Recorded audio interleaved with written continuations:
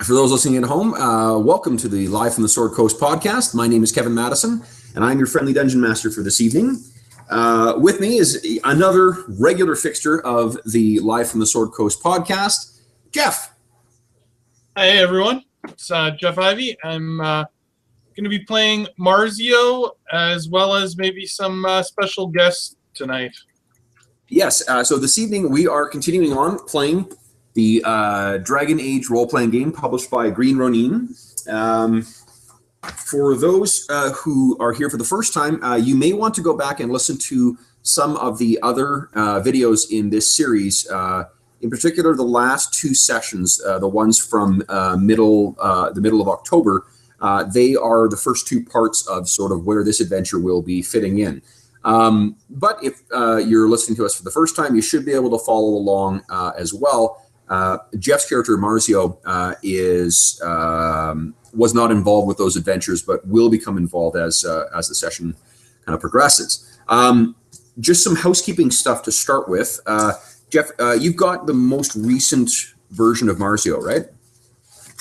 I'm assuming it's in an email. I should pull it up. Yeah, he should have level 3 with 0 steps and 0 stars. Yeah. What happened is because you showed up on time, I assumed that because you're always here on time, you got your star for it, which gave you the 3 stars you needed to get another step, which was the last step you needed to get to level 3. And then because you listened to the other two, I think the last time I sent the updated characters was October 11th. I was looking. Yeah, I got it. Yep. Okay, so Marzio should have that new portrait that you came up with, I think. Yep. Yeah. Okay. No. So that was Dave's. I replaced this dude. Okay. So what you're at is level 3, and I'm gonna give you 2 stars for the for listening to the 2 podcasts too. So you know, next week or next session, you show up on time, you'll get another advancement. Right. For listening at home, this is a house rule that I use. I advance. There are basically so that when characters, the way I'm doing advancement, rather than doing the experience points system that's set out in the Dragon Age RPG, I've broken down each level into 3 different components. There's the class abilities you get, there's the focus you get, and there's an ability increase you get. At the end of each session, players get, or rather characters get either 1 or 2 steps, and that they pick which of those 3 components of the level to take. In addition to that, for characters who show up on time, for players who show up on time, or players who listen to sessions they missed, as a reward for that, they get what's called a star. Once you have 3 stars, you trade it in for an advancement. So it's 2 different ways to sort of track XP rather than doing the kind of arbitrary XP, rewards that you get with the normal system. So Jeff, Marzio has, I believe, everything updated. You didn't need to pick anything because you kind of got the last thing, which was your class ability at level 3, which I think is the Pierce Armor stunt. Yeah, I believe, or is that right? I took something with 2 weapons? Yes, you got dual weapon. Oh, is that what that is? Okay. Yeah. Your dual weapon style was the thing the other class ability. Yeah, you can fight with. Yes, you can use an activate action, which is a minor action. Remember, there's a major, minor, and move. Wait, isn't move a minor action in this? Or am I crazy? I could be confusing this with. Yeah, move is a minor action. So you either take 2 minor actions or a minor and a major. Okay. So the other thing you'll want to have open too, Jeff, is that the PDF that has the cheat sheets or the combat reference stuff. It's got the stunts in there and some other stuff. Right. Okay. Okay. So where our session opens is in a darkened room. We see, actually, what I'm going to get you to do is, this is Marzio's chamber in in Castle Urquhart, or rather Urquhart Keep. It's black. It's night. Marzio lays asleep in his room. Sorry, in his bed. But what do we see in his room? What would his room be like? His room would be very neat and orderly, but at the same time, like absolutely jammed full of stuff. So he would keep all of his personal things within this room. He would keep all of the correspondence and paperwork and everything that he's doing for the Oakart family. He's got copies of it all. He would copy anything important that wouldn't be his to keep in his possession, and it would be stacked and piled. And so he's very meticulous with all that, and he's able to find these things very quickly in sort of what some people would almost see as a mess. Yep. But it's not messy. It's just full. Okay. One bit of she's not in here right now, but one of the freemen or the landholders or whatnot in the band's service, or the ones who have sworn loyalty to or to pay their taxes, I guess, to Ban Urquhart. They've actually, their daughter was quite bright, and because she couldn't be sent away really to school anywhere, she has been, tutoring as a scribe with you. So kind of the girl who sort of like collects the, make sure you've got ink for your quill, and make sure that you've got paper, and retrieves books and stuff like that from other places in the keep. Make sure that you're getting your correspondence collected from the tavern, or whatever. Her name is Hazel. Okay, Hazel. Okay. So you are dead asleep, and you have been dreaming, or you were dreaming, when there is suddenly a scream from somewhere in the castle that kind of jerks you out of your sleep. You can tell from just how dark it is, and I guess from the angle of where the moon is, or the moonlight is coming in through the window, that it is still quite early. It's still probably 2 or 3 in the morning. A number of hours before you're going to have to get up again. Right. Can you make a perception hearing check for me, please? Yes. Okay. Now, let me get this correct. This is the one. It's everything's 3d6. Yes. And you have one special die, right? Yep. The dragon die.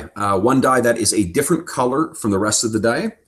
And if you roll doubles on any of the dice, then you stunt, and you get to your dragon die. You get stunt points equal to what the dragon die reads, and then you can spend those to do cool things.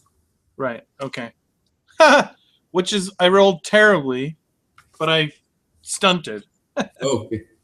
So 6 perception, you said? Yes. You only stunt if you succeed in the test, though. Okay. Well, I got an 8. An 8. Okay. 8 is well. You know what? Because of the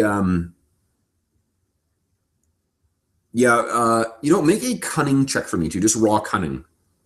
Okay. I'm Marzio's getting on in age, and when he stays up late at night reading over the papers and plotting things by candlelight, and so his eyes are very tired when he first wakes up. So he's you're kind of looking around, and like, did you dream that? Right. Okay, and his cunning is, this is a very good roll. 13. 13. Okay. You stop and you realize that this is, again, it's got to be one of the kids in the keep waking up screaming. The last 3 weeks have seen a number of children in the keep waking up in fits of terror due to nightmares they keep having.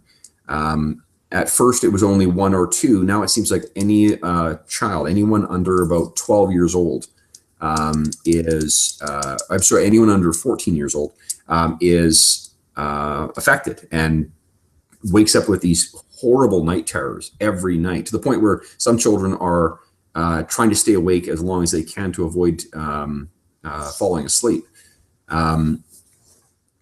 But it's, and you're looking around, you're like, oh, it must be that again.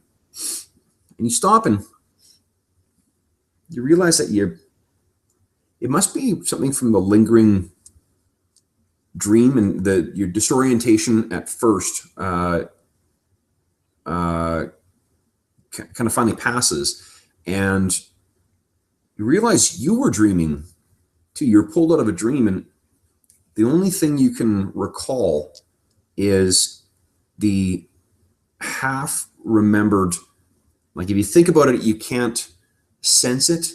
But if you don't think about it and don't try and focus on it, you can recall the smell of the sea.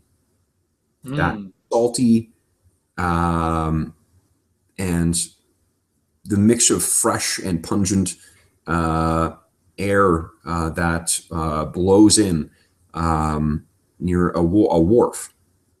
Now, the last time that you recall smelling something like that, well, there's you have been to Denerim, and you've got contacts in Denerim, which is the capital of Ferelden, the nation that you are in right now. But this smells like warmer, like the northern seas. It frankly smells like home. You can't recall what it was that you were dreaming specifically. And as soon as you try and focus your attention on it, it seems to fade away, like, like trying to grab a reflection in water. The more you reach out at it, the more distorted and the more incoherent it becomes. At the same time, Kev, I pick up an old trinket of some sort. I'm not sure what it is. That's something that reminds me of home. Okay. Like something I had brought with me when I initially came here. So maybe it's like maybe a coin from would the coin be different there? Yeah. Oh, yeah. The coinage in Antavan would be different than it's a whole separate country. Okay. So yeah. So maybe it's a little purse of coin that I keep from there. Okay. And there's one particular coin in there that means something to Marzio. Okay. And he pulls it out and he plays with it in his hand while he tries to remember this dream. Okay.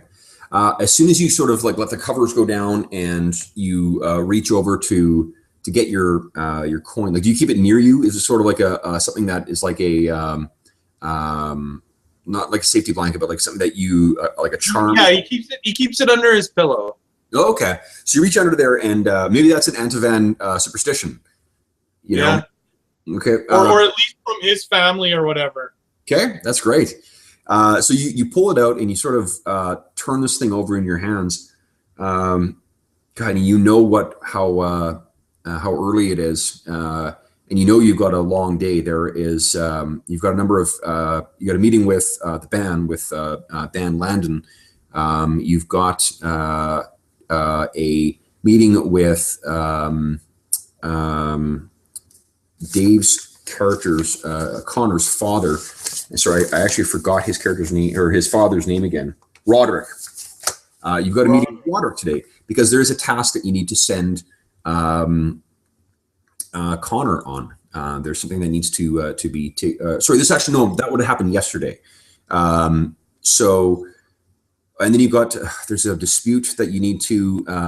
One of the things in your role is when is a dispute between people who owe loyalty to the ban.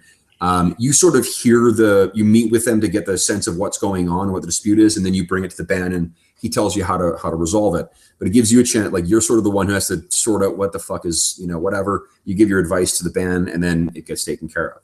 Right. You don't always have to do that, but there's that. And what else did you have to do? Oh, and there's just a lot of, with the spring quickly kind of passing and it coming into summer, there's going to be a lot of merchants, coming through, and there's a lot of correspondence with other, either with other freemen or like the people who already owe loyalty or who you're sort of courting to try and join with the ban. Springtime is a good time for that, because if you get the protection of the ban in spring, by summertime, the end of summer, they collect their harvest, they pay their taxes, and whatever. So it's just a very full day you've got ahead of you. But this is probably because of your keen hearing and your sort of constant wariness. This is likely maybe the 20th or 21st day or night that has been disturbed by this screaming. So, and I would say that Marzio is sort of he's a very low sleeper. So like he'll just be up now. He'll just be. Okay. So you get up and you stretch your muscles, and it's not quite summer yet, so the chill of the room, the servants haven't come in and sort of stoked the what do you call it? The chamber, the sort of, what do you call it? Not fireplace, but I guess it would probably be a fireplace. Yeah, it'd probably be a fireplace. So this is the kind of thing, Marzio, he has sort of a morning ritual that he would do. He would stoke the fire himself in his room. Okay. He would sort of meditate for a bit, and he would, have a complete ritual that he does. He keeps himself very trim, and he would, shave and whatever he needs to do, and have time for himself in the morning. Okay. So he goes through his morning routine, which it sounds like it's probably going to take maybe an hour, hour and a half, maybe longer. Yeah. Okay. So it's still dark when he's finished up. You're thinking about the day before, and what happened yesterday was a much more fun day, because you got to go and meet with Roderick, and Roderick is the guy whose life you saved when 12 years ago or 13 years ago, when you prevented the other assassin from killing Ban Oakheart. What the added pleasure of visiting Roderick was that you had instructions to assign Connor essentially guard detail. The seneschal, the guy who sort of keeps he's the one who keeps the larder stocked and keeps buys the things that are necessary, and the person who sort of makes sure that the keep runs properly. He's an older guy named Esmond. Because the third son, Alistair, was returning to the keep, and because you guys were now going to be hosting a Templar along with him, what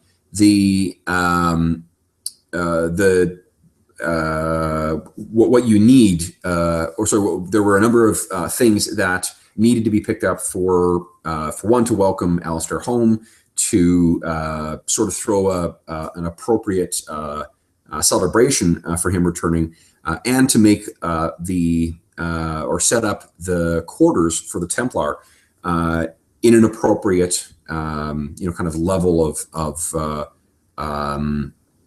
solemnity, I guess. The Oakharts are, they're all followers of the Chantry, and they venerate and honor the Maker, but they're not super devout. So right.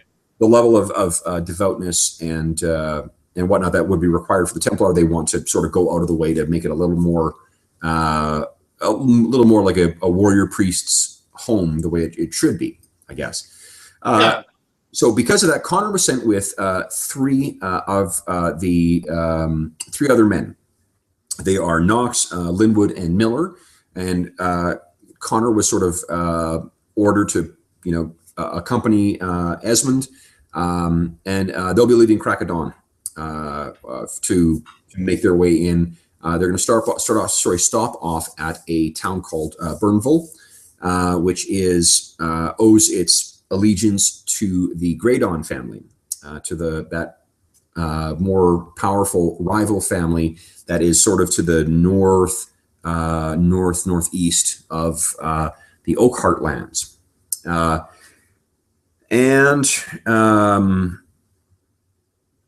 that was a much more pleasant day yesterday than the sort of, busy work day that you've got before you.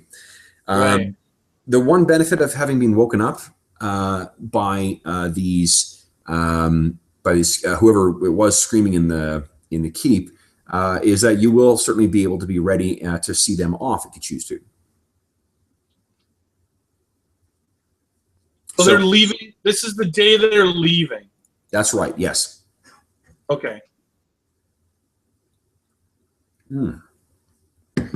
So are you just going to kind of get caught up on bookkeeping and crap like that while you? Yeah, like any letters or anything that I need to write.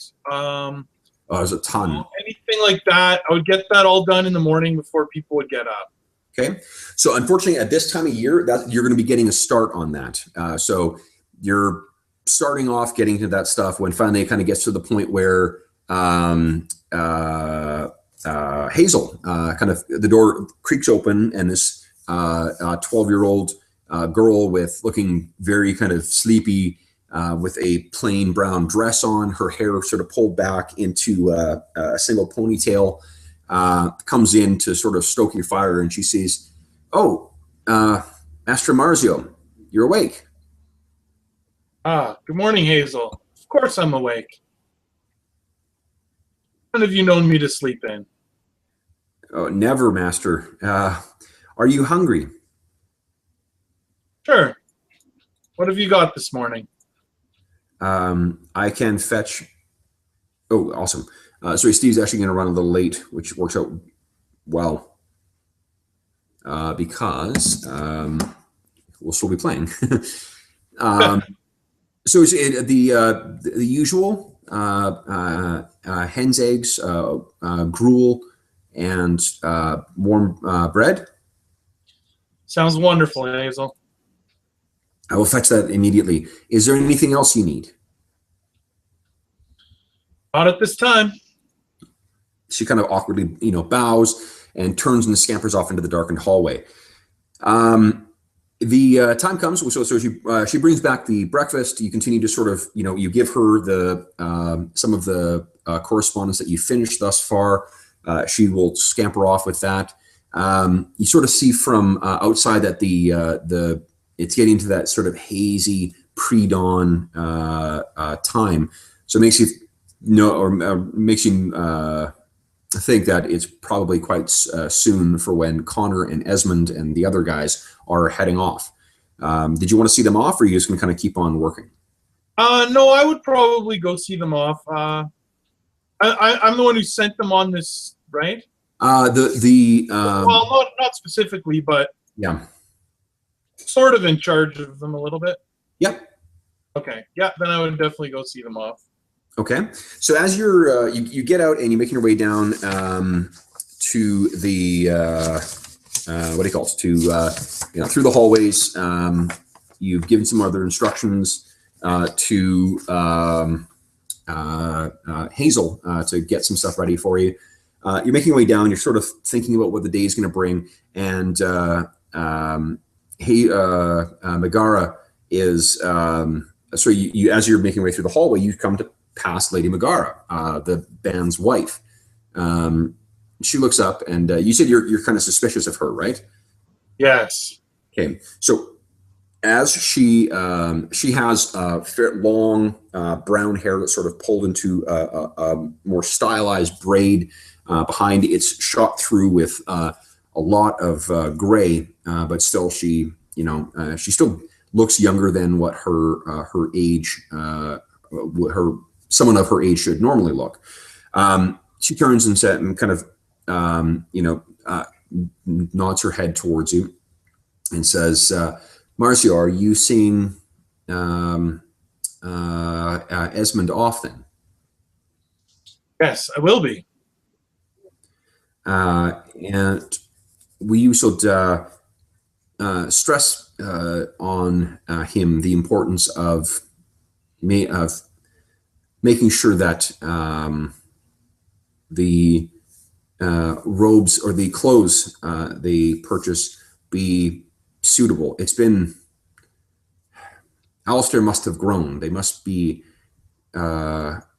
larger. You don't need to make a too large is two is better. It can always be brought in. She's kind of like rubbing her hands together. If you didn't, she seems anxious. Something wrong this morning. What would I call her? Milady or? Milady, yeah. Something wrong this morning, Milady. She kind of looks at you as if sort of coming out of, having been lost in her own thoughts. She's, oh, no, Marcio, just so much to do, and he has been gone such a long time. Oh, yes, ma'am. So much to do, I agree.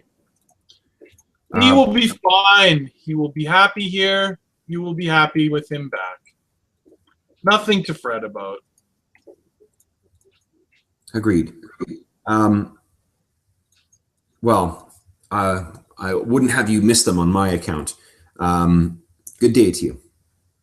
Good day. So you head outside, and Esmond and Connor and the guys are kind of getting everything ready. They're bringing a wagon with them that has a fair amount of empty space in it. They've got some trade goods in it, but it's not really full. You've given Connor sort of some warnings about Denerim before. You see, the way that the cities have developed in Ferelden is sort of like, Ferelden is, for all intents and purposes, kind of like the frontier. The Ferelden is the city closest to sort of the barbarian roots of much of the human population and human civilization in Thedas, in the sort of Dragon Age setting. Denerim is the capital, and it is essentially a city that has grown up too fast to really account for itself. I mentioned in one of the earlier sessions that you watched that law in Ferelden is really kind of, and in Denerim in particular, is kind of in your own hands. There's no watch in, well, let me rephrase that. There is a watch in Denerim, but it's to prevent damage and injury to the royal family and to the ban and the aristocracy who rule Denerim. They will not go out and investigate crimes unless those crimes relate to the kingdom. Right. So it's a dangerous place. It sort of has grown up in a ramshackle way. There's no city planning. The city's, it's essentially kind of like a boom town that just happened to have been built with brick and, stone and so forth.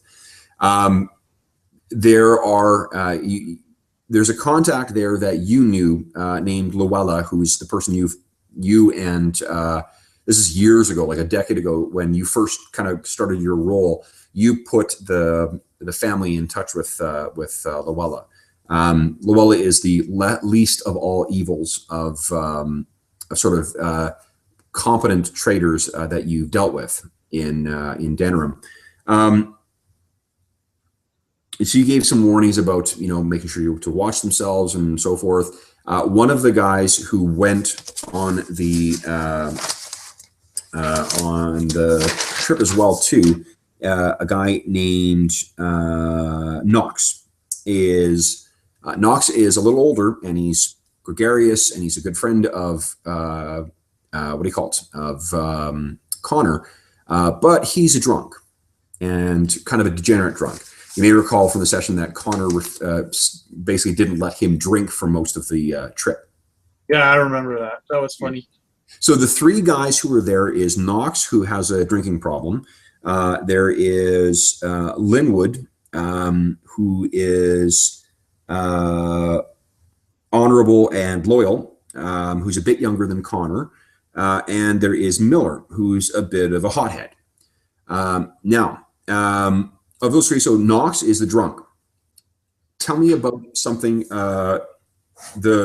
something that Marzio and Knox have interacted with each other.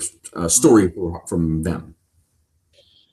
Well, so drunkenness is something that Marzio would strongly frown on as a representative or an employee of the family. So I would say that Knox and Marzio have had many run-ins when he's intoxicated, and the way Marzio deals with it is he embarrasses him. Okay.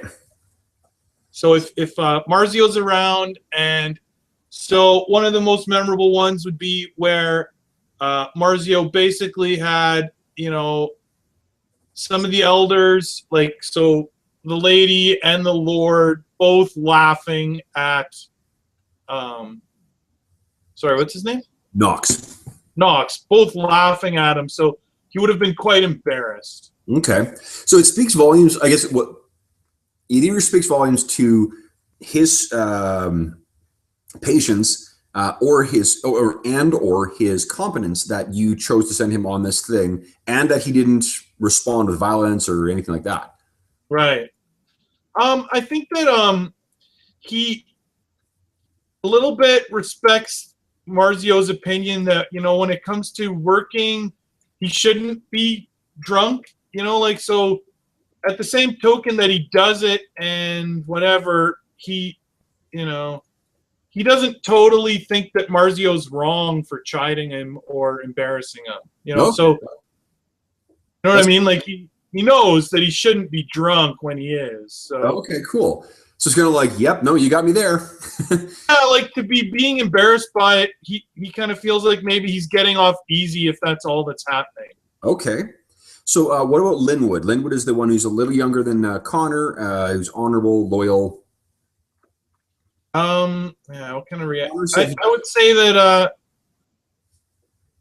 him and Marzio get along. He wouldn't speak to him much or address him if he's too young and not that important, but okay. So he's just competent, and that's sort of why you send him along on this? Yeah, competent. Knox has been to Denram quite a few times before. So maybe that's why you sent him, is that, like, whatever issues that Knox has, you told Connor to not let him drink.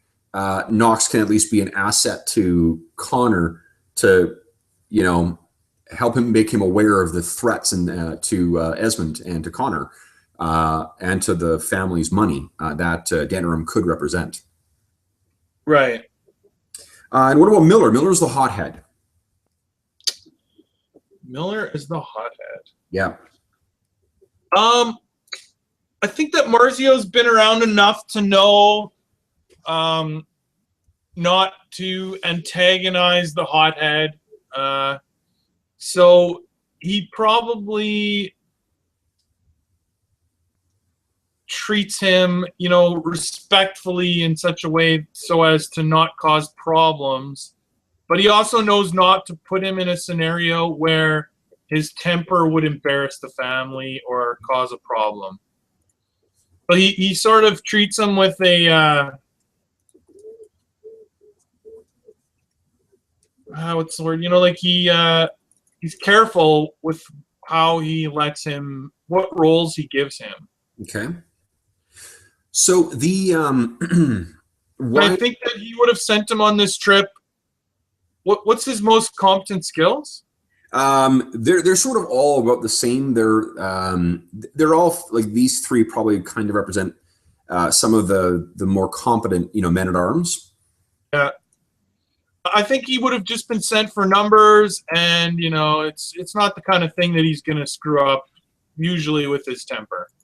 Yeah, and maybe what Dave said is that Connor has heard him speak out about against Landon and against Alistair before too, but he wasn't sure whether it was just him spouting off like "God damn," like the boss did this and the boss did that kind of stuff, or whether it's genuine.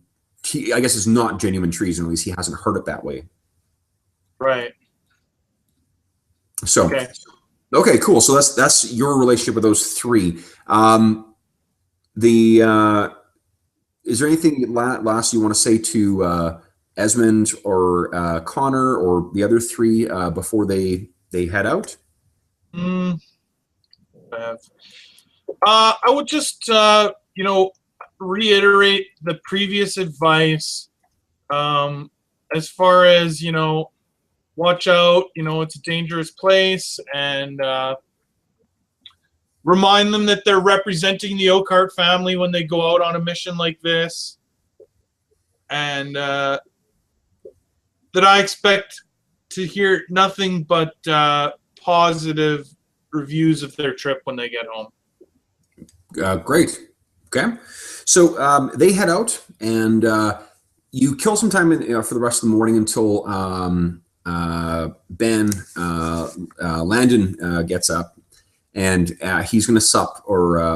He's going to breakfast before he joins you or is joined by you in the sort of the Oakheart Keep's Grand Hall.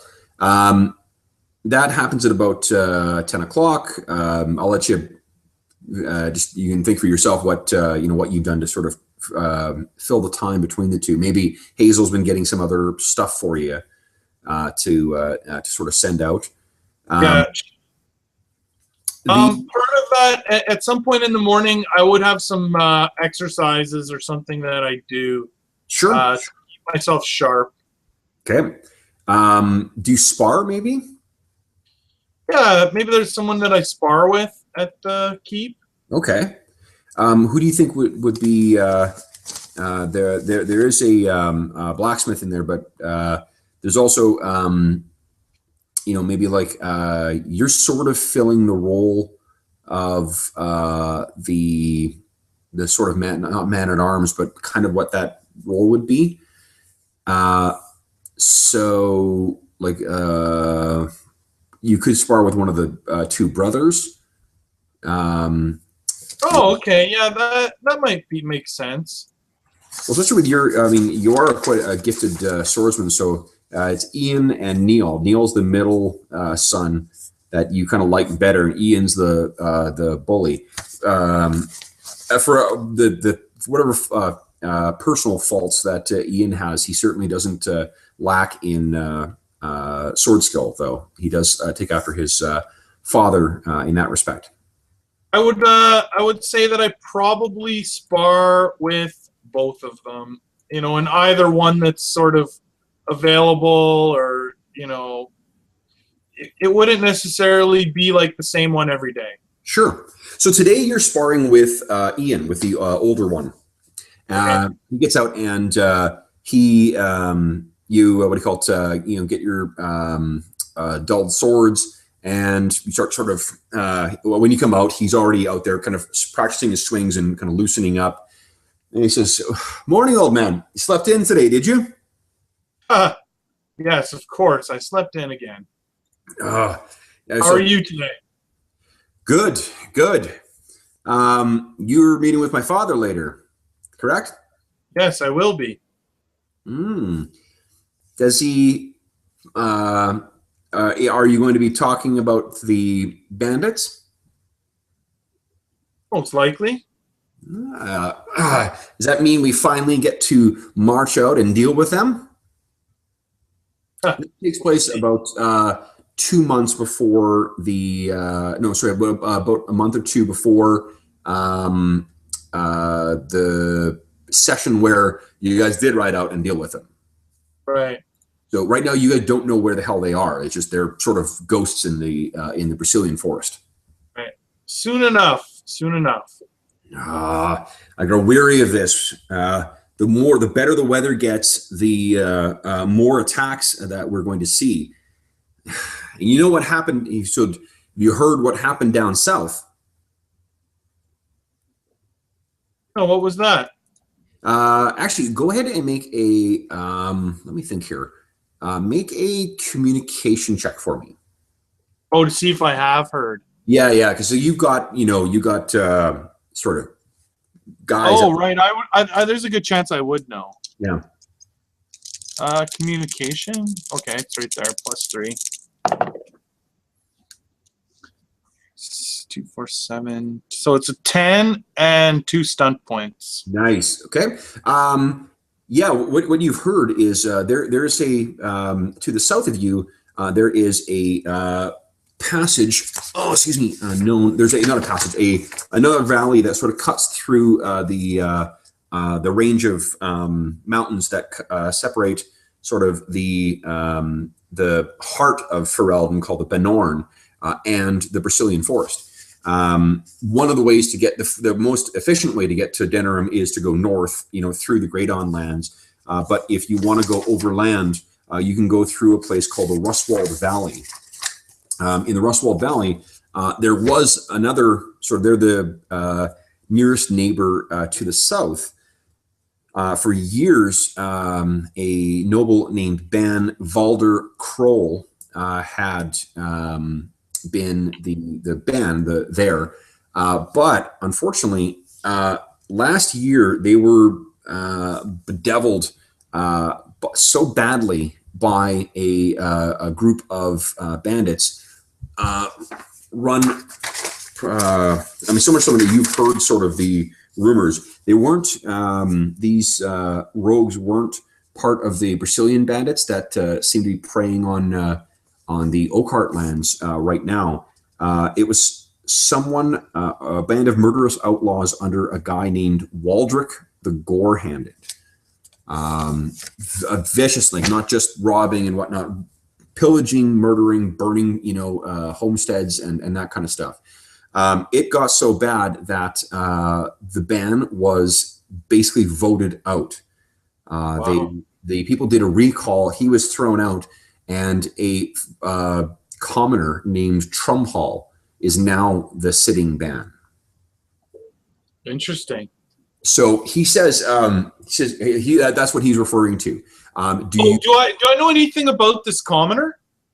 You do not. Let me see here. What you know about him is that his family comes from a river valley south of the Rustwald. And what you've heard through your sort of contacts is his popularity came when he and his retainers. Actually, he is a lordling, but he had no land. So he was of noble blood, but had no keep of his own. He and his retainers,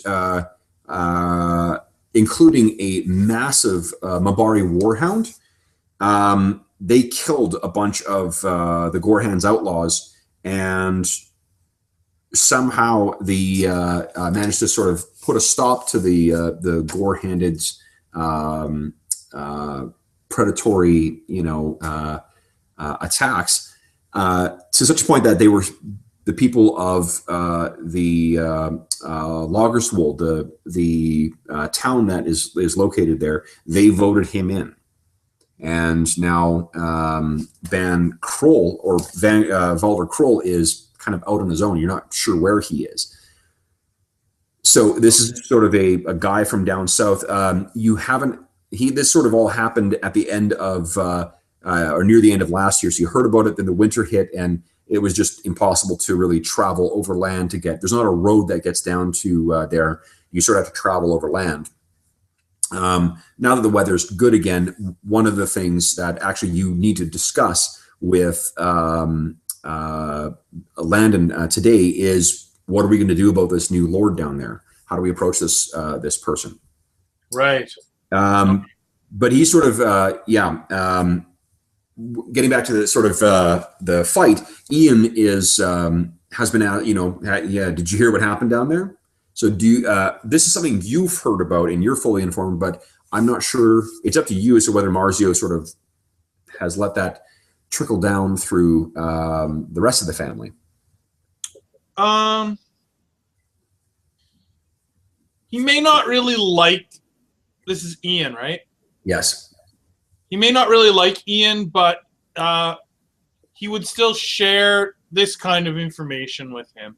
So Okay. he would now not hide anything. If this topic's coming up, he wouldn't necessarily. Okay. So you sort of parry one of his attacks and spin around and reposition yourself, and kind of he jumps back. And what do you say? Just say, we're going to have to make a decision on what we're going to do about this situation down there. This is not only that, these bandits.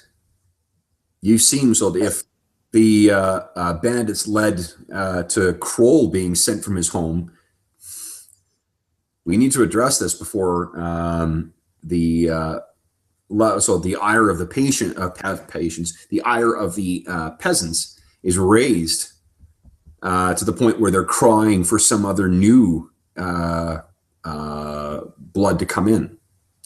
From experience that this is like the level of problems from the Brazilian bandits. There's nowhere near what was going on with the Gore-handed. So he's kind of padding the case for marching out against these guys. He just wants to go out and, charge to glory. Right, absolutely. So he's rattling back and forth. This is, and did I see that Esmond went off? Yes, he did. You know when? So we expect them back. Well, everything will be. We need to make sure things are all ready for baby brother. Of course. You parry a stroke that's actually a little harder than it was than a training stroke probably should be. Mm. She's kind of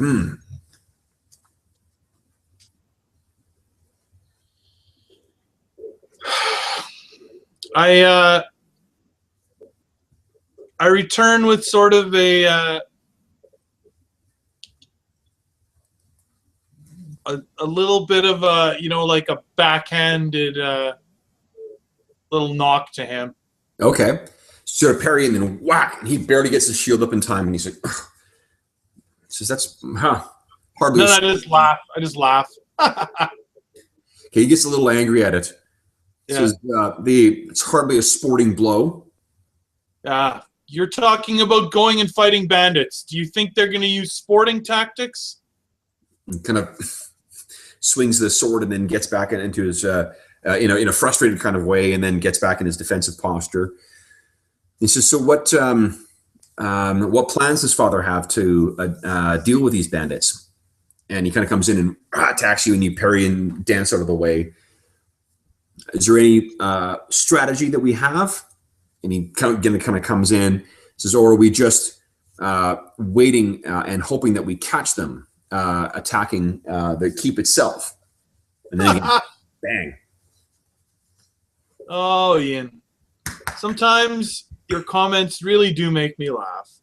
And he kind of knocks it aside. He says, "The lesson of Kroll should tell us that we shouldn't be treating any of this as laughing. This isn't funny." With the continuing threat down there, we can't look weak. Do you feel that the family looks weak? What does it say that we're wasting resources to shelter a mage in here? They just have their place.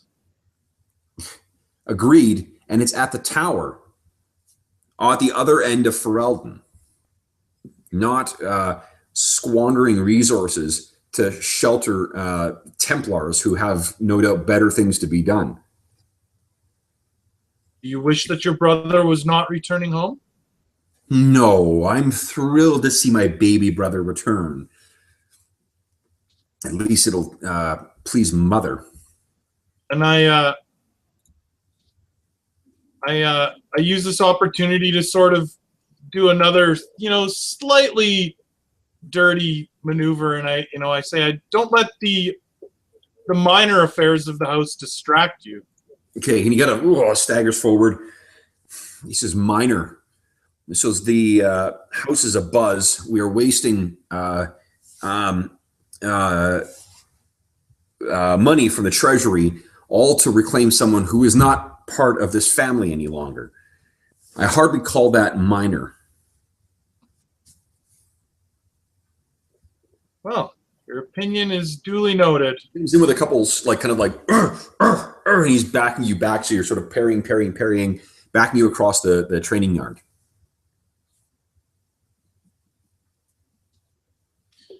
Focus. Okay. What do you do to sort of finish out this session? The training session? I think that Marzio is getting on in age a little bit, and if Ian is really kind of getting worked up and aggressive, he probably would actually be tiring Marzio out. Okay. And I think that Marzio would probably let the young man win. Okay. So you kind of like hits, and then he knocks the sword out of your hand, and then kind of positions his dull blade sort of near your neck. He says, "Ha! Not only so, perhaps you should have slept a little longer, old man." Yeah. He kind of Marzio sort of cracks his knuckles under the gloves he's always wearing.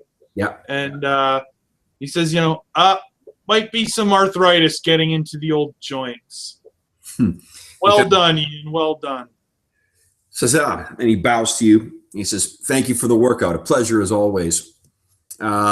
Say hi to my father and send my love to my mother." And he turns and walks over to some of his, men at arms who are sort of waiting to, who are all kind of like, cheering him on as it finishes off, as a session. So the next thing you got to do is you get kind of cleaned up, and then head in to meet with Landon. So you come in, and you can tell that when you walk into the Great Hall, and the Great Hall's got, it's not really huge. It's just that it's the most spacious chamber in Urquhart Keep. As you walk in, you can see Landon is sitting in on the throne. His face is quite pale. You can tell from the sort of sallow, sunken-in cheeks and the sort of bloodshot eyes that he didn't have a good night. He seems to be coughing a little bit, and Megara is sort of nursing him sort of at his side, trying to, encouraging him to drink something. And he says, you sort of walk in to hear them hear the exchange between them, where he's saying that he says, "You've boiled grass and are insisting on that I drink this." And she says, "No, it's the what do you call it?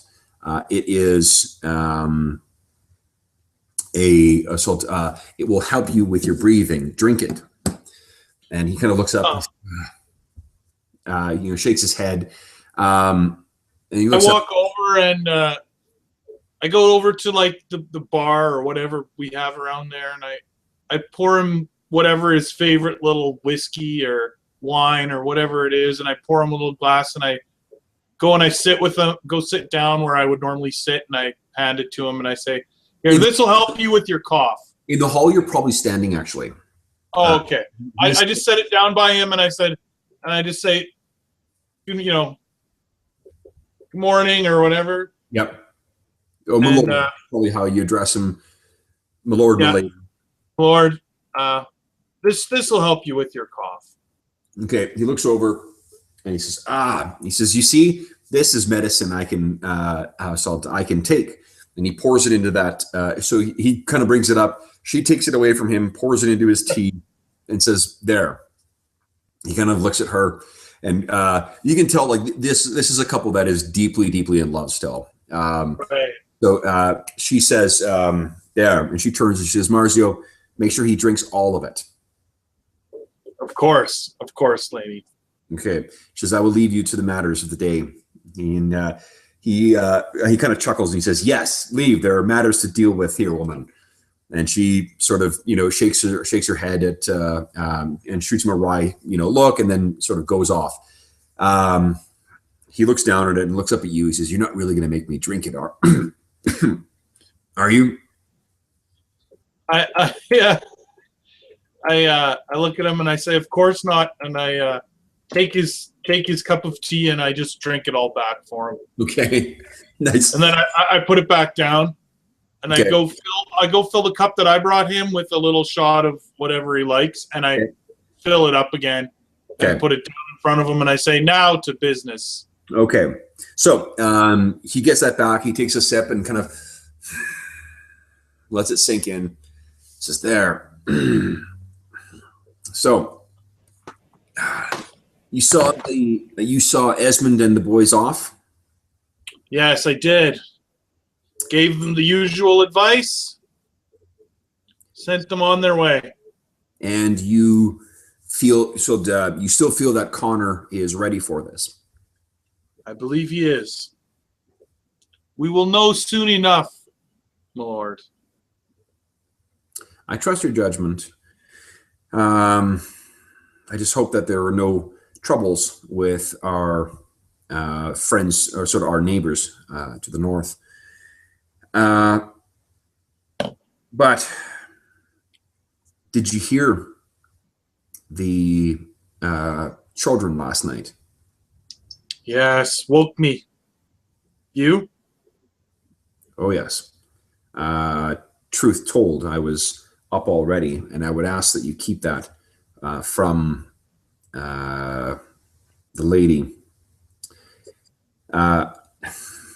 This, I can't seem to shake this damn cough. You know that this thing took hold of him probably about 4 months ago, like right in the winter. There was actually a couple scary moments when it seemed like he may not be able to, he may not actually make it through.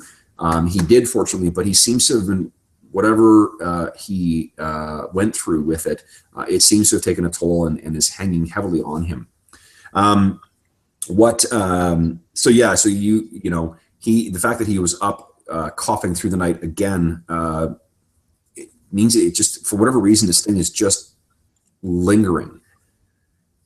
So he says, this, I can't have this go on.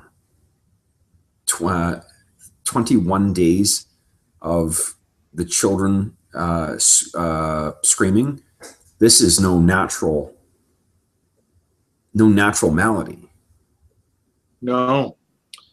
Do I know of any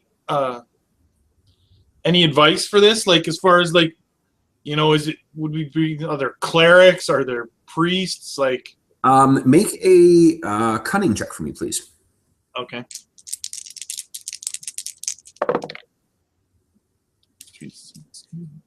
9.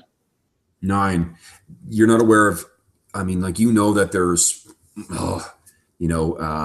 this could be some, what you've heard is very, very faint, not faint, but like very quietly whispered rumors that the reason, like once this got into its, second week, rumors started sort of circulating.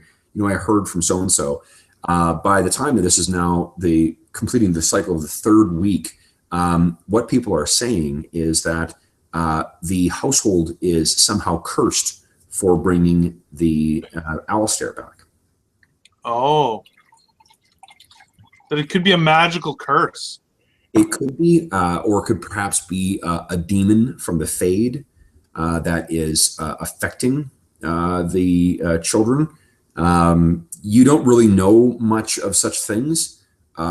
It's,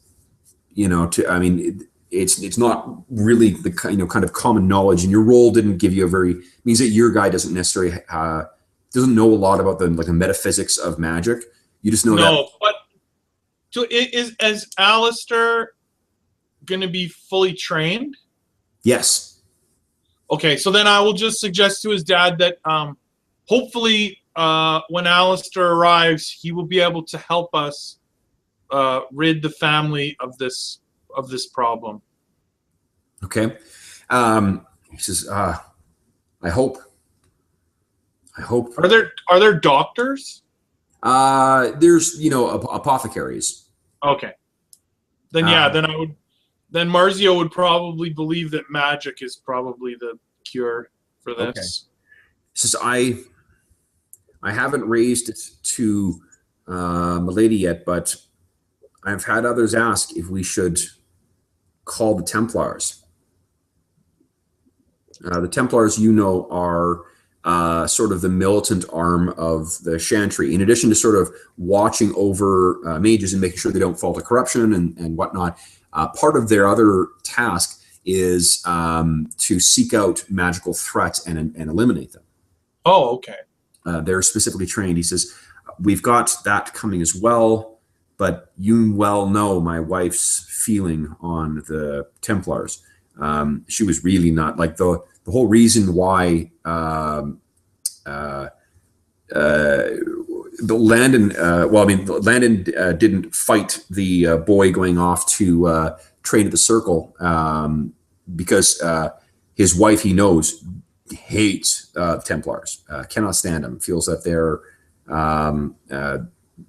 it never really came up until he was suddenly being sent away, and she was not pleased with him being sent off to sort of be watched over by these things. She was not particularly crazy about Landon is the one to try and keep her happy, surprise her with this, and she was really less than pleased with the prospect of, she was pleased with the son coming back, with Alistair coming back, but really was not happy with the Templars coming back. So, do we know the name of the Templar that's accompanying Alistair yet?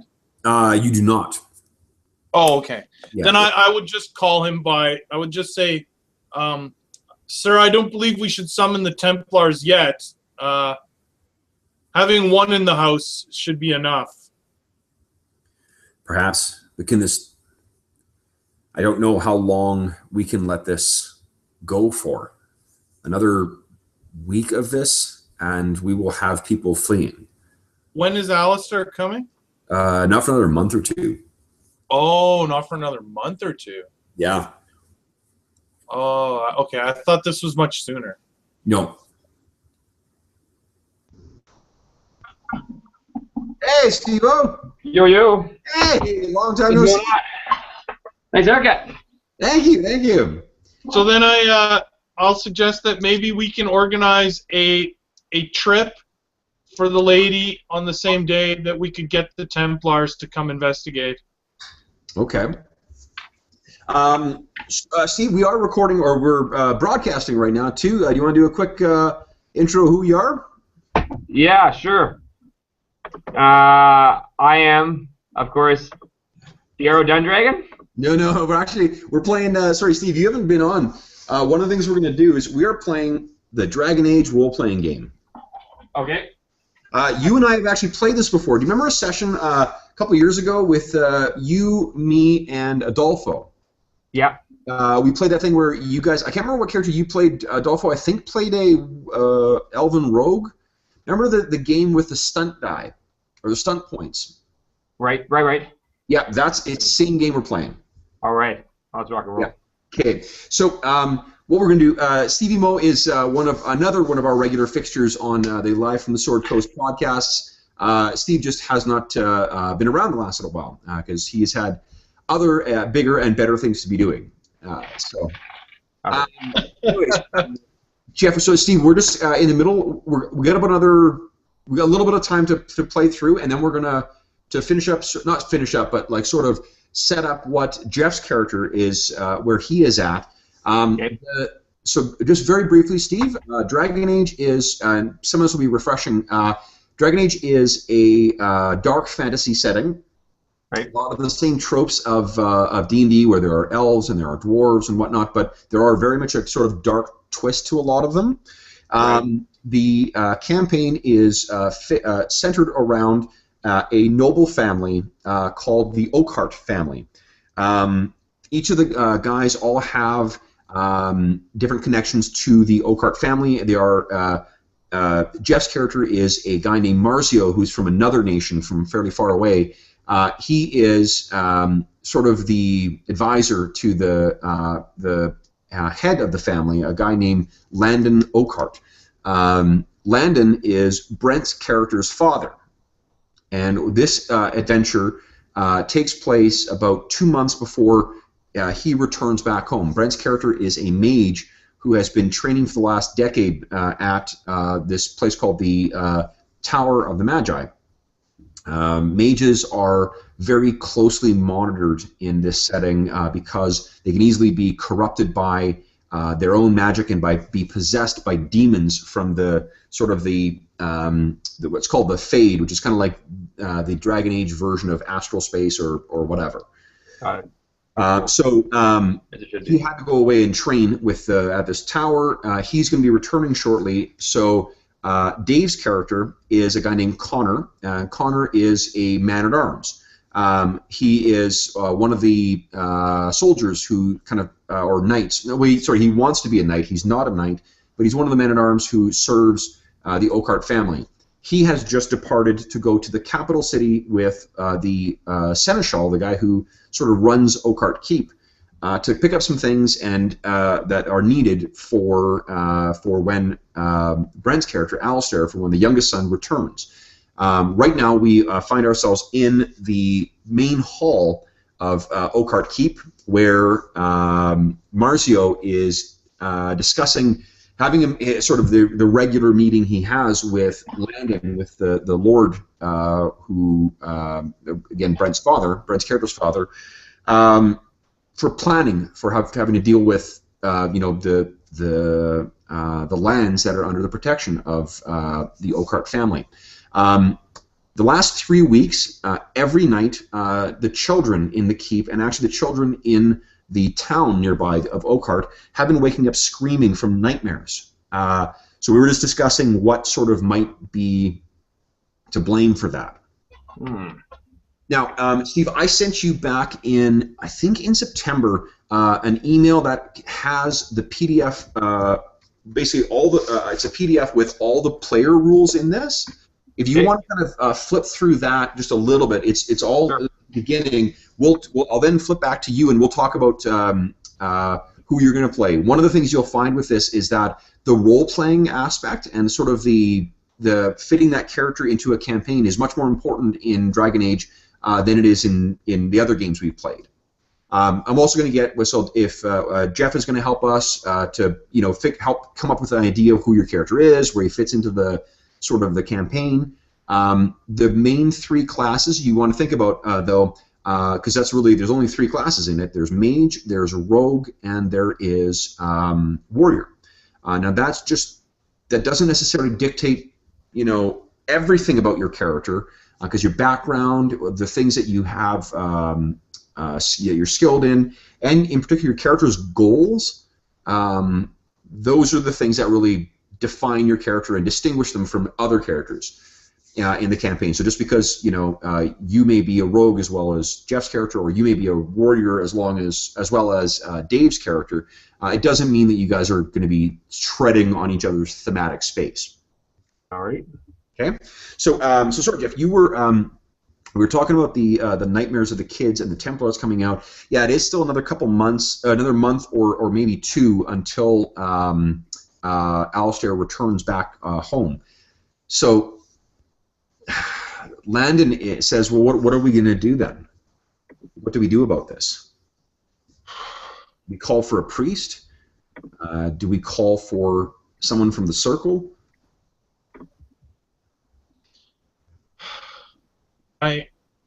Which one would cause the least amount of stress to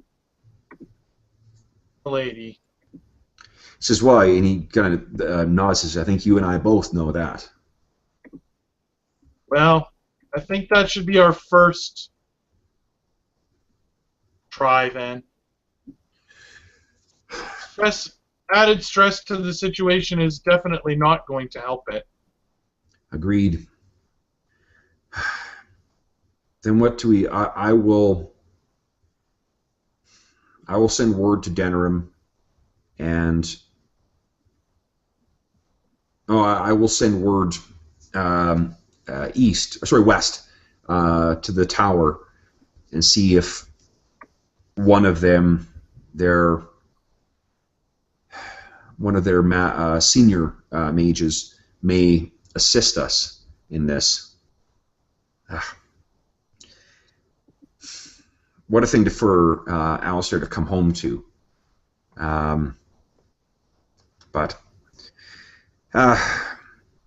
So, we also need to discuss what are we going to do with our new friends to the south. He's referring to Ban Trumhall, that guy from further south who took over the sort of ruling the nearest noble dwelling to the south. Right. Well, what have you heard about this Trumhall? very little other than he's well liked. I heard. And the Hound. He said I've heard that this thing is a beast of legend. That's what I've heard as well. That from what Brent said, the Oakhearts take a lot of pride in the Mabari Warhounds that they have here. He says, do you think perhaps a gift to him? Sounds like a great idea. So away. I'll talk. There's a guy named Stokely who is the kind of the master of hounds here. Talk to Stokely. See if he can't select me a choice hound. Perhaps if this may be do you think that would be a way to avoid having a situation that we have with our neighbors to the north? I think that would be a good idea, sir.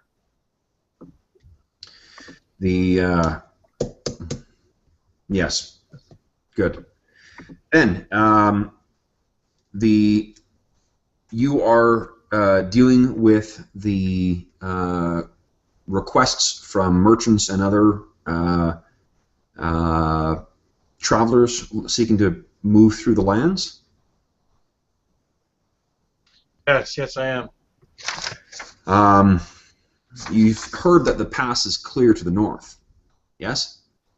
Yes. Yeah. Does that mean that we can expect to see Bancroft Waters?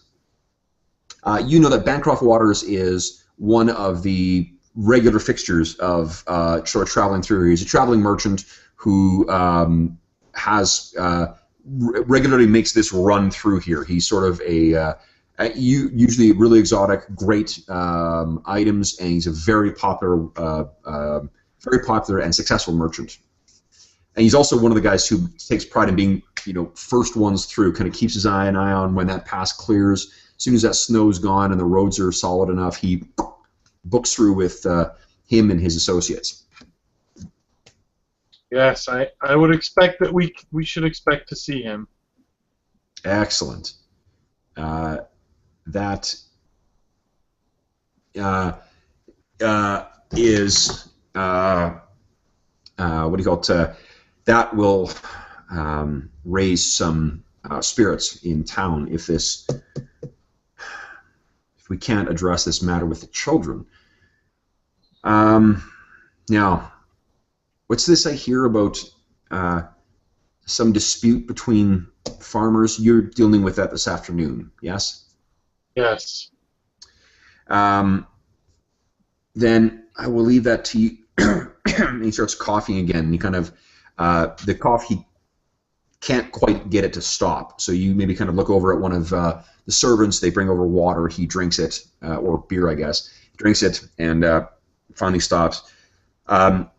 He looks really, really not well. Like his face is gaunt. He's got like a cold sweat that sort of seems to be hanging about him.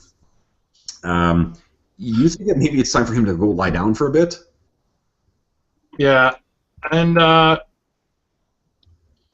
that's what I suggest. I look at him and I say, you know, don't worry, Lord. I got all of this under control with the farmers this afternoon. I will go speak to the dog guy. I can't remember his name. Stokely. Stokely about the dog. You go get some rest. You hardly got any sleep last night. You need it, sir. He kind of looks up. He says, normally he would sort of, would that he was in better health, he would be more opposed to it, but he says, perhaps that would be best. Let me know how things go with the farmers, and we'll address that tomorrow. Of course, of course. So we'll skip to the. So you kind of leave him.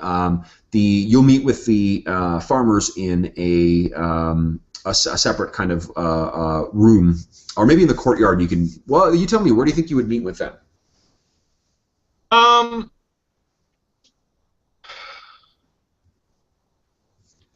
Somewhere. So wait, do they have a dispute with us or Each other, apparently. oh with each other? Yeah. Yeah. Where do we have somewhere where we hold court, kind of thing? Not court, maybe. but like. You know what it'll be is there is a I can't remember if it's called a warden or we're just going to call it warden for right now. But there is essentially kind of like the guy who's supposed to be in charge of the town. He reports to the ban. So there's maybe it'll be in town at like one of the bigger rooms in the sort of tavern in Oakhart. Okay. We'll meet there. So the warden, his name is Creighton. Creighton? Creighton, Creighton.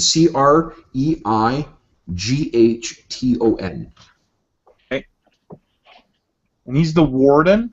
He's the warden. So he's sort of like the guy, kind of like the sheriff. He's the guy who's responsible for maintaining order. He's the guy when there's problems in town, they go to him. He then runs it up the chain to the ban if necessary. Steve, ban is just a sort of like the Ferelden equivalent of baron, like the lowest level of landed aristocracy. Hmm.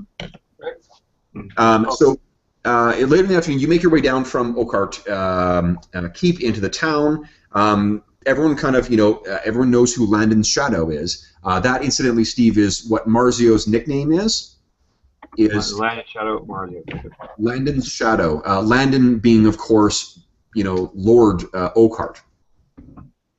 So, My boss. so you walk into town. You go into the tavern, and you see there are. It's mostly empty at this time of day. And you can see there are two commoners, basically, who are sort of pacing back and forth at different parts of the bar.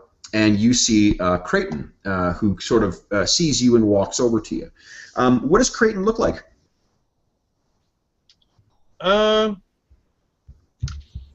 Sort of a middle-aged guy. A little bit plump. Just under average height, curly hair, and heavy bags under his eyes. Okay, Steve. tell me a mannerism that Creighton has. What's the first thing you notice about him when you meet Creighton? The way he kind of lifts his head up a little bit when other people are around, as if he's trying to look over them. Okay. So so you walk in, and Creighton kind of, and walks over, and he says, Marzio, you've come, and perhaps I apologize for having to involve you in this, but they were quite insistent that it wasn't a matter that could not be resolved without the band's attention. And he kind of points at the taller of the two, and he says, that one over there is Dwenon, and that one over there is Niall.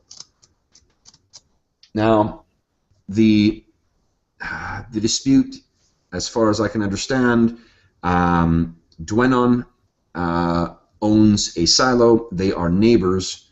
They routinely store their grain together. A blight affected the grain, and Niall blames Dwenon for it. Dwenon wants the grain that survived the blight to be split between them. Niall wants all of it, as there is less than half of their total remaining. I see. I do not, Marzio, I know nothing other than this. Perhaps should I introduce you to them, or... Well, I did come all this way for that, so why not? Let's just... Oh, sorry, actually, no, sorry. See, this is Marzio, Jeff's character. Oh, okay, sorry. Yeah, he's telling. That's okay. So, Marzio... Yeah, of course. Let's meet them. Okay. So you walk over, and the two of them, like, one of them starts walking towards you, and then the other one kind of storms over and says, "Are you the?" It's Niall who says, "Are you?" So the band's man? I am. And who are you? I'm Niall. And this one, and he points at Dwenon, this one has poisoned my crops and now tries to steal half of what remains. And Dwenon says, I had no such compunction. It's a blight. It happens. And he says, there's no such thing. And now they're both sort of shouting over each other. What do you do? I raise my voice and silence. Okay. Did not come here to listen to you yell at each other. Okay. So you're sort of trying to intimidate them into silence? Yeah, absolutely. Okay. Make a strength check for me, please. What's the check? Strength. Intimidation is a strength skill. Right.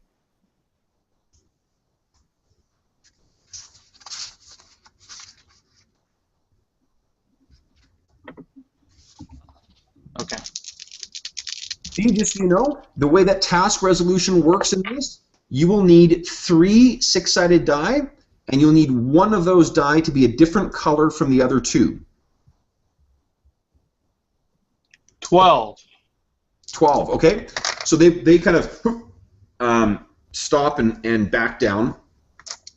Now, so they've shut up. What do you want to say? I point to Niall and I say, Niall, tell me your story.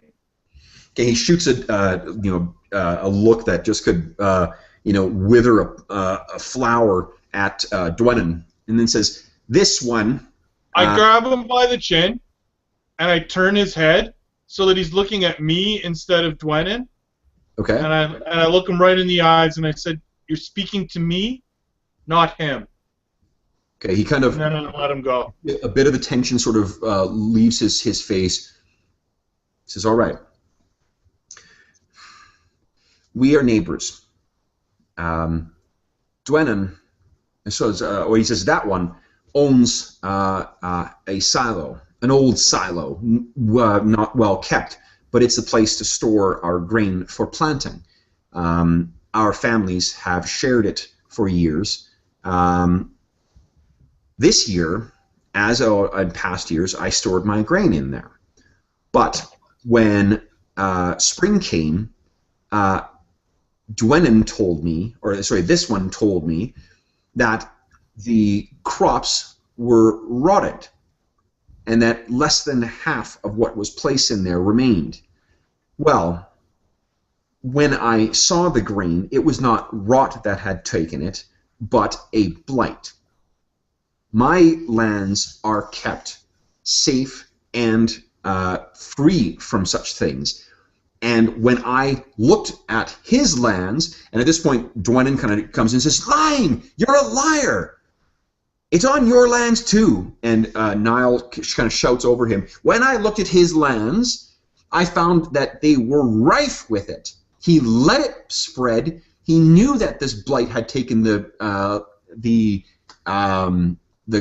seed, but he put it in with mine anyway. And Dwenin is shouting. He says, "Lies! I knew no such thing. It was a simple." Okay. Stop. Dwenin, Yes. tell me your side of the story. He says he's a fool. It was a simple. It was rot. It was something that just was beyond our control. The silo was as secured as possible. It is simply bad fortune. And if you'd been a farmer for longer, you would know that that fortune sometimes turns against us. We are at its whim. And Niall starts shouting over him, saying, "There's no such thing. You let it go in," and blah, blah, blah. I yell silence again. Okay, they both kind of shut up and look back at I you. look at Niall and I say, "Niall, how much do you pay Dwenin for use of his silo?" It is a portion of the seed. He leaves roughly 4/10 of his seed in. I place 6/10 of the seed in, and we split what has been placed in the silo come spring, and that is what is used to plant. But he put his toxic 4/10 in there, and now we only have 3/10 of what remains. That is mine. And Dwenin says, "There's no such thing. It's simply a bad harvest."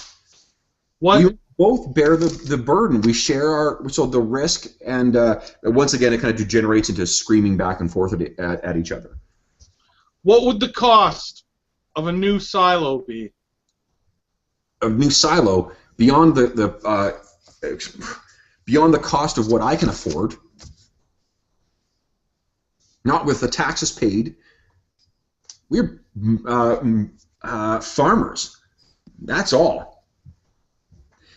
You can make. You know what? I'm going to say something you sort of know. Like that is a fairly major, infrastructure thing. It's not uncommon for families in here to sort of share that kind of storage. Okay. Yeah, because it's an economical way. All you need to do is keep the shit dry through, and rot free from one time to the planting time, and then you can go off and plant your shit. Right.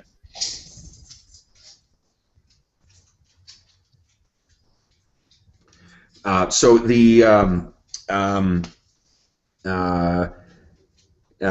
what you know as well is sort of like this is a dispute that it's completely within the band's jurisdiction to figure out what's going to happen here. Niall says that he demands all of the remaining 3/10 of what remains, and Dwenin says, "Well, no, we split it. This is just as we've always done. We split it half and half." I got to take this quickly. Why don't the two of you guys talk it over? You and Steve. Steve, you can kind of play the role of Creighton. Okay. Great. So, John. yeah, we tell them to wait, and we go and discuss it. Okay. I think that it's very clear that the verbal gentleman's contract between the two families is that the grain is split. Unless any discussion of loss of crops or blight had been previously discussed, the split remains 50-50. Niall may look for a different place to store his grains. Yeah, I mean, we don't have any evidence of where this blight comes from, right? So. Right. We could bring a third farmer in to analyze it. Yeah. Should we do that for them, or should we just say split I it down think the the middle? contract's the contract at this point. Whoever caused the blight wasn't pre-decided. Right. It was never spoken to. And there's no arbitration clause that we're aware of, so. Sort of the way that you guys know that the way that, like, this is sort of the way that these types of shared, arrangements work, that, everyone gets the benefit and the downsides of this type of thing normally. But the difference here is that Neil is saying that, Niall, I should say, is saying that that this guy knew his crops were blighted, and that he, took the risk of having blighted grain and stuff like that in with the rest of it. And the difference between the rot and the grain, rot is just that it's not kept, secure enough, so it just deteriorates through corruption. Blight is like a pestilence that spreads through like fungus or something similar that would spread its way through the stuff, destroying it that way. The net result is destroyed shit, but there's a difference. Like the blight would affect both healthy and like living plants as well as their seeds. So. Well. Yeah, I mean, it'd be one thing if you could say where the blight came from, like, because these guys are claiming, he's saying that like you destroyed my crops. His whole basis of his claim is tort. You've injured me, and I want my crops back. And the thing is, well, then you have to prove that, and Yeah. Otherwise, it's usually 50-50 because a blight's a blight. Yeah. Right. They've also, what you can, if you ask further, Dwenin has already plowed his fields. He's prepared them for planting. So whatever evidence there may have been of the blight is destroyed. And Niall says that he did it intentionally. Dwenin says, well, no, I didn't. He says there was no such blight, and I needed to be ready. It's already late spring. We should have planted 2 weeks ago, but you wouldn't let me. Right. So, what is the recommendation you're going to make to the ban? The recommendation is that. So I call them aside separately and ask them, had any verbal provisions been made for loss of crop? Niall says this isn't a loss of crop. He infected mine. He took the risk. Yes, but had your families agreed on? Had you spoken of what would be done if blight were to hit the crops? What I'm going to say, Dwenin seems the one who is less worked up than Niall, so I'm going to assume you talk to him first. He says that it's, whatever remains is 50-50. That's the way it's customarily always worked. Sometimes you have that. There's just sometimes. Right. That's the contract that existed, the verbal contract. For generations. Okay. Then the recommendation is that it remains with the 50-50. Niall is not pleased with that being the way, but once he hears that that's your recommendation, and he mutters something to the effect of like, "This won't be forgotten." So a ban who won't protect his own, he's not fit to lead me and mine. And he sort of storms out. My taxes, and my taxes will be going to someone else next year. what little there is. He storms out. Dwendon thanks you for your wisdom and for your patience in dealing with kind of the emotions towards Niall, or where Niall was. He says, and I will, should I wait in town until I hear from the band, or does he take your recommendations? I ask because I'm eager to get planting.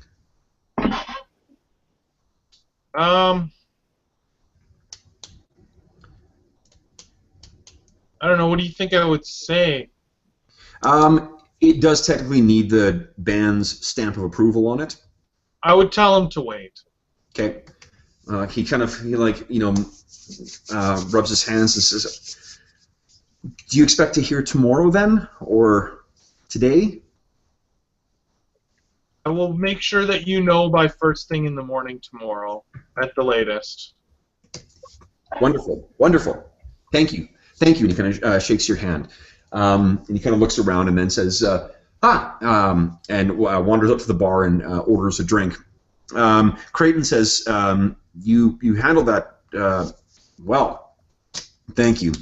That's the only dispute that was needed. Though I'm worried about that angry one. Well, his anger will fade. Oh, sorry. He'll forget about it one day. Yeah. All right. Well then, thank you. So you sort of, leave because you've got your own stuff to deal with. Lots of correspondence to get through. You get back to the keep, and you see as you sort of walk in and you start making your way towards the entrance towards the staircase that'll lead up to your quarters where you've got your work waiting for you. You hear a little girl's voice that you recognize. It's Hazel. Master Marzio. Miss Hazel? Master Marzio, Rodella, she wants to see you. Something urgent has come up, and they say the Lord is sleeping. Rodella is the woman who's in charge of the kitchen. Okay, I'll head out and see her. So you go in, and this woman is kind of she's a rotund, kind of, bossy lady. You go into the kitchen, and she's sort of yelling at one of the servants to get something done. And she turns and she sees, and as soon as she sees you, she's just, cursed. We're cursed. There's no other explanation for it. What is the trouble? He says, you sent Esmond off already, didn't you? I did. No good. No good. Come on. And she turns and starts making her way down towards the staircase that leads down to the larder. Okay. And she, tromps down there, and it's a little. That's where they keep the dried rations and the stores for getting through the winter. You get down into the cellar, and she says, "Look at this!" And she kind of grabs one of the lanterns that I guess she would have brought it down with her, and she's going around. She says, "What's this? What's happening? How am I to make bread now?" And you kind of get down and you look around. There are probably about a whole wall's worth of sacks of grain. That's where they store them. Every single sack that is there is now sort of dropped down, and it looks like it's all sort of tumbled down. And the reason is because poking through all of the sort of burlap that makes up the sack is tiny little shoots of wheat. As if every single grain of milled grain that's in there somehow returned to its form as a seed and then germinated and then sprouted. Yikes. She says, "Do you see this? I don't have a mill here. Look at this. And the potatoes." And she brings you over, and you see the potatoes have fucking sprung out too. Every single one of the stored potatoes has sprouted as if it was, long tendrils of roots stick out, as if like it's some giant, tentacled pile of tentacled little creatures that have grown out from the shelves that they were stored on, even like bursting some of the shelves up. Just look at that. I can't use any of this. Spoiled, all of it.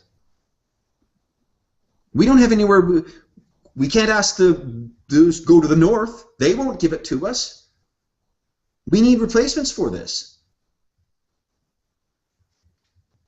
We do. This is an ill omen. It's an ill omen for this house. Can you make a cunning check for me, please?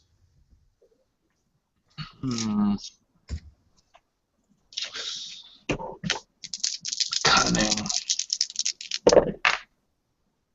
Well, not very good. 8. 8. Okay. So, God, like this the latest. How is this going on with the kids waking up screaming? She says, we need grain, and the only place we can get it will be Denerim. We need a full stocked larder. You see, I can't feed I can get by for a week maybe with stores if this hasn't struck the town as well. It's the end. It's the end of the season. I have nothing that I can feed people. What are we going to feed the Templar when he gets here? What will we have for Master Alistair when he gets here? Nothing. I can't ground this fast enough. We can send it out if it's indeed not cursed. And she's just going to, you know her well enough, you know Rodella well enough that if you don't interrupt her, she's going to go on for an hour. Right. I let her go on for just a couple more minutes. Just let her get it out. Okay. And then I say to her, "Don't worry, I will take care of this personally." You had best. This cannot be. And she again kind of goes on and on. So. And I put my finger on her mouth. "Don't worry, I will take care of this." She seems satisfied with that. She says, "I don't know," and then she kind of turns and heads upstairs and looks for some other target of her ire to take it out on, and she finds it very, very quickly. So you get up there, get back upstairs, you meet with Hazel, and you finally get a chance to get back to your work. Your work there is so much to get done. You can't believe that once you finally sit down and start working, it's suddenly dinner before you realize it. When you finally look up, you realize that the reason your eyes are straining is because it's dark outside. And Hazel has finally brought another candle in for you to work on. And you start, again, working and working. And as is normally the case at this point, it's getting Hazel doesn't leave until and tries to not get your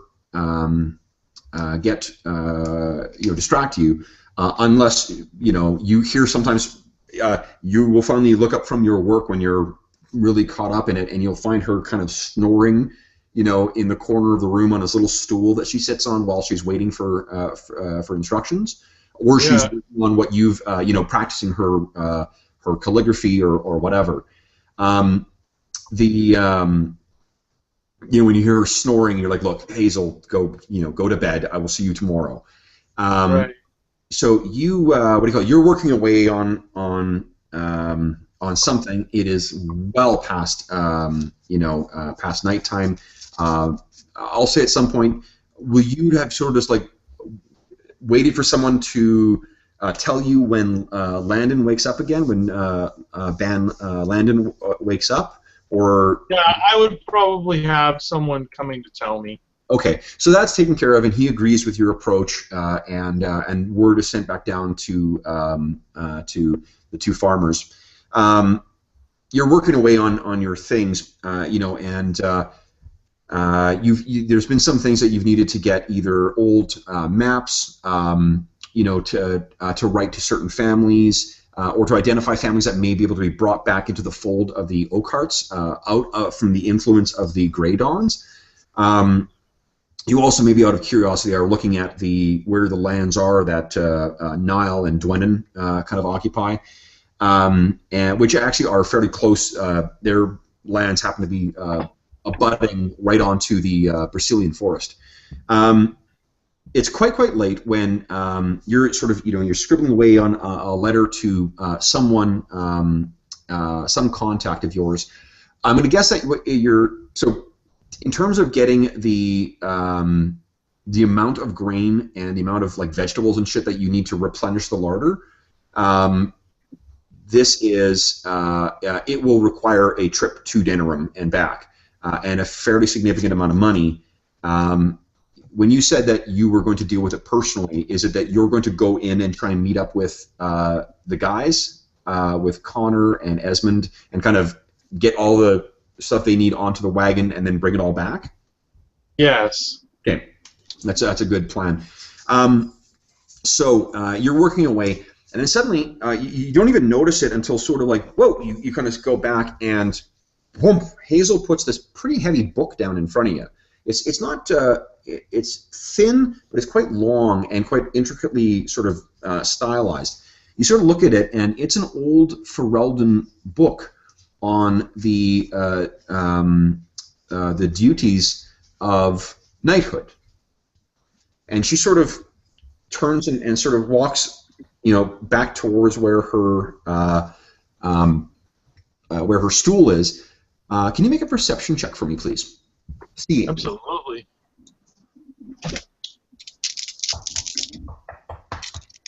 Whoa, shit.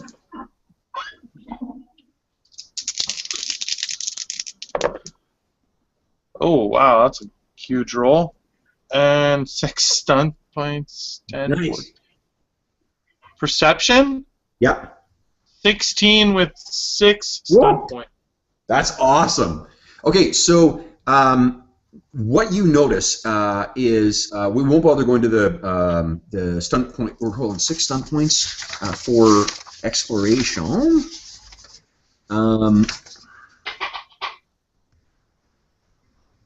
Okay, I'm going to give you tons of extra information about this. First off, you did not ask to see this book. I mean, that's not something you need to make a perception roll for. You just why? And what you notice is, first you look up at her, and she seems to be kind of stumbling, and her head's lolling back and forth, in that way that kids do when they're overtired. You've seen her be like this before, but there seems to be a careful, rhythmic sort of sway to her body as she's walking. You also notice that the book has there's a little puckered gap between the pages of some, as if something is stuck inside. Huh. And for some reason, you get a knot in your stomach. And you think again of that smell of the sea air that you woke to this morning. Do you open the book? Yes.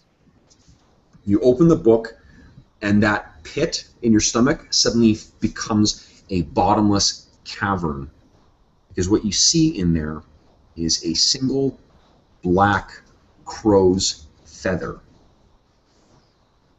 And as you're sort of looking at this and trying to process what you see, you can hear Hazel's voice sounding very, very weird. It's her voice, but the inflection is so different and so much more mature.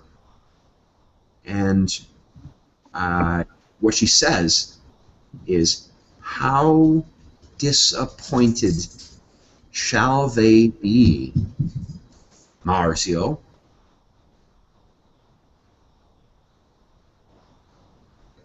You look up, and she's sort of standing outside of the light, her head sort of resting to a side, her arms limpid at the side, her face shrouded in shadow.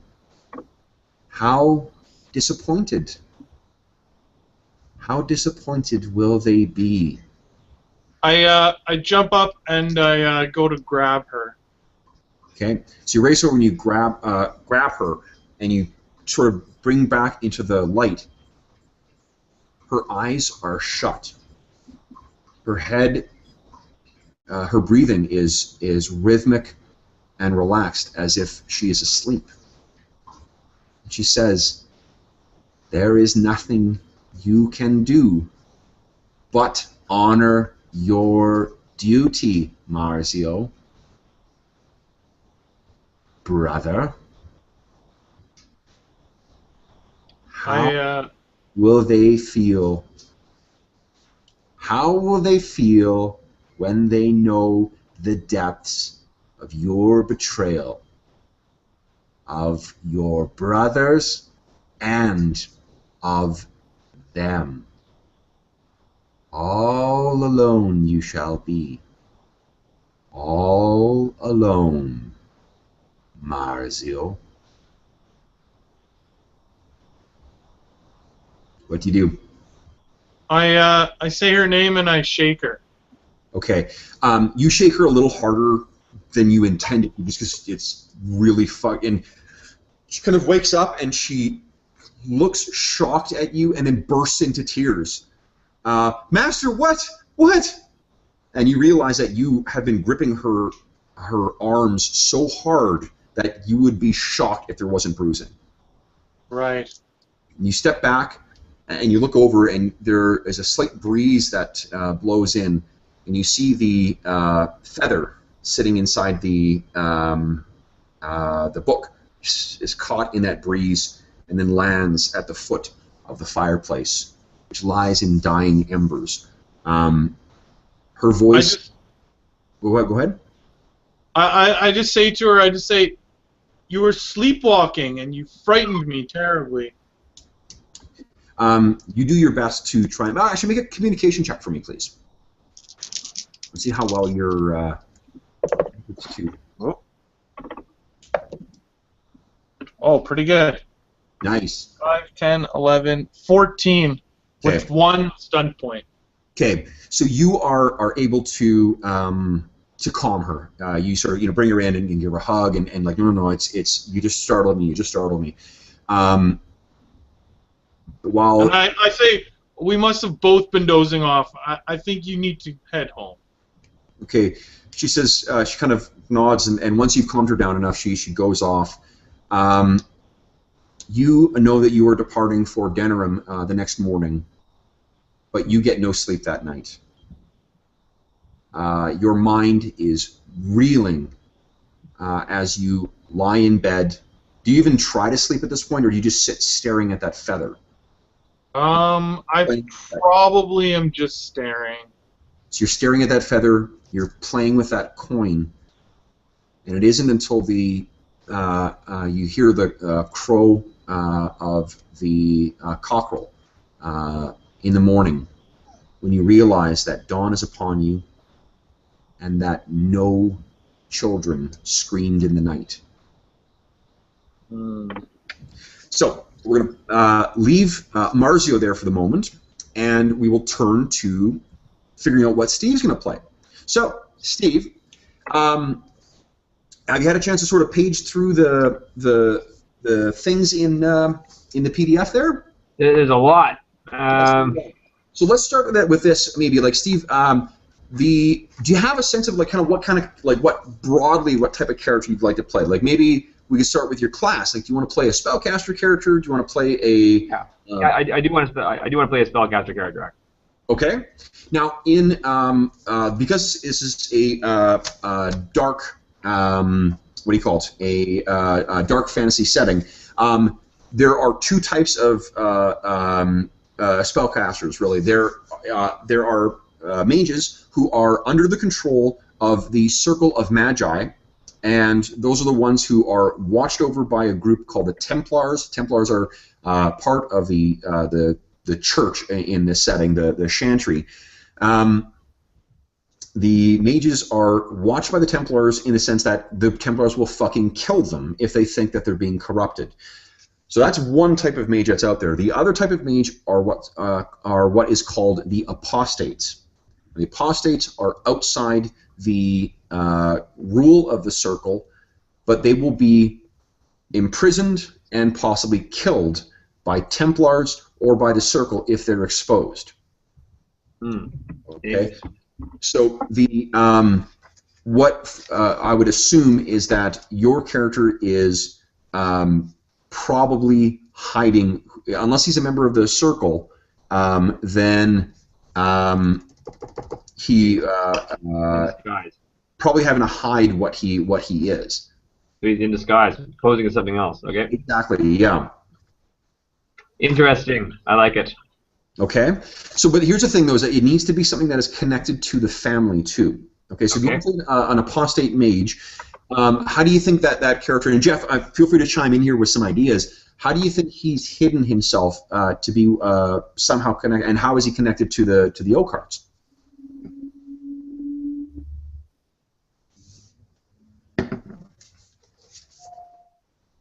Pose as a free man. Well, there needs to be some sort of connection to. How about this? Okay, in this setting, there are what do you call it? The way the history of the elves is not happy. The elves had an empire at one point, thousands of years ago. Thousands of years ago, they came into conflict with a massively powerful human empire ruled by mages called the Tevinter Imperium. The Tevinter Imperium shattered the elven kingdom and enslaved all of the elves to the point that elven culture itself was essentially eliminated, to the point where most elves couldn't even speak Elvish any longer. Roughly 1,000 years ago, or a little, maybe a little more than that. Maybe it's only 900 years ago. Anyway, about 1,000 years ago or so, this prophet of the one god, the Maker, named Andraste, she led sort of a crusade against the Tevinter Imperium, which resulted in the freeing of the elves. The elves were then given a different land called the Dales, in which to sort of set up their own kingdom, and try and like rediscover their roots. Go back to living in nature and shit like that. It was a large part, kind of, either trying to. A very small part of it was trying to rediscover their roots, but a lot of it was kind of inventing what little bit they remembered after their centuries of slavery. Now, unfortunately, what happened there is after a century or two, the humans then marched a crusade against them as well, because the elves tried to turn back to their old elven gods, and the human church at the time, the Chantry, felt that was essentially demon worship. So once again, the elves lost their homeland. Now, what remains is there are some elves who are called Dalish elves. They're ones who still try to maintain that sort of rediscovery or reinvention of Elvish culture, who travel across the land and keep to themselves mostly. I don't, for this campaign, I don't want to have anyone play a Dalish elf because it's just not going to fit. But the other elves, they live as basically second-class citizens in most parts of Ferelden, in this for the country here. The elves live in ghettos in the cities called alienages. Alienages are populated by strictly elves. They're decorated in a very different way, but elves sort of have the shittiest of shitty standing in many other nations, like in the Tevinter Imperium to the north. They can still be enslaved. They have absolutely no rights. In Ferelden, at least they can't just be enslaved for no reason. But no one really would stick their neck out for elves. Now, if you were a somehow convinced the the family to take you on as a retainer and hid the fact that you were an apostate, that you had this magical power, that could be, a cool way to explain how you're able to sort of, hide. Right. How does that sound to you? Sure, although I have to be pretty careful about how I use my powers then, obviously. Yeah, and that's the thing is if you're not a member of the circle, it's like the mages in this setting really have the shit end of the stick, Right. because these creatures from the Fade, these demons, they actually can, like, they love possessing mages because they've got a really clear connection. What the if the Templars don't kill you, what they will do is go through something called the Quiet, and what it does is basically it's magically lobotomizes you. Oh, great. Disconnects you from the Fade so that you have no magical power, there's no chance or a very little chance of being possessed by a demon, but you also disconnect from all emotion. Yeah. You don't dream, you don't have any connection to the Fade, so that is a very serious Fate versus death. Yes. So, well, how do you think? So what we could do is just you could be at the start of the game here. What we just need is some tie for your character to the campaign. You don't necessarily have to be what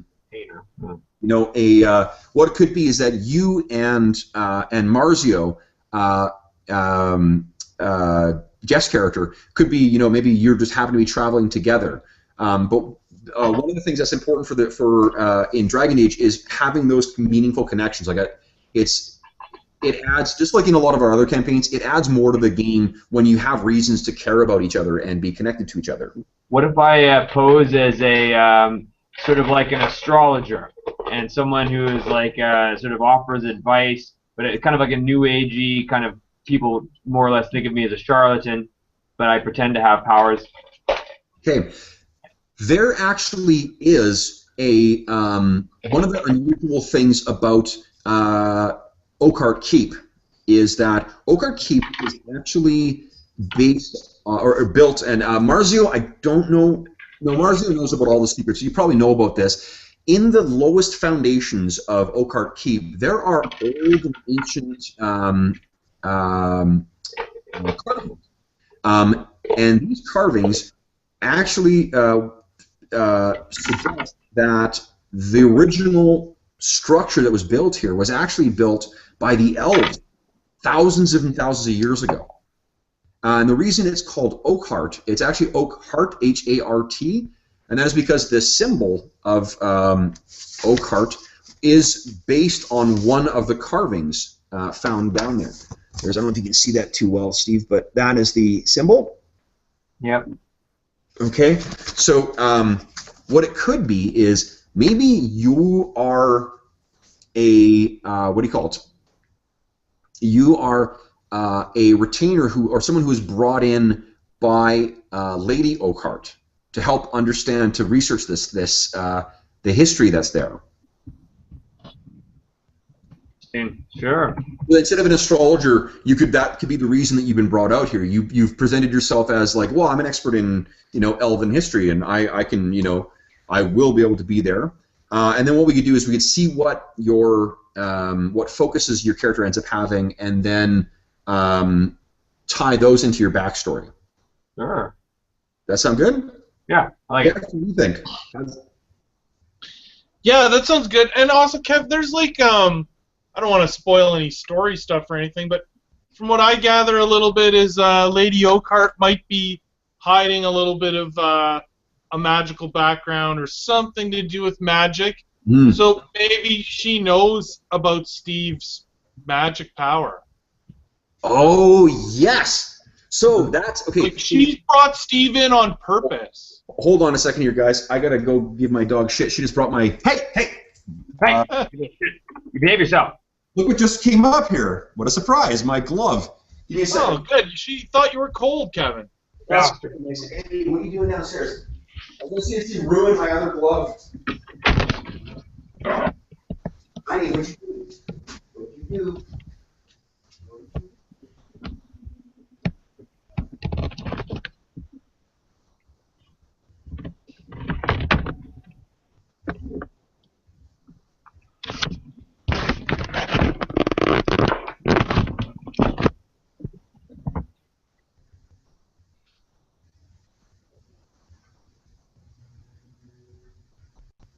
you, Emmy, you. What were you doing?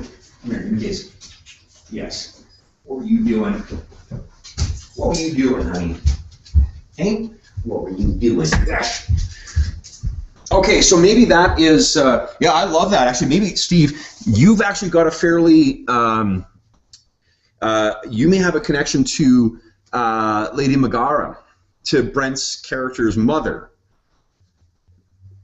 She was interested in studying that.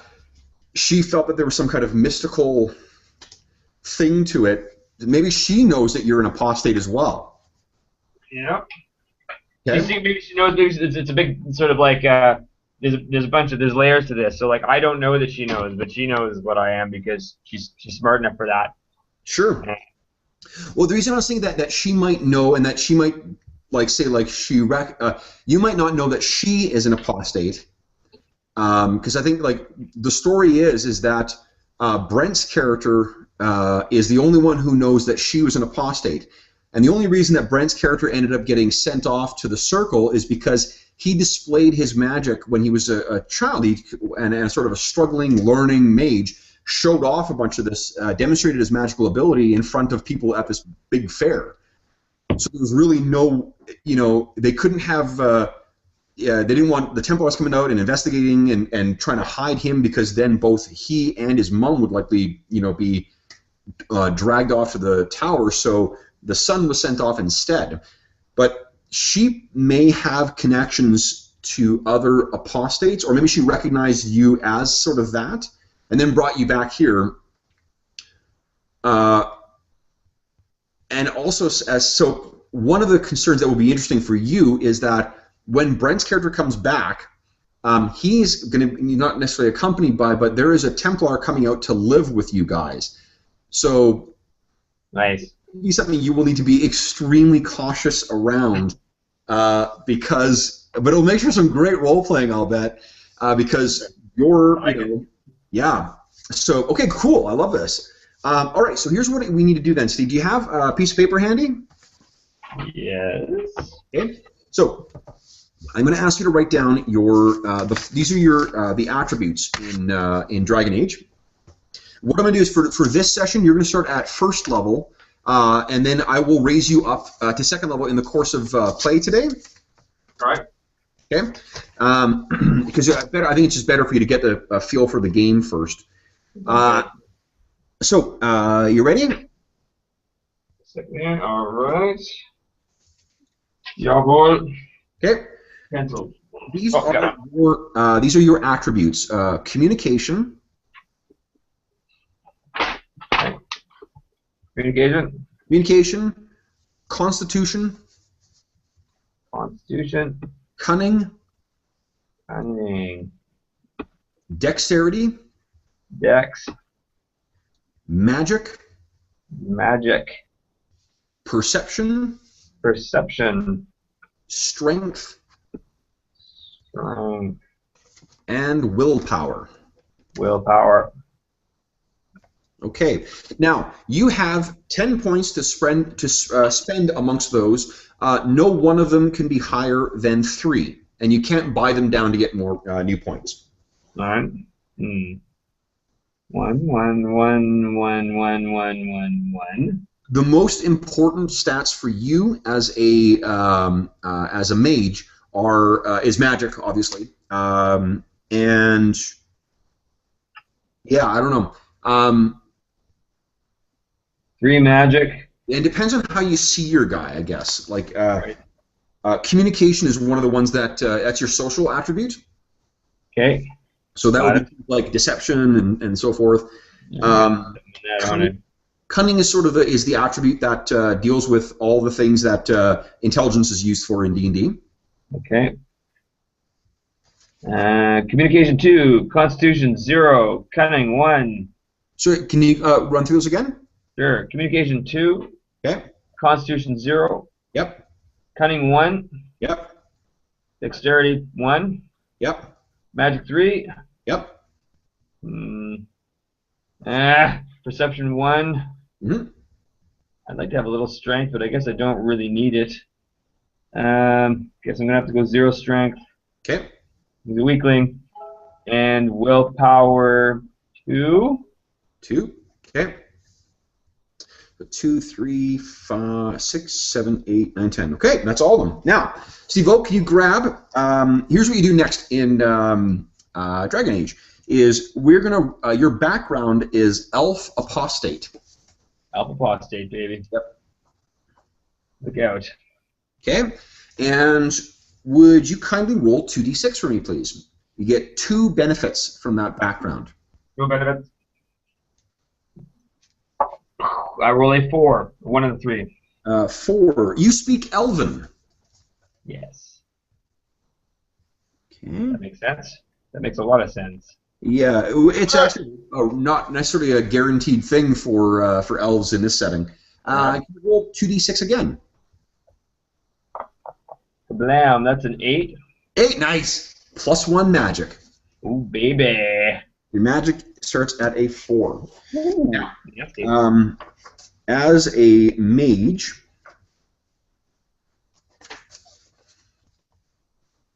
so here's what you get at level 1. You start with your health is essentially your hit points. Your health starts at 20 plus your constitution, which is a 0, plus 3. So it's 23 is your health. You also have an ability called Arcane Lance. And what this is you can, using a staff, you can focus and basically make a blast of magical energy. The roll to hit is equal to your magic, plus if you have what's called a focus. You don't have any focuses yet. Focus is something that adds, it's something attached to one of your attributes, and it gives +2 to your roll. So Dragon Age doesn't have skills or skill points or anything like that.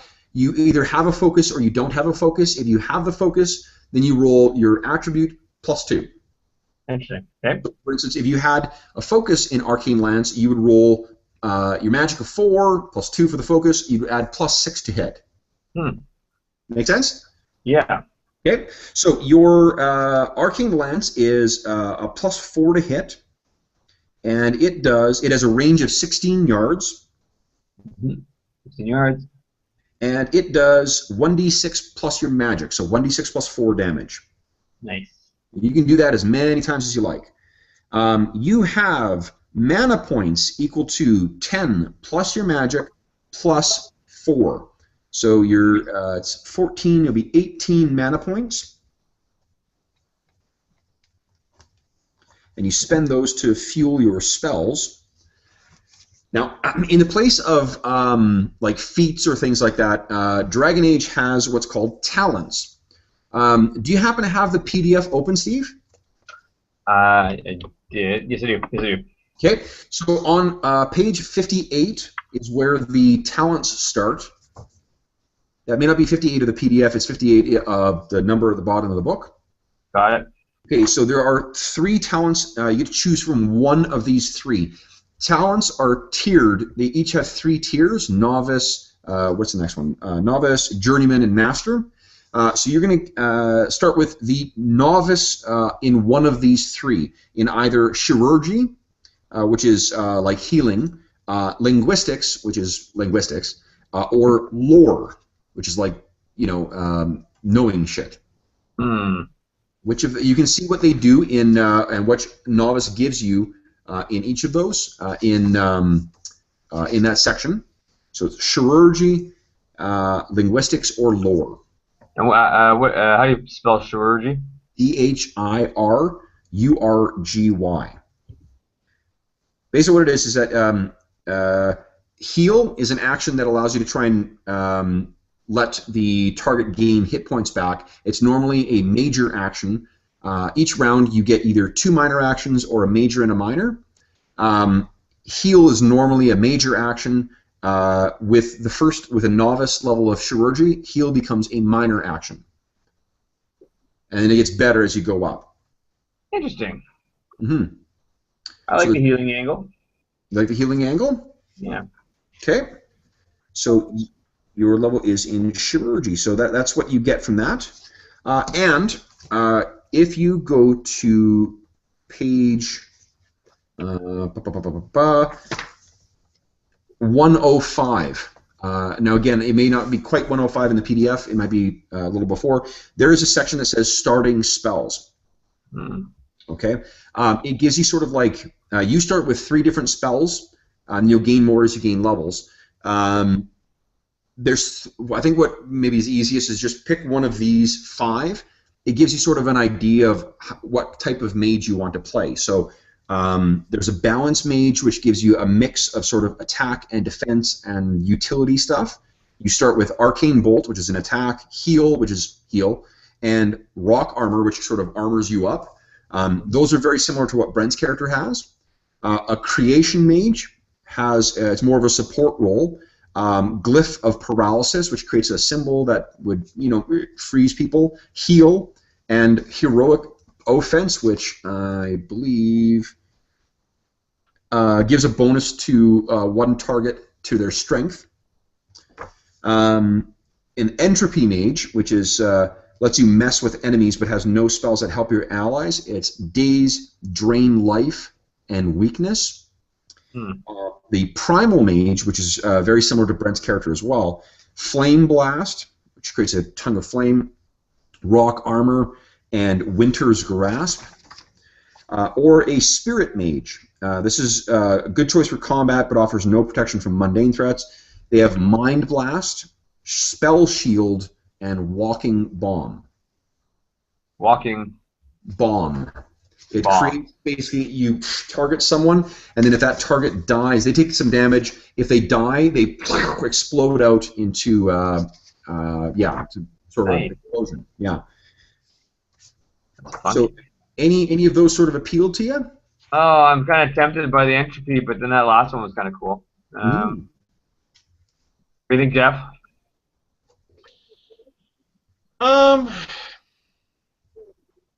The Entropy would be the most different from Brent's character. Right. That would be I like fun. it. It sounds pretty funky. I skills think work. that one would be pretty cool. What are the skills again? So it's Drain Life. It's Daze, which leaves a target confused and suffering penalties on their attacks. Oh no! So if they pass, they take a penalty. If they fail, they can't do anything. You basically stun them for a turn. Drain Life does exactly what it says. It sucks, does damage to them, and heals you an equal amount. Nice. And Weakness, which Weakness drains a visible enemy, making them slower and more sluggish. They take -1 to strength and dexterity and -5 to speed for a number of rounds equal to the casting roll's dragon dice. Nice. All right. Well, Entropy sounds pretty cool. And how does my healing work? Do I have to lay on hands? Is it a visible spell? Is it... Without an actual spell, then you can't. Like, what it is just that you know how to properly bind wounds and stuff like that. Anybody can heal. It's just that you can do it much faster. Right. Although, as you go up, like if you took, you get another talent at level 3. At level 3, if you took Chirurgy again, then it would increase the amount you heal when you do it. Like, as you take more, you move higher up in the tiers, you get better and cooler abilities. Right. Right. Or I can get lore. To be honest, you can swap, the spells, these aren't set in stone. Like, if you want to swap out one of those and take heal instead, just so you got that. Brent's character has that as well, but that shouldn't necessarily, like, figure out what's best, what fits for your character. It really, you'll see that, like, and I think Jeff, I don't know, I'll see if Jeff agrees with me on this. The role-playing aspect of this particular game is so much more important and plays such a bigger role in defining who your character is than just the stats on the page. Absolutely, and to be honest with you, heal is not the kind of ability that you ever feel like you have too much of in a party. Yeah. Right. Right. So when if you're thinking of swapping your thing too, Steve, like, don't feel that you're stuck with Chirurgy. If you take lore instead, like you're saying your character, or linguistics, you said your character was sort of passing himself off as an expert or whatever. Maybe one of those would fit better. Right. What do you think? What feels best for this guy? I'm kind of down with the. Well, honestly, I kind of like the lore idea too. Mind you, I don't know a lot of lore offhand, but I mean that would be good for my cover. Well, here's what lore gives you. Lore. When you make a successful cunning test with a lore focus, the GM should give you an extra piece of information. A lore focus is any cunning word with the word lore in it. Now you don't have any right now. Right. Wait, you need a cunning to. Oh, yeah. You don't have any right now, but every time you gain a level, you get to raise one of your primary. Each class has a primary attribute or primary abilities and secondary abilities. At each level, you alternate between raising a primary ability and gaining a primary ability focus, and a secondary. And then alternate levels, a secondary ability raise and a secondary ability focus. Cool. You'll be gaining them as you go along. Okay, take chirurgy. Take chirurgy, okay. And for your spells, what do you want to do? Do you want to be that spirit mage, the last one, or do you want to be the entropy mage, that one, the other one, or do you want to? I like the. Let's go entropy. Entropy, okay. Yep. Good. So I'm going to type this shit up for you. What I'm going to ask you to do is, and I will try and keep this this section open. I'm not going to bother writing down your spells right now, but what I would ask you to do is, once we get back, jump back into the game, just take a quick look. Your 3 spells are Daze, Drain Life, and Weakness. Your Daze costs you 2 mana points to cast, and has a TN of 11. Mm-hmm. Okay. Your Drain Life costs 4 mana points, and has a TN of 12 to cast. Got it. And Weakness costs 3 mana points and has a TN of 11. To cast spells, you roll roll the dice and add your magic ability to it. Got it. You regain mana points at 1 per hour, I believe. No, each hour of rest, you gain 1d6 plus your magic. Or if you gain 8 hours of sleep, you gain all of it back. Okay. Okay. The other stuff we need to quickly record here is, let's see, your defense is 10 plus your dexterity, so it's an 11. Your speed as an elf is 12 plus your dexterity, so it's 13. Your armor is 0. Penalty is 0. Class is mage, level 1. Names. So, elven names. Let's see here. Elven names are on. Actually, I can just read them off for you here. Tell me if any of these sound right for your character. Picture what your guy looks like in your mind. So try and get like a mental picture of how you see this dude looking. Okay. Mm-hmm. Elves in this setting have quite long ears, like they're quite pronounced. A human racial slur for elves, incidentally, is knife ears. All right. Here's a good, I think, a cool looking picture of an elf. So here are some elven names. They include Athros, Phalos, Harel, Lindel, Masarian, Nethras, Pelion, Roloth, Sorel, and Zathrian. Any of those kind of stand out for you? The one with the middle one with an M. M was Masarian. Masarian, I like it. You like it? Okay. Masarian. What does Masarian look like? What does Masarian look like, Steve? Masarian has, I think, green, mostly blue robes. Okay. And he's got sort of shiny brown hair. It almost looks like it's golden sometimes with the light on it, but it's mostly brown. Okay. and he is medium height and keeps a low profile. Okay. But, he sort of doesn't stand out, but deliberately so. Okay. So he's okay. And sorry, what color was his hair? Brown, with a Brown glint hair? in the light. And how long? And he keeps it long, short, Straight long hair. straight, long hair. Okay, cool. Then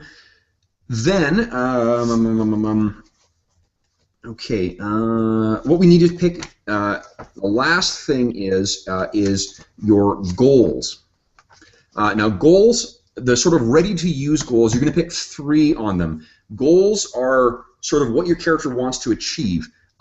They can be short-term, long-term, or very long-term.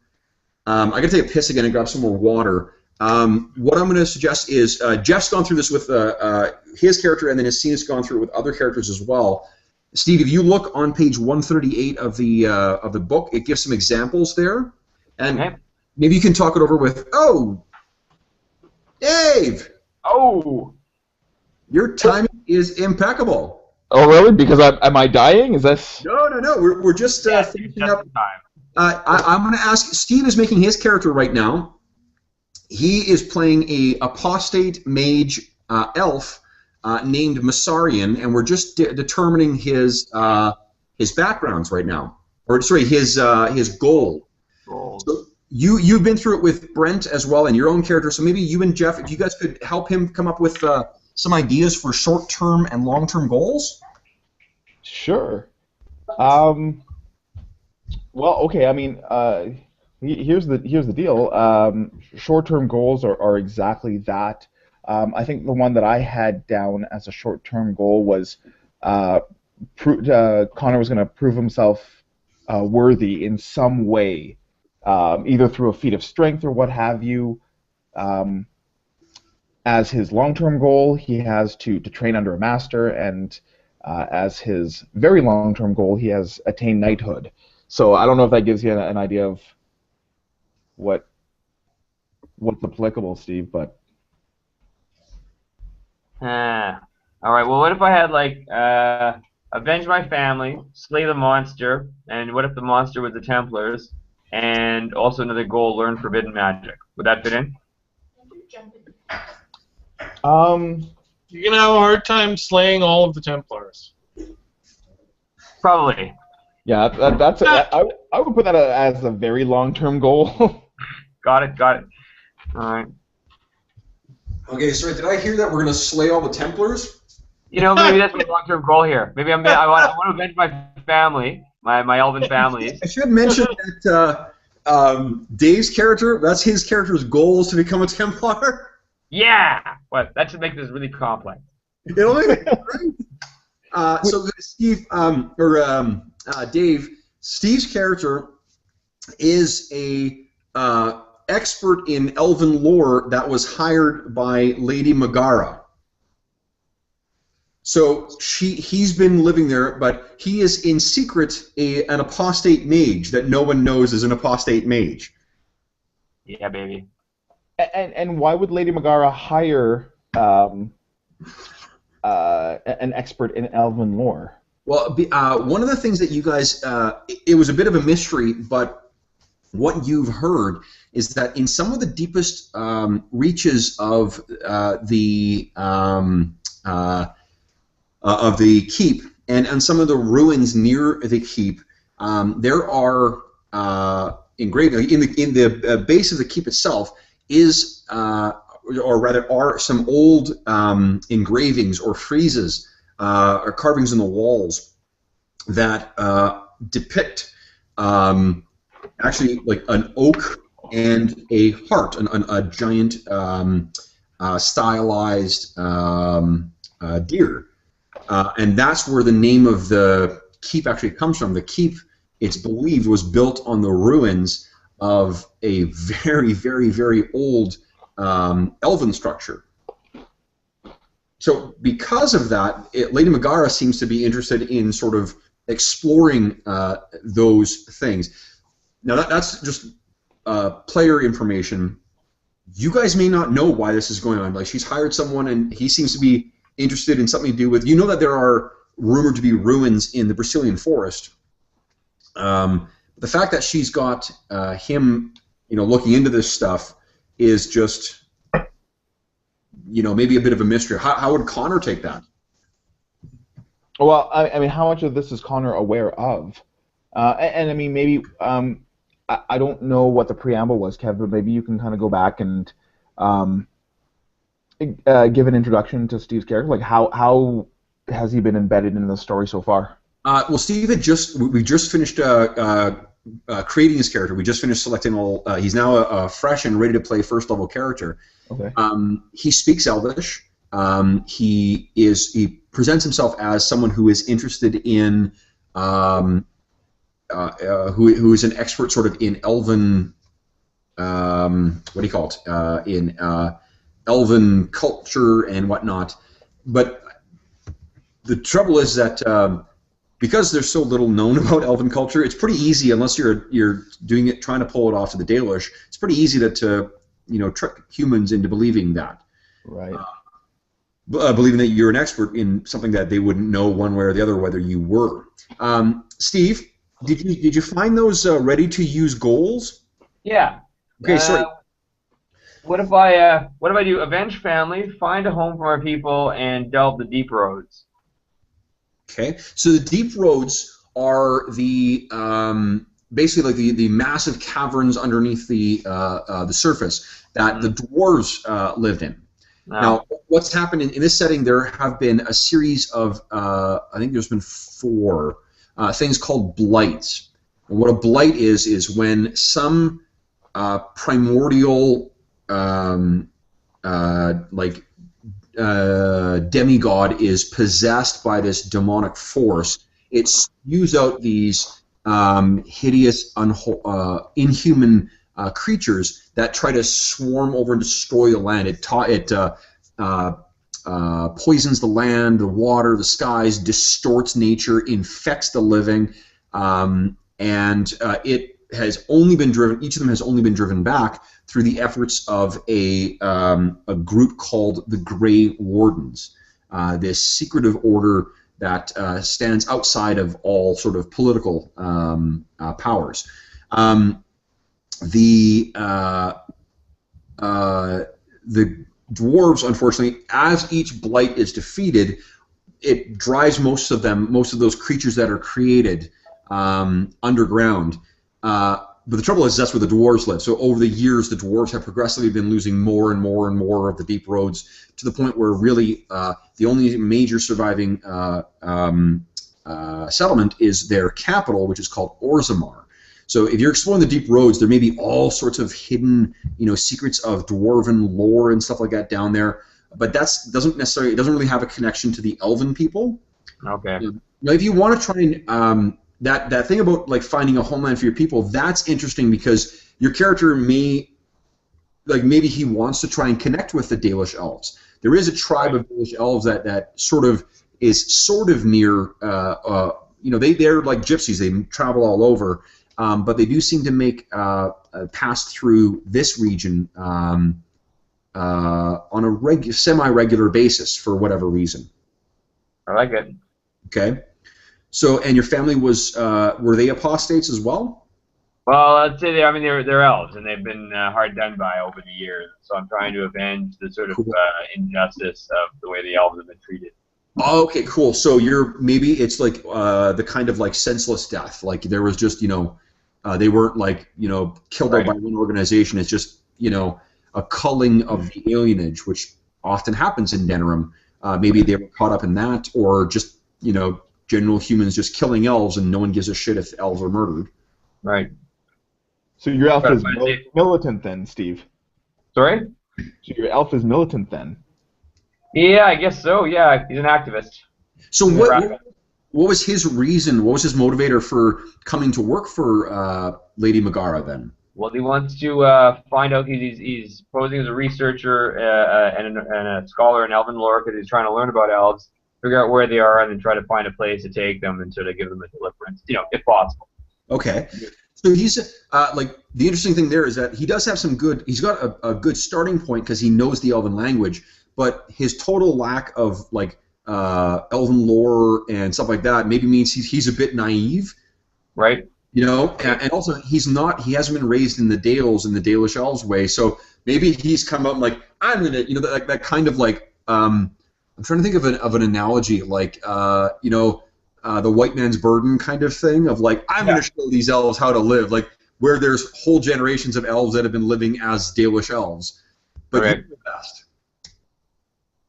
Fair enough. Yeah. A little idealistic. Okay. Little naive. So in terms of short-term goals, one of the things that is particularly cool about the Dragon Age RPG is that your goals. Like it's not just one of the things it does for me is it helps me frame the story because I know what you want to do with your character. Then it also I think gives it makes you think about what you want to do with your character and gives you a little more agency in the campaign. But also there is goals should have tangible benefits to them as well. So and that's why you set like finding a homeland for your people. That's a very long-term goal. Right. What was the other one, Steve? Avenging. Avenge family, find a home for my people, and scratch the delve the deep roads. What if I did kill my brother? And maybe it's some guy who works for the Circle, maybe a cousin or something, or even a brother who went into the Order, and I'm trying to either find him and convert him or kill him.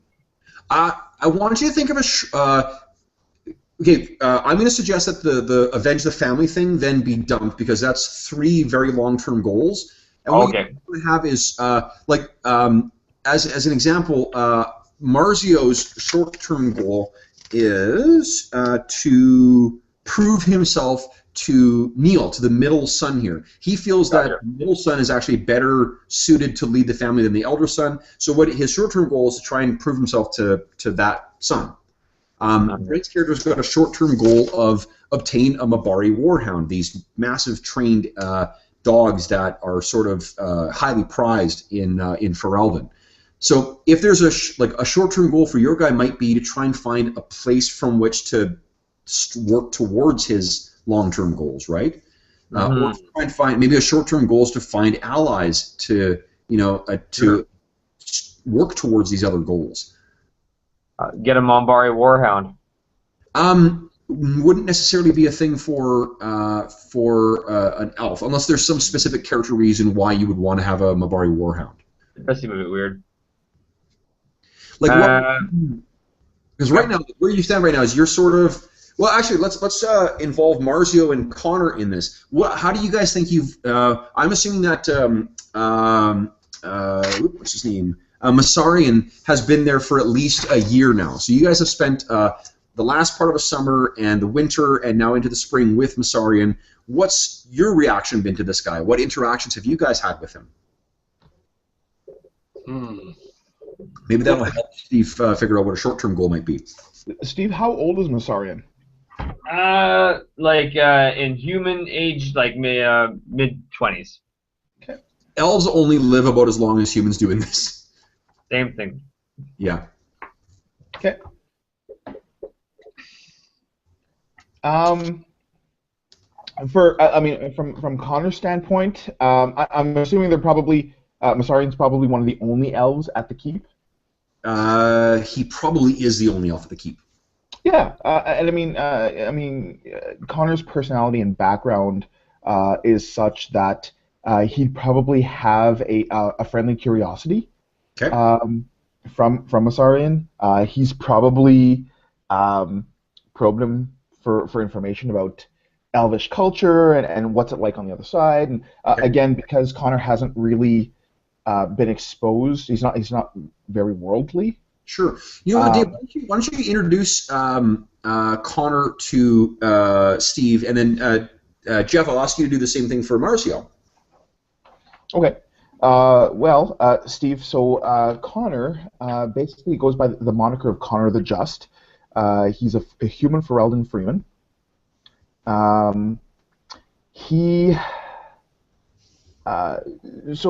His link to Keep Oakheart is that he and Landon, Brent's character, Alistair is Brent's character. or Alistair, I should say, are essentially best friends, or at the very least, that's what Connor thinks.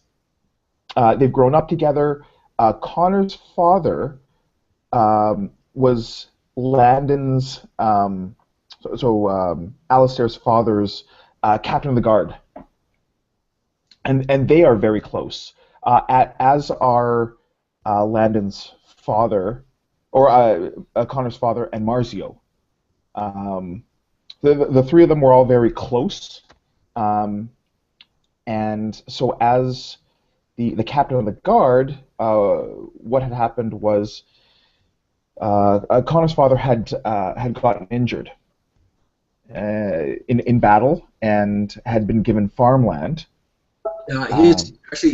Connor's father was injured when an assassin tried to kill Lord Oakhart, and Marzio interfered and saved both Lord Urquhart and Connor's father. Right. So Connor's father, whose name is Roderick, basically farmed at that point.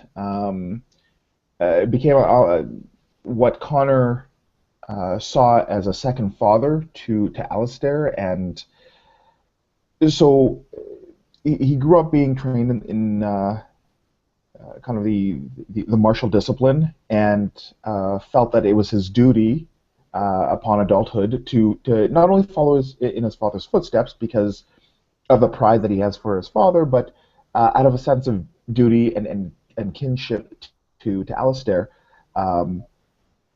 went to work essentially as a man-at-arms for Landon in his militia, and that's kind of what he's been doing, and really trying to prove himself. So Connor has a penchant for being a little perhaps naively egalitarian, which is how he got the name Connor the Just, but he's fair to a point where he may not necessarily, it may not benefit him, and quite frankly, he really doesn't give a fuck. He's a bit impetuous, so when it comes to battle, he'll quite often just rush in, which may not lend itself to his colleagues' plans or better judgment. He doesn't do it purposefully, but he's very principled, and he's essentially built like a brick shithouse. Think Chris Helmsworth in a suit of armor. So he's fairly fearless, and I think he's at that point. He's young enough where he just hasn't been knocked down enough pegs to really understand where he fits. So he primarily fights with axes, both two and one-handed axes. Carries a shield, and is kind of all around just kind of he's that guy that everybody kind of knows, and nobody really has anything against him unless they're a bit of a dick, in which case Connor's probably told them off, Right. In no uncertain terms, and they would have informed their opinion of him from that point. So that's basically Connor in a nutshell. Okay. Jeff, why don't you introduce Marzio to Steve? Okay, Marzio is he is a rogue. He's a human Antivan wayfarer. He's from a nation, Steve, that's far to the northwest. Here's this is sort of the map of Thedas. Let me get up here. So this is the map here of Thedas, the world of Dragon Age. This is Ferelden. Whoops, this is Ferelden down here, where you guys are. You guys are around about here. This is this massive Brecilian forest. The capital is right here in Denerim. Jeff's character is from way up here, from Antavan. Okay. And he was originally sent to assassinate Landon. He doesn't know why, but This is he background. arrived. Sorry, I was going What's to that? jump in, Jeff. As background, Steve, Antivan is a place that has really no standing army. However, they have a guild of assassins, or a group of assassins called the Antivan Crows, that are so feared by other nations and so effective that other nations will not invade Antivan. Because they know that if they do, their leaders die at the blades of the Crows. Right. And that's what, that's where Jeff character was. He was a crow who was sent down to kill Lord Oakheart. And sorry, Jeff, I interrupted you. Go ahead. Yeah, that's no problem. And so he arrived here and he was ready to carry out his mission, and for whatever reason, a second assassin had been sent to kill Landon. And so basically Marzio felt betrayed by his brethren, so he ended up killing this assassin and saving Landon and Dave's father, and basically sort of befriended them and took over as sort of like the hand of Landon, like as one of his men, and so he's been here basically starting a new life ever since. Until All right. Bum, bum, bum. Indeed. Okay, so that's where the other two. Brent's character is a circle mage. He is at this point in the story, his character is still either at the circle or he's on his way traveling here. The circle, the Tower of the Magi, is actually quite far away from where this is. Steve, I'm going to suggest that Masarian grew up in the alienage in Denerim, in the capital, and that's going to, I think, would give a good first of all, like a big alienage for you to be from, and also would give you a reason for why that Lady Megara is going to send you along with Marzio to Denerim to do what needs to get done to get all the supplies and shit like that. All right. So here's a suggestion, actually, Steve, I was thinking of while they were talking, is what about a short-term goal of obtain elven artifacts? Yes, I like it. You know, so that's what you want to do, is you want to get, like, now that you're out here, you know the language, you've sort of been taught by someone who maybe used to be, a Dalish elf or somehow, but you really haven't learned anything about elven culture yet. Yeah, I like it. As a Learn about elven culture. Learn about elven culture. Yeah. Brent's character is actually. Oh, sorry, Steve. I keep interrupting you. What did you say? I said, yeah, it's a short-term goal. Learn about elven culture, but I like the idea of like through finding artifacts, books, anything, right? Yeah. Or archaeological evidence. Or contacting the Dalish elves as well. Establish a contact with them. Yep. Okay. So these are things. I guess that you can see what the tangible goal would there. If you contact the Dalish elves, maybe you're going to get some kind of tangible benefit from it. Right. Right? For instance, one of Connor's early goals was to prove his might, and the way he achieved that is that he choked a blight wolf, a wolf that was infected and mutated by the blight. He choked one to death with his bare hands in front of Alistair. That's pretty mighty. His benefit is that he gets a bonus when he's doing any communication check with any member of the family. Because they're like, whoa, that's Connor. We gotta, Okay, so that gives us our three things then. So you're gonna try and find a homeland for your people. And what was the thing? Okay, so tell me about this. Your brother. So you have a brother who is also a mage. If you want to go that direction, we can leave that out. But yeah, we could say a brother who was a mage who went in with the Order, and I consider that a betrayal because they're in cahoots with the Templars. Yeah. And I consider the Templars naughty people because they're guilty of genocide.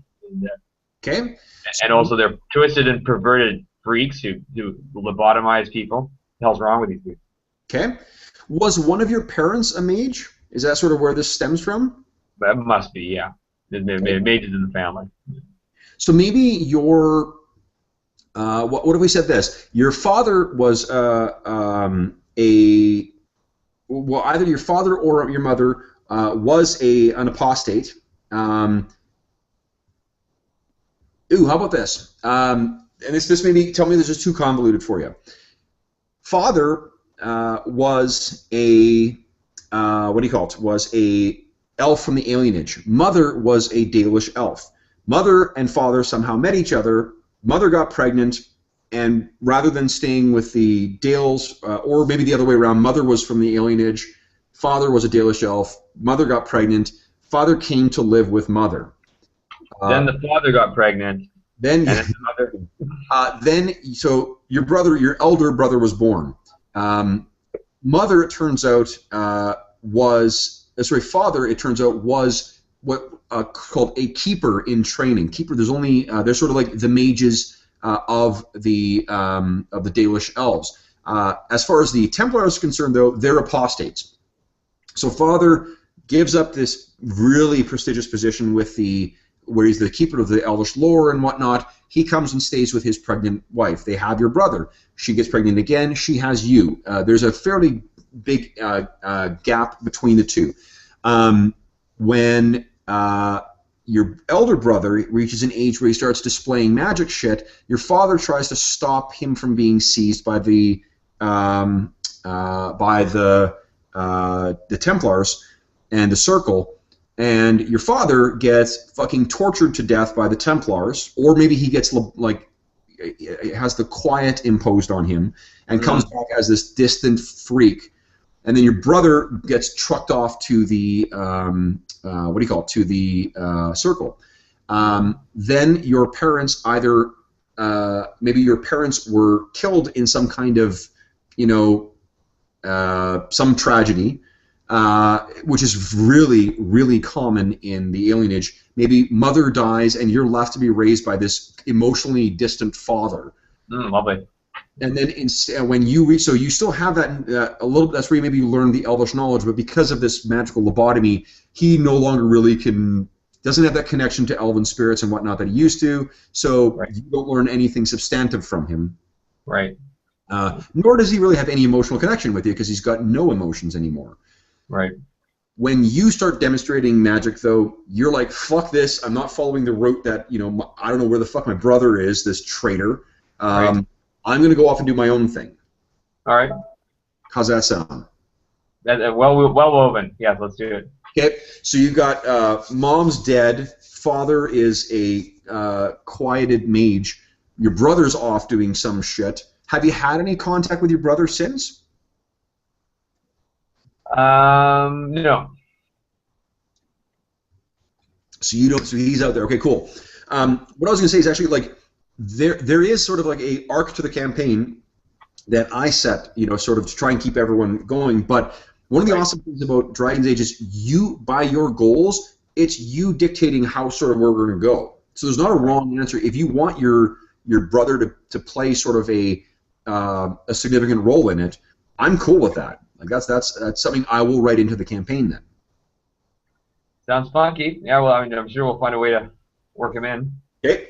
Well, that's what I'll do then. So that will be that's great. So your brother is going to be, for whatever reason you blame your brother for. Maybe your brother's the one who was like, I want training from the Circle, and my dad is also a mage. And maybe it's your brother who's responsible for your dad getting, right, magically lobotomized. How's that sound? Man, all right. Yeah, maybe the brother begged to save his life or something, and then they lobotomized him instead. Who knows? Yeah, maybe, and that's it. Maybe it wasn't like a malicious thing. It's just that, like, oh, I've got training like my dad, but I want to train with you guys. And they're like, wait, what did you say about your dad? Right. So but in your mind, it's like, you're to blame for this shit, even though he probably in all reality was a kid and didn't know any better. Right. Whew. Yep. Tense. I mean, like, if you don't feel that you have to go with that, I'm spitballing here. Right. I'm trying to find an emotional. Yeah, fun. It's sort of a creative process. I like that. Why not? Okay.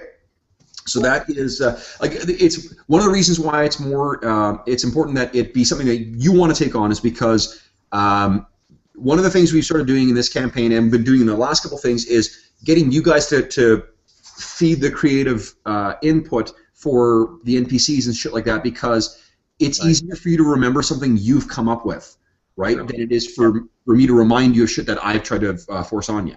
Right. So I like it because it creates a backstory and a motive for all the stuff and a plot arc, as you say. great. Okay, cool. So then that's where you got your revenge against your brother, trying to find an elven homeland, and in the short term, like let's meet some fucking other elves. Right. Okay, so and Jeff, what does Marzio think of this whole thing of having this elf in here?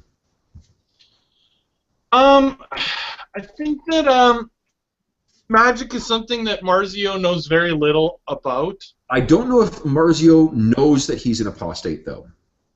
Right. So Marzio would be like, get him the fuck out of here before the Templars get here. Right. Well, then if he's just an elf, Yeah. how would elves be thought of where Marzio's from? In Antivan, they are equal citizens. In the Tevinter Imperium, which is right next door there, they are slaves. As far as you're concerned, I imagine that they're probably seen. Antivan has many faults to it, but it is a fairly egalitarian place. So, like, they're no better or worse than any other person. You, however, have seen what life is like in the alienage in Denerim, and it's rough. Like, when you think of kind of like they are the definite racial minority there. If things go wrong, if there is a plague, if there is a famine or something like that, it takes very little time for the humans to be like, it's the elves to blame. And then they'll go and kill a shit ton of them. Right. So life is rough and brutal. What is it? Steve? You'll be able to help me here. What's the Hobbesian quote about life being brutal, short, and whatever? Is that what it is? Is that Hobbes? Yeah. Short, I can't remember it verbatim. Brutal. Anyway, Well, then I would say that as a elf, he is, sort of indifferent to him racially in that aspect. Okay. But as an ally and an unknown character to the lady of the house, he is suspicious of him. Okay. Cool. So maybe I keep an eye on him whenever I can. Steve and Jeff, tell me the most memorable interaction that you guys have had over the past 9 months. The time that Marzio and I guess Steve, what does Masarian think of Marzio? Well, Marzio is a cunning, shrewd old bastard, and I'm very wary of him, so I don't play too many games. I try to be as open as possible, and I just act like pretty much what I am. I don't tell him the whole story, but I say that I left my father, and I'm just wandering around seeking to add to my stores of knowledge about Elven history, so I can compile a history of the people for us, because we've all been fractured. And this is a good opportunity for me. Lady Megara knows that you are an apostate, Steve. How did she learn that? Or do I know that she knows that? Or maybe she just knows that I'm magical. I think she probably does. I think she probably let you know. So that, and then because that I imagine would. Well, I mean, you tell me, like, would that make you feel more at ease in doing what you're doing, or would it mean? I don't know. Like, if she's cool with it, maybe. But like, if I would rather not be found out, of course. Okay. I probably wouldn't tell her. Okay. No, obviously not. No. Yeah. So okay, maybe she knows, but you don't know she knows. Right. I kind of like that idea. Okay, cool. Or she can That's just great. tell, right? She just sense that there's magic in me, right? And she kind of puts the rest of the story together, maybe. Well, and you know what? I mean, to be honest, like the nature of the spells that you picked, apart from your arcane lens, the nature of the spells you picked are all fairly, indirect and insidious, right? Like it's not shit like fireball or rock wall. Right. They're subtle. Yeah. Right. Yeah. Okay. Cool. Then, sorry, getting back to what is the most interesting interaction you guys, or memorable interaction you guys have had? Well, he wanted to know my background. Yeah. So I had to come up with this whole almost the truth story without giving away too much. What were the fiction? What's that? What did you lie about? Well, I just didn't explain that I was an apostate and that my father was magic and that he was lobotomized by the Order and the Templars, and that my brother's working for the Order, and that But apart from that, I was I grew up in the forest along with some renegade elves, and I didn't know a lot about other elves, so I've always wanted to learn more about my past. Okay. And I'm going to say that I knew enough about. I knew there was truth and also some lies in this story, and he's actually part of the reason that I'm suspicious of the lady as well. Okay. Oh yeah, that's awesome. Like, because this elf is here and he's lying about his past, and she's obviously brought him here for a reason, and I don't know what the reason is, and so. Okay. And Connor and Masarian, what's the most memorable interaction you guys have had? Dave, you spoke to how how curious Connor would be about that sort of elven knowledge and stuff like that. What do you guys think has been the most sort of memorable interaction between you two? I don't know. Steve, you want to fill in that blank? I mean, from my perspective, I don't know that Connor, and I don't know how Connor would have been received by Masarian. He's this bright, big burly human dude who, is trying to sort of do what's right and whatnot, and then also be friendly to you. How does Masarian deal with that? Well, I guess I'll play along. I mean, I'm still a human being / an elf. I'm still an elf being. So I'm not gonna, stay away from people and try not to make friends and so on, or try not to be nice and to sort of accept people for who they are. I don't want to be just a complete stranger to this part of the world. I feel like I just feel like I should be a part of the world and not just sort of hide from it all the time. So I just sort of try to interact with them naturally, sort of going with my cover story, and just sort of enjoy him, and his attempts to sort of be noble. Okay. The experience of I really can't overstate how much the elves are second-class citizens in the setting too.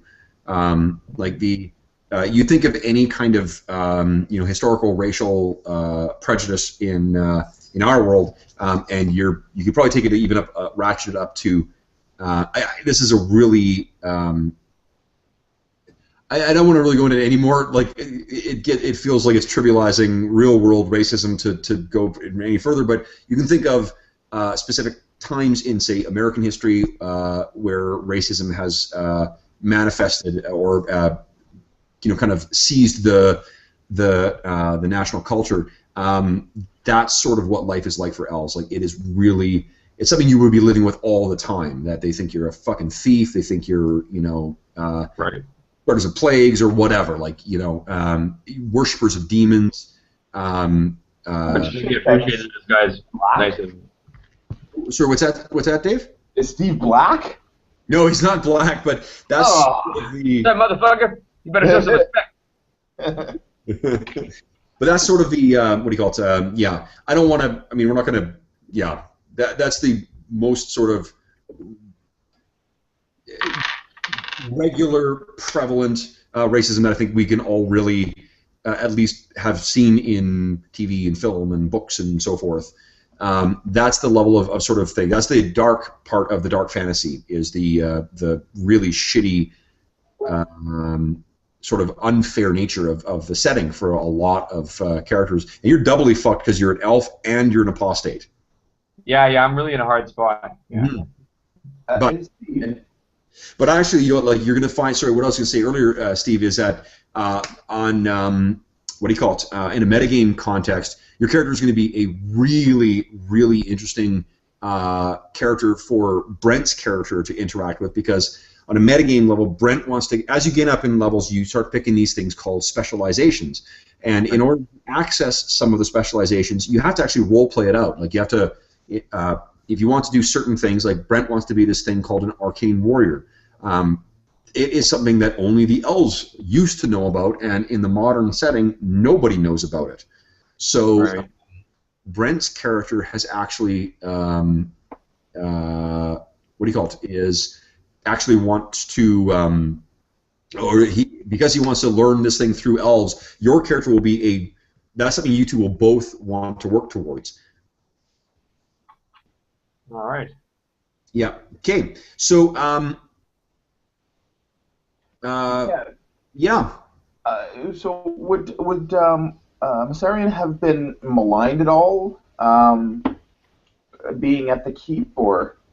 I don't know. I mean, it's the thing with Oakhart is that there are Dalish elves that have passed through here fairly regularly. It's one of the things where, like, the Dalish elves, they're their own cult, so they don't need to like make the rounds in a regular route. They travel along in these massive caravans, or caravans, I guess, with kind of wagons that they can live in and so forth, with these big banners and stuff like that.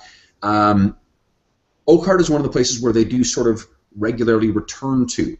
It's one of the few where you can sort of set your watch, or if there were watches in this setting, you could set your watch by that, their appearance there. So the opportunity that was afforded for him to come out here by Lady Megara is one of the reasons why Masarian may have come out here. But because there's a relatively regular appearance of the Dalish elves, maybe it wouldn't be as difficult for him as it would in other places. Like, they wouldn't necessarily know. The elves are a regular presence here. The only raising tension that may have been over the last little while is because remember that the Grey Dawns have been trying to ratchet up tension between the humans in Oakhart and the Dalish elves. We're back. This is going back to our first session. And it started with you and Brent's character investigating. You're trying to find proof that it isn't actually the elves that are causing these problems. It's actually the Grey Dawns. Right. So that may be, like, Steve, what Masarian may have found is that when he got here, it was like there was no problem, but now that there's starting to be, like, some complaints coming into the keep that the elves are, like, stealing livestock or killing livestock or whatnot, that maybe if you went out and traveled these areas, you may not be terribly well received. Fair enough. So, okay, so one thing we're gonna back up very slightly and say that Marzio, when you were told that you were going to be traveling to Denerim and get this stuff, Lady Megara came to your chamber and told you that she wanted you to bring Masarian with you. That she feels that he would be an asset because of his.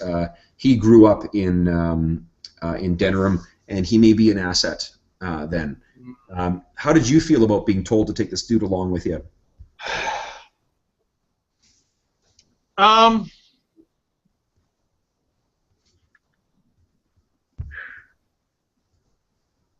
would say that he would be annoyed, but he would try to be polite about it. Okay. And you would also look at it as an opportunity to maybe speak with him more about, maybe try and gain some information about why he's here and what's going on. Okay. Okay, so you've had that really traumatic night. Getting back to the sorry, one last thing, Steve. What you need for tonight is 3 6-sided dice, with one of them being a different color from the others. All right. Okay. Yeah. Okay. Now what you want to do, Steve, is every time you make your roll, all your success tests are 3d6. You want to look for doubles. If you roll doubles on any of those dice, you get a number of stunt points equal to the number on the different colored dice. That's your dragon die. Okay. Okay? Very good. And that's both for combat and non-combat things. What you can do in the interim is there is another... Actually, Jeff, if you've got it open, what is the name of that PDF? The one with the tables and stuff. Oh, I don't have that one open right now. Oh, okay. I've got the sort of the brief rules, combat rules open. Oh, awesome. Okay. So if Yeah, you got, that's... Yeah, I don't know. Just Give the reference. Yeah. just your stunt die. When you stunt in combat or when you're casting spells, you get a number of stunt points, and you can buy other effects with it. All right. Cool. So, did you have any other questions about your character or about the rules, Steve, at this point, or are you ready to dive in? Let's jump in there. I've done this before. Awesome. It's not your first time to the Dragon Age Rodeo? Great, baby. Love it. Okay, so you guys, the next morning comes, and given sort of the urgency here, well, let me ask you, Marzio, what's your thought here? You know where the rest of them are staying. They're going to be staying at a place called the Staff and what's it, the Sword and Staff, or the Staff and Sword. Hold on, it is called the Staff and Sword. Sorry. So, are you going to try to, get it really is a 2-day, 2.5-day journey normally. Are you going to try and do that faster, or just going to get there when you get there because you know the guys will be there a little longer? What's your thought here? I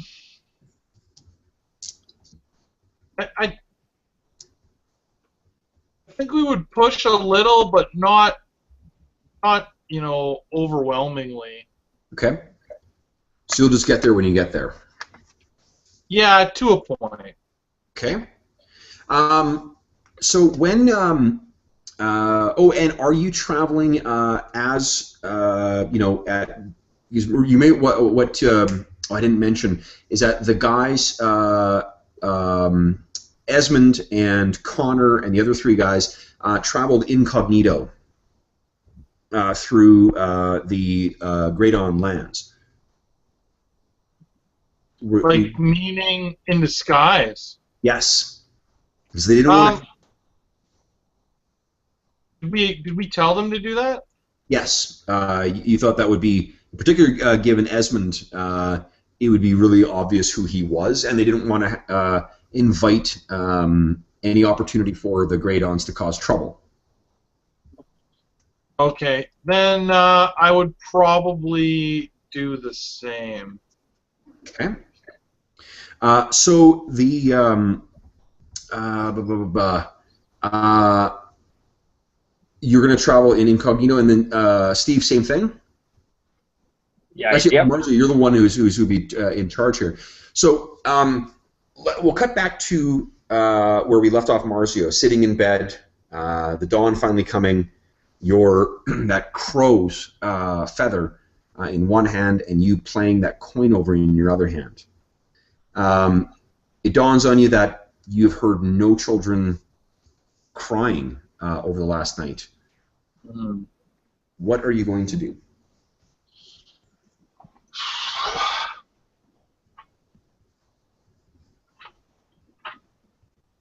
Well, I'm going to start the day with my normal ritual. Okay.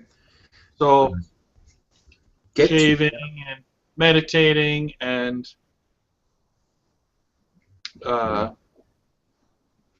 dressing, stoking my fire, the usual. Okay. I spent extra time meditating on what happened last night. Okay. What are you thinking anyway? So let us into your Marzio's thoughts. Dave, Jeff, do you want to quickly tell Dave what happened? What you found? I found a black crow's feather in a book that my apprentice, or what would her title be? The scribe.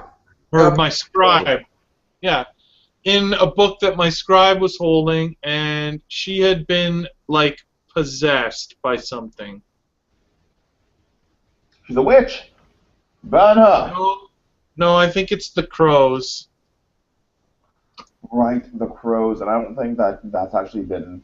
I don't know that that's particularly fully player knowledge. No, that's strictly player knowledge. Not Connor has no. Right. No, Connor has no knowledge of his ties to the Assassin's Guild, so... Well, he does now. Well, he's not... Marzio's not telling him. And, so... Yeah. Connor asks, so how was your night last night? Well, I just was contacted by the old Assassin's Guild I used to work for, but, other than that, okay. What'd you say? I said I think I dreamed about a cat. So Marzio is basically just spending extra time pushing the fear out of his mind so that he can focus on the journey ahead. Okay. So Hazel comes in the morning, and she is a little fearful of you, but she goes about her duties like a trooper. You're planning on leaving at around the same time that the last party did, that Esmond and the others left. She kind of goes about trying to prepare your stuff for whatever you haven't prepared yourself. She starts preparing for you. And to be honest, maybe because of the shocking events of the previous night, you may not have thought, like, normally you're fairly regimented from the sounds of things. Maybe you didn't think to do that. Yeah, maybe not. Okay, so you get yourself together, and you pack up your. So you get yourself and you together. You go down, and excuse me. There are two horses, and you guys don't own these. These are property of the what do you call it, the family. But they are. What are you doing? What are you doing? What are you biting? She's biting air right now. What are you doing, goofball? Like, there's a place where a pillow usually is, and she's biting at it as if the pillow is still there. Normally, I have issues with her biting pillows, but with invisible ones, she's free to fill her boots. There you go, hon. Okay, so morning comes and you come down and you find Masarian. Would you have got down there beforehand, or how do you feel about being sent back to Denerim? Well, I got to play my role. I would rather be sort of exploring new places, but I guess I sort of have to suck it up. And I guess I would continue to play my role. So I'm a professional, right? So I have to be up at a reasonable hour and be presentable. So I'll be doing that. Okay.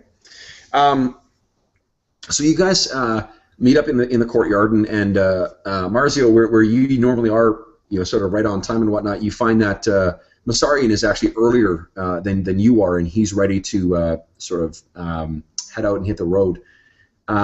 Lady Megara is actually up as well, and she's down there to see you off. She's talking to Masarian when you come down, and Masarian, basically what she's saying is just take care, whatever they need to find, to find the things they need. She seems to sort of imply that you might know what her son might need. Steve, can you please make a cunning check for me? That's 3d6, yeah, with the dragon die, and your cunning is a 1, so add 1 to the result. Excellent, and I'm picking the 2 highest dice. No, you're not. You're rolling all 3. You're adding them all together. But if you roll doubles, that means you stunted, and then you get to check your dragon die. Okay. Well, I did not double, and I got 14 altogether with the plus one. Nice. Okay, so yeah. So here's what you've heard. Lady Megara tells you that what happened the night, or tells you what you'd heard. I can't remember if you were in. Did you hear about the thing about the sprouting and whatnot that I told to Jeff? I heard it vaguely. Okay. Turns out that's not the first time that's happened. There have been similar, sort of spontaneous flora growth in the past. Not the recent past, mind you, but it's something that has happened. And she suspects that it may have something to do with the carvings that are found in the basement or in the lowest parts of the foundation. Interesting. She wonders if it has something to do with some form of elven magic. Something, and she says, I guess this sort of. She tells you that there are legends of this stuff of this type of thing happening. Like there is something called the overnight tree, and what apparently happened is that one of the previous generations of Oakhearts, at one point in the courtyard, there is a pretty big oak tree that stands there, and the legend is that a child, one of the Oakhart offspring, planted it there, and not one of the children, a Dalish elf planted it in the courtyard, and by dawn a fully formed oak tree was standing or found standing in that courtyard. So Curious. You know that like this. It clearly could be some kind of unusual magic, or perhaps some kind of spirit. There's a number of different things that may have caused this. It doesn't seem like the rest of the family has figured this out. Okay. So, you also one of the things that has been dominating not your dreams, but the thing that when you wake up, you can almost hear, either that or when you nod off, like, what a myoclonic twitch is? Myoclonic twitches. A myoclonic twitch is, when like you're tired and then you kind of like nod off and your body jerks, and it's called a myoclonic twitch. Right. What it is when your brain isn't quite dreaming, or your brain starts dreaming, but it's not completely detached from your voluntary nervous system. So you do something in a dream and you kind of do it in real life, and it wakes you up. Every time you've had one of those things, you've heard the beating wings of birds. Interesting. You don't know what that means, but that's, in particular, since you've come out here, that's the sound of it is stronger.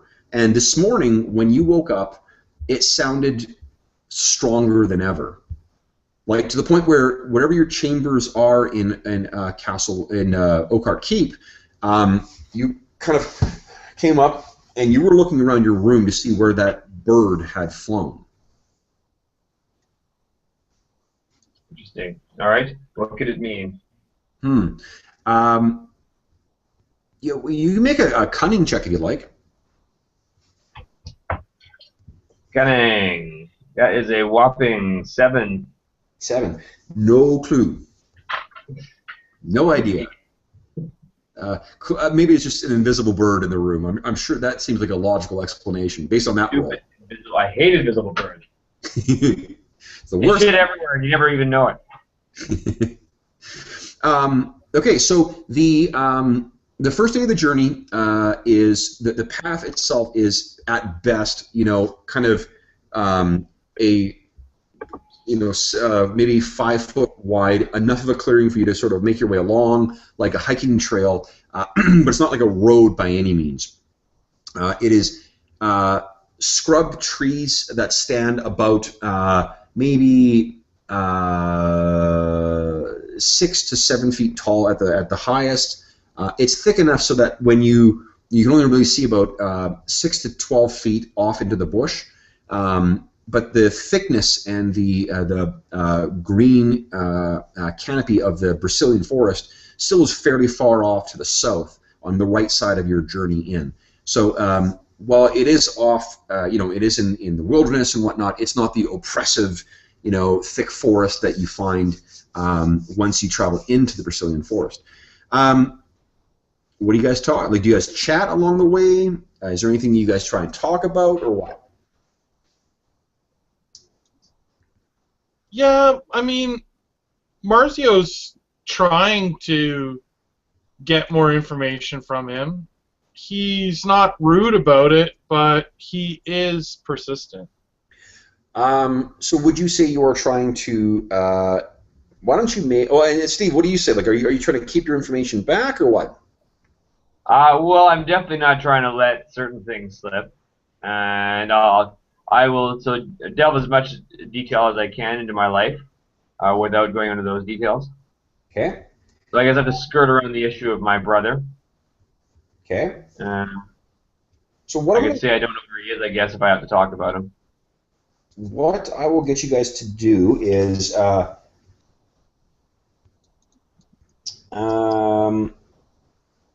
Jeff, why don't Marzio make a communication check, and Steve, make a willpower check, please. Willpower check. Yeah.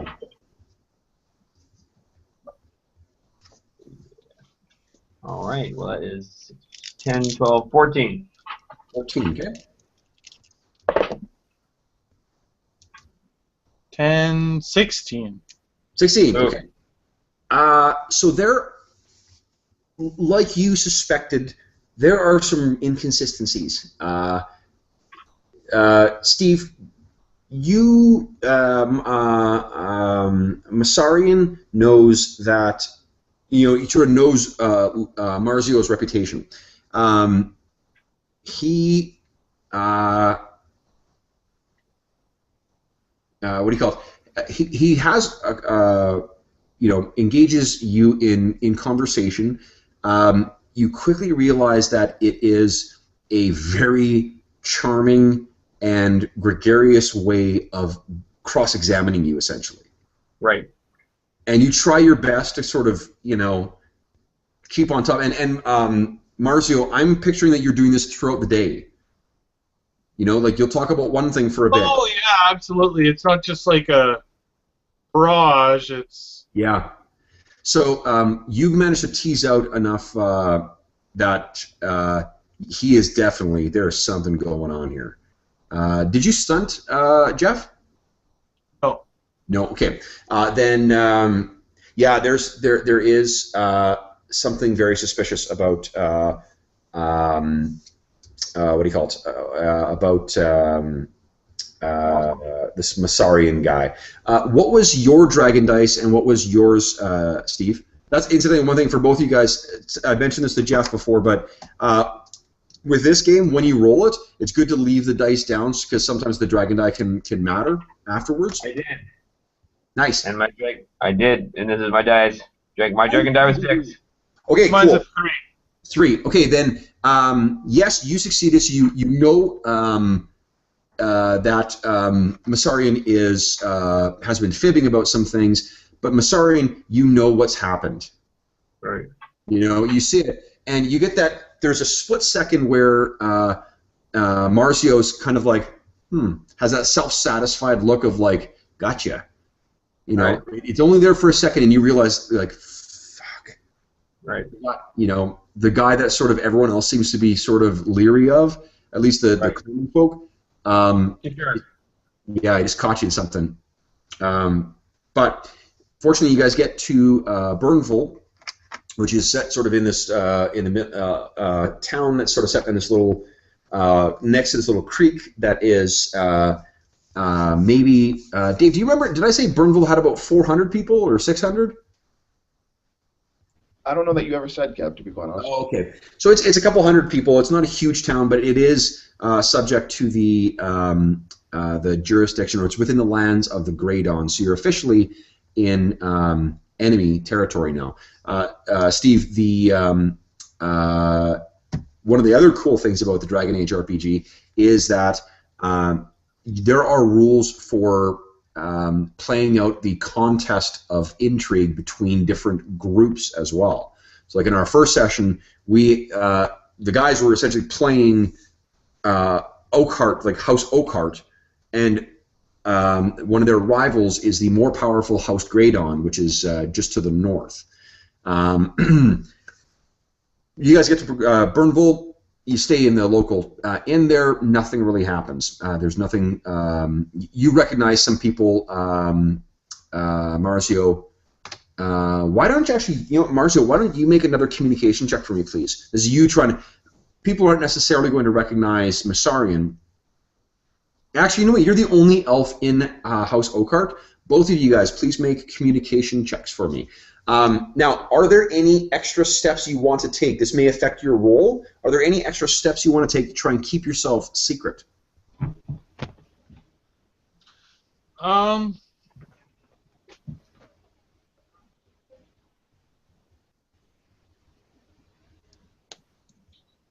don't know. No, I don't think so. Okay. Steve, anything you're doing? Or Marzio's doing? Or Masarian? Masarian, what the heck is he doing? He is going to be trying not to think about not Nunzio, what's his name? Marzio. Okay. But at the same time, trying to think of what he's going to do. He's a little bit worried now if he's been found out, which he has. I mean, he knew this could happen. He's just trying to think of alternate sort of scenarios. That's all. Okay. Okay. While looking normal. Okay. So go ahead and guys each make a communication check for me, please. Actually, I got a 13. nice. Okay. I got 8, 10, 12. 12. Okay. So no one appears to make any particular notice of you guys. You're just another, group of travelers passing through. This time of year, there's a lot of folks going back and forth. The next day, you guys head out, and this will be the day where it's probably going to be the most physically demanding day because you're going to have to go up to the pass and then down towards a place. Dave, was it called the Last League? Am I right? Are you talking about the tavern there? That's right. Yeah. I believe it was the First League, as a matter of fact. Oh, First League. Okay. So the First League is basically a walled road inn where caravans and so forth stay. From experience, Marcio, you've been past this place lots before. You're going to be overnighting there, and then the next day you get up, and by midday you should be in Denerim. You probably traveled this way as well to Masarian, so both of you guys are kind of know where you're going here. You're in the ascent, heading up towards towards the pass, when you can hear voices from further ahead on the road. So do you guys hear that? Oh, sorry, I said as you're traveling, you hear voices from further ahead on the road. Mm. Act normal. Okay, so as you're going, you're making your way up, and you come around a bend, and there's a group of, let me think here, it was 5 men, so there are 6 men on horseback, and are two men who are sitting in the what do you call it? In a wagon,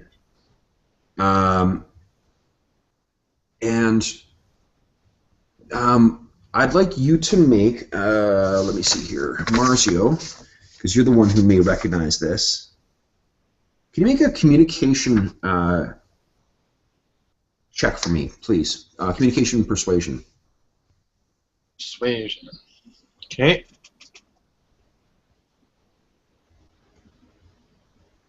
Is there? Oh, that just means if I have persuasion. Yeah, if you have persuasion, you get to add your focus to it.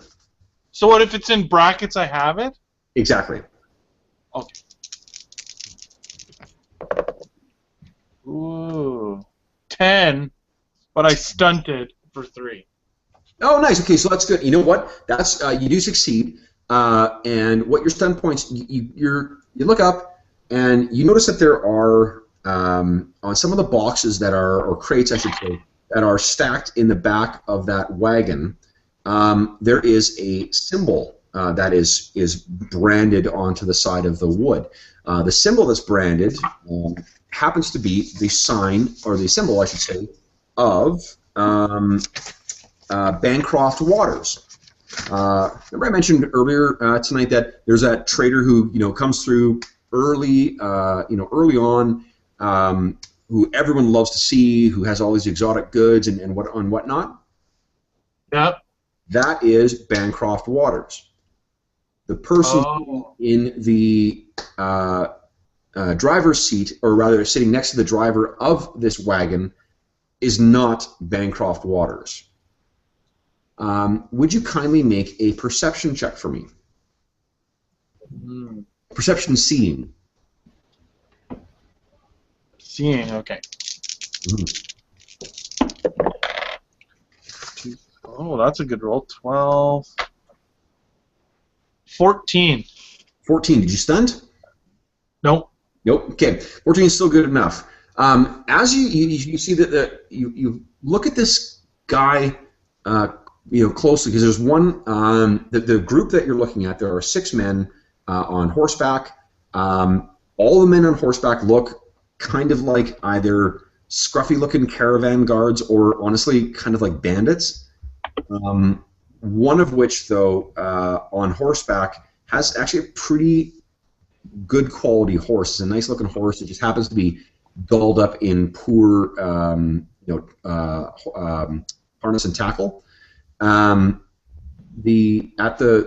particular guy's waist is a sword with an extraordinarily well detailed hilt, and you can see very underneath the shabby leather armor is quite fine chain as well. It draws your attention enough to see that you do a real close double take at his face, and you recognize it.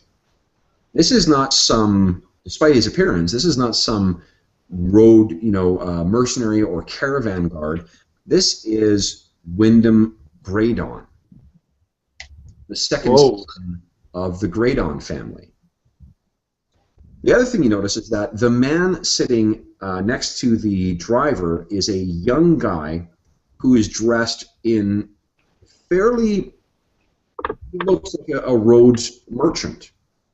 But he's certainly, he's half of Bancroft Waters' age. So, what do? They see you guys at around the same time that you see them, but you're a quick study, so you're able to sort of recognize that it's Wyndham before what do you call it? Before he recognizes you. What do you guys? So, I know this is this merchant's cart. No, you know that this is this merchant's wares. Bancroft Waters prides himself on bringing these relatively small carts, not wagons. Wagons are 4 wheels, carts with 2.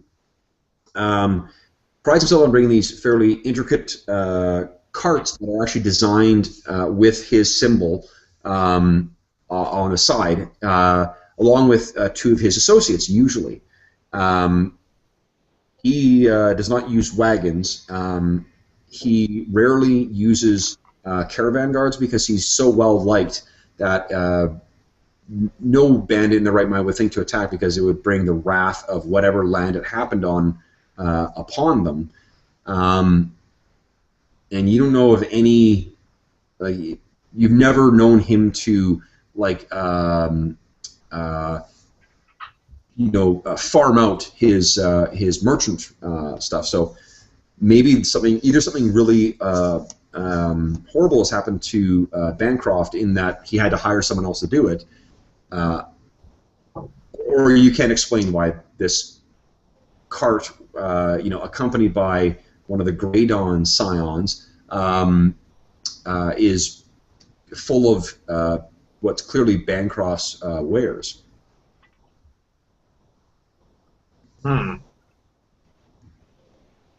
Bancroft's wares. Now, is there a chance? Okay. He wouldn't normally sell the cart along with the wares.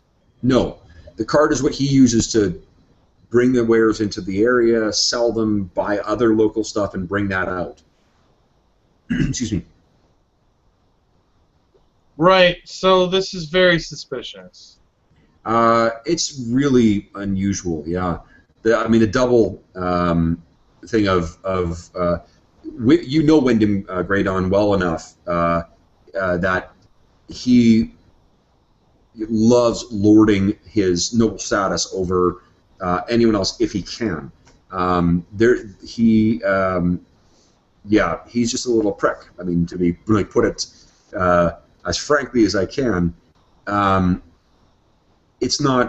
It would be weird for him to be concealing or attempting to conceal his identity like this. There's a couple, and then who this young person is, this young merchant is another thing that is weird. So what do you guys look like anyway? Like, are you guys just like travelers, or you're not merchants, I guess, because you're not traveling with any wares? What are you what's your cover ID here?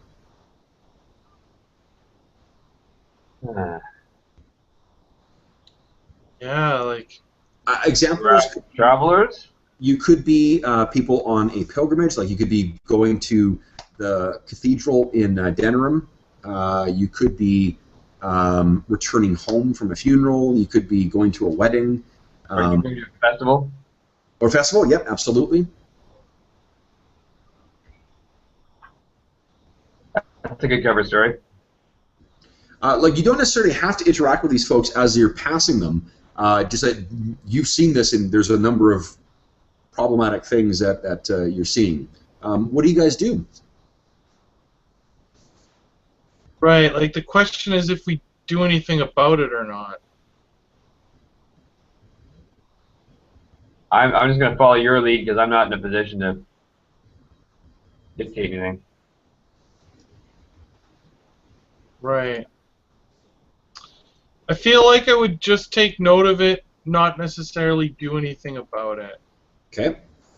So you... We're in their lands, right? Yes.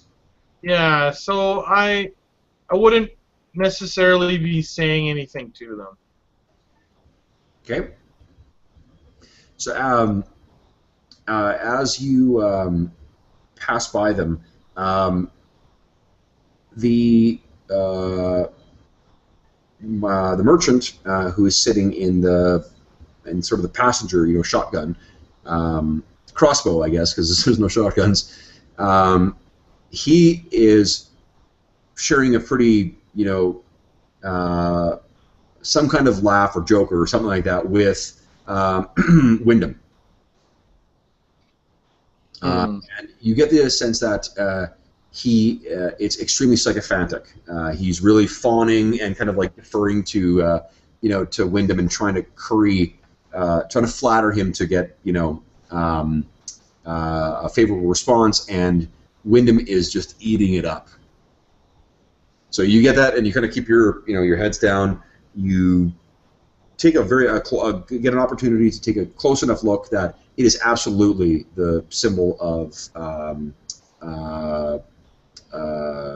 Bancroft Waters on the side of some of these crates, and that wagon is full of the stuff. And then you pass on by. You crest the pass, and then you make your way down into the what do you call it? Into the towards the First League, where you'll be overnighting. It is okay, guys. It is getting close to our normal quitting time right now. Do you want to go on for a little longer to? Because there's probably something we could do for another half an hour or an hour, or do you want to call it a session here and pick up in 2 weeks? I'm at your disposal, guys. Well, Winnipeg it's up to these guys. They came in a little later, so. I can go for another half hour. I do that. Okay. David, like you and Jeff, you guys are the ones who are. It's midnight your time. What do you guys feel? Dave there? Dave, you there? Dave's not here, man. Can you guys hear me? Yep. Okay. Yeah, I'm good to go. I'm happy to stay up a little longer to get as much in as we can. Okay. Then yeah, let's push on for another half hour then.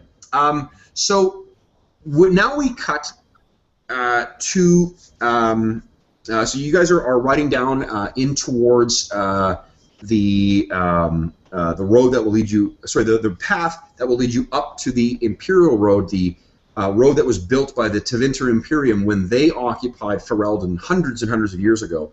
That leads you into Denerim, to the capital. For now, we're going to turn to a slightly different scene. This scene is in Denerim, a day and about a day and a half later. We find ourselves in a mist-shrouded back alley where was it three? Oh, this works out brilliantly. Three figures stand over the fallen bodies of a quintet of white-robed figures. Now, the three figures, we recognize them, the three standing figures. These are, of course, Connor the Just, the big, burly hero who was leading the escort that was going into what do you call it, Denerim with Esmond, and standing with him is Nox, the kind of drunk but seasoned, experienced guy who was leading our trio off to the Pearl. Now, Dave, you recall that you guys were going to go to the Pearl to for Nox to purportedly, get some information, but I believe he was also quite hot on reuniting with a certain prostitute or courtesan who worked at the Pearl. The Pearl, incidentally, guys, is the most prominent brothel in Denerim. Oh yeah. Miller, the hot-tempered guy, was accompanying him and was going along with you guys too. The three of them were traveling to the Pearl for was to see if you can find information about the a group called the Sister. Is that right, Dave? What you're that consistent with what you? Yes, absolutely. Okay. The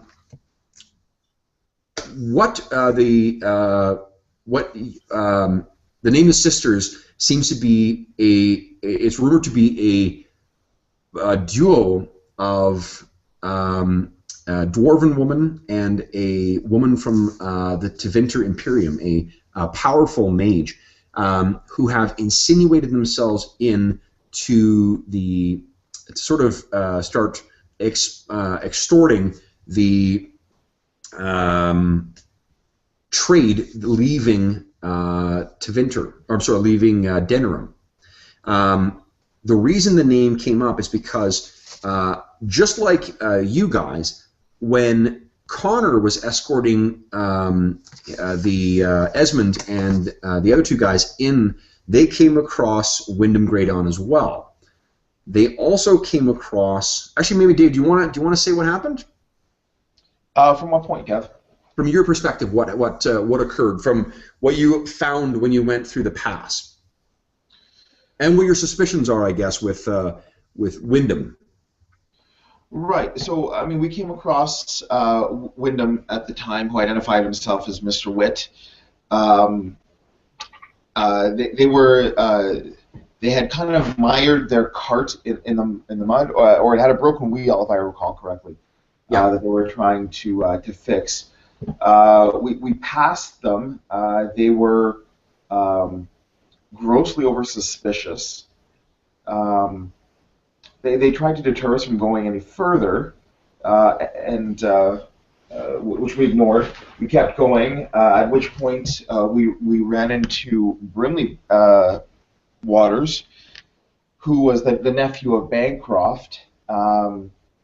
And he played us for quite the fool, and had us believe that they had been attacked. The caravan had been attacked. His retinue, which included his uncle and another member of the Bancroft trading party, had been killed. Brimley was the only one left alive.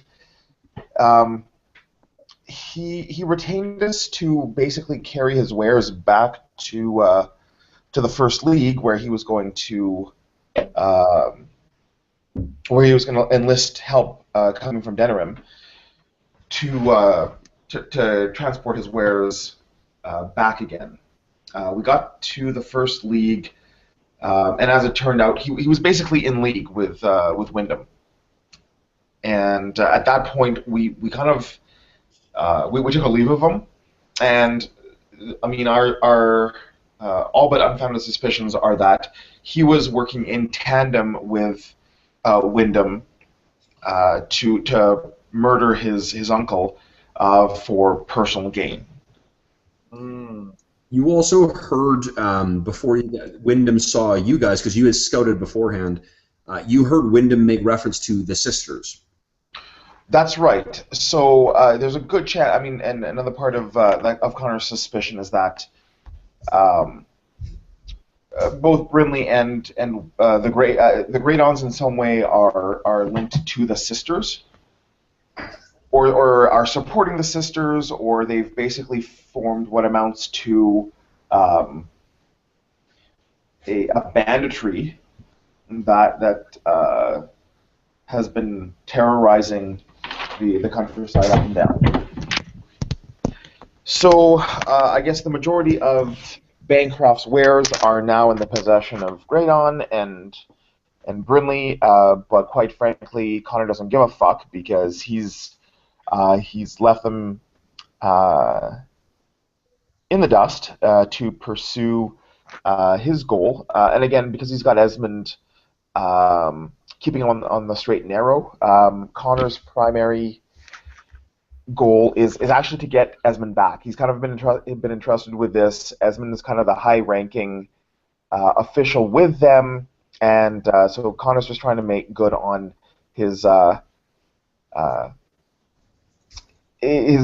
first stab at leadership, essentially. So they're now in Denerim, but Knox has convinced Connor to go to the Pearl, and quite frankly, Connor really it wasn't a hard twist of the arm. No. So what happened along the way is the guys, with Knox saying, he knows where he's going, managed to get them a little lost in the fog. We were joking in the last session too that it seems like every fucking campaign I ever run results in a place where at night all fog comes up. Because that's true in this campaign, in Baldur's Gate, in Corvus, in the Iron Kingdoms campaign I ran for Brent, and any campaign I've ever run in Ravenloft. So, two sort of running ticks with my DMing seem to be fog-filled streets and prophetic dreams. Maybe I should go to those wells a little less often. You need a source of truth, hey man. Nothing like a prophetic dream. I guess if it ain't broke, I shouldn't fix it, right? So what happened is, as they're moving through the fog-filled streets, this is precisely what occurred. It is a cool and misty night in Denerim. All but the nearest torches and lanterns are glowing blobs of light hanging in midair. The city smells like a wet dog. In this kind of mist, you can hear people approaching long before you can see them. You'd peg the half-dozen or so pairs of feet pounding towards you in the darkness as guardsmen if it weren't for the horrible gurgling. 5 people emerge from the mist. All wear off-white robes stained with blood. One carries a child's body over his shoulder. The guys, Dave and Knox and Miller, reasonably asked what the fuck is going on. But when they saw you, the 5 slowed to a halt. "Go about your business, strangers," spits the burly man carrying the child. "This is the Maker's work." Connor and the guys did not believe that. And the robed men swiftly drew daggers and tried to advance into a menacing position. A melee resulted, immediately ensued, and it ended with the 5 of them lying dead at dead at your feet. Connor took the moment to, Miller picked up the torch and held it over so Connor could examine the child. The child had blood streaming from his mouth. Connor stabilized him with some first aid, and then he was able to inspect, and what he found was that the boy's tongue had been cut out with a knife. He can't conceive how that would have happened, and none of them were able to determine why they kept talking about the Maker, like some kind of crazed cult. But they all had an inkling that this had nothing to do with the actual church, the actual chantry. After a very few short minutes, you hear running feet before you can see them. And then 4 men in heavy mail, carrying swords in hand, appeared out of the mist. They stopped when they saw the bodies, and one spoke. "I'm Braden, captain of Ban Nicola Baranti's house guard." He indicates the corpses of the cultists and continues, "We learned these bastards were out again tonight. We weren't fast enough to stop the first kidnapping. Thank the Maker you dealt with this one." He then brandishes a piece of paper with 4 addresses on it, similar to the one you just found. "There are 2 more groups out there and no time. Who are you people? Can you help?" And that's where we left it last session. So that's where we're picking up right now. Jeff and Steve, which of you wants to be the drunkard and which one of you wants to be the hot-tempered guy? I should probably be the hot-tempered guy. You can be drunk, Jeff. Okay. Okay, so Jeff, you're Knox. Steve, you are Miller. For the sake of ease, we're going to use Connor's stats. So if you open up the character document sent on October 11th, that should have the current stats for Connor. So, I think where we left off was they stepped out of the fog. Connor, Knox, Miller, what do you do? Connor is the one who is essentially in charge of you guys here. Connor, what do you do? Well, I'll turn to. So really, I'm Jeff and Steve are actually Knox and Miller right now. That's right. Yes. If they're not playing, okay. Just a quick question before we begin, Kev. What are Marzio and Masarian doing on their way to Denerim? Oh, right. Sorry, player. What happened is, in addition to some other, fucked up magical stuff, what had been happening in the keep for the 21 days preceding, or 20 days preceding your departure for Denerim, is that all the children in the keep were waking up screaming from nightmares. And this has been happening for day after day after day after day. In addition, what happened the day after you left is that the person who runs the kitchen for the keep, she found that all the grain had somehow sprouted and become like shoots of wheat instead. So the flour somehow transformed back to eggs, germinated and sprouted. So there was bags full of these shoots of wheat. In addition, the potatoes all kind of, had all their roots extend out seemingly overnight as well, which basically ruined all the stuff that was stored, or a good chunk of the things that were stored in the larder. With the Templar coming, with the celebration coming for Alistair returning home, they couldn't just do without that stuff. So they needed emergency supplies to be brought in. So Marzio was going to ride to Denerim to meet up with you guys and get that stuff that was needed. And Lady Megara insisted that Masarian go along with him. Okay. So that's why they're coming in. Gotcha. So, can you guys all make cunning checks for me, please? Cunning. Ooh, yeah, that's a 7. Oh, that's a good one. Maybe 11, but I stunted with a 6. Whoa. Dave, how'd Connor do? 15 with a stunt of 3. 15 stunt of 3. Okay. So both Connor and Knox. You recognize that, and Connor, this is probably you haven't actually been here, so maybe this is you. You've been like perusing heraldry, books or books of heraldry. But Knox, you've been here before. You recognize this. This is the sigil of House Baronti, and with a stunt of 6, what you know is the head of House Baronti is this old woman named Nicola Baronti. And Nicola Baronti is one of the most beloved benefactors and philanthropists that lives in Denerim. Extraordinarily influential and very, very kind. So that's what you know, that these guys are part of her house guard. Now, why don't you guys make perception checks for me, please? Perception 1. Perception seeing, Kev? 9. Perception empathy.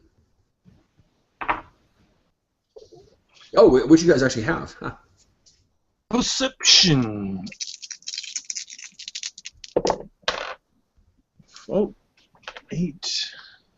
10. Okay, so 10. Steve, how'd you do? 9. 9. And Dave? 10 as well. 10 as well, okay. Those of you who rolled 10, you can tell that Braden is angry, but he seems angry at himself. Like he's blaming himself for failing to stop 2 of the kidnappings.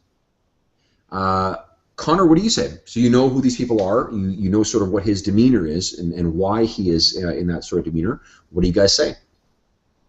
And so how would, what rank does Braden hold? He seems to be the one in charge of this group of 3 other guys. By his markings, does he have any kind of overt military ranking? Is he a lieutenant? Yeah.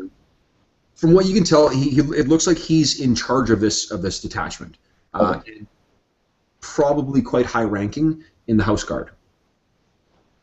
Okay, and we're still incognito, if I'm not mistaken. Yeah, that's right. You're just, because they stumbled across you, and you're standing on top of these dead cultists, and with the boy there, they're assuming that you are good guys, I guess.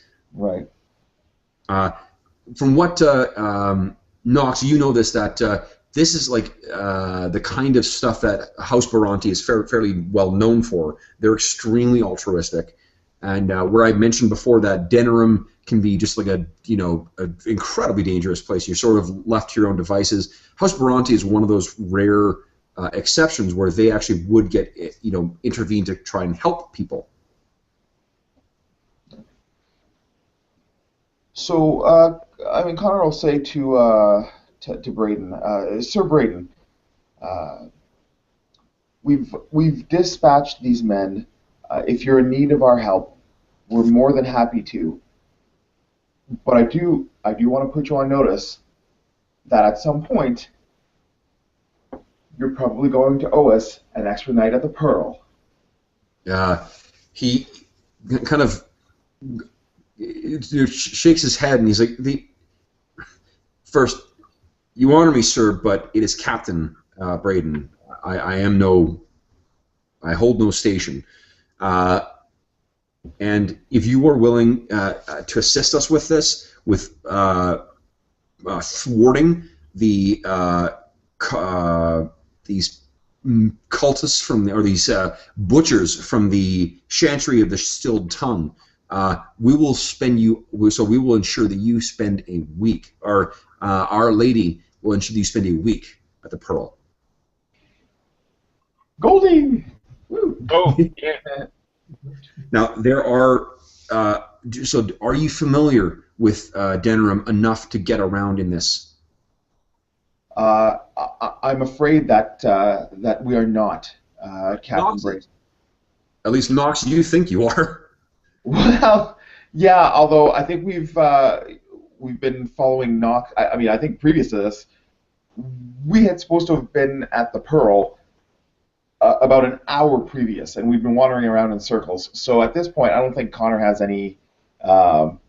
He's pretty much fed up with Knox's idea of where he thinks the Pearl may be. So yeah, no, he's. If Knox makes any indication that he might know, that's where Connor will cut him off right there and be like, no, certainly not in these conditions.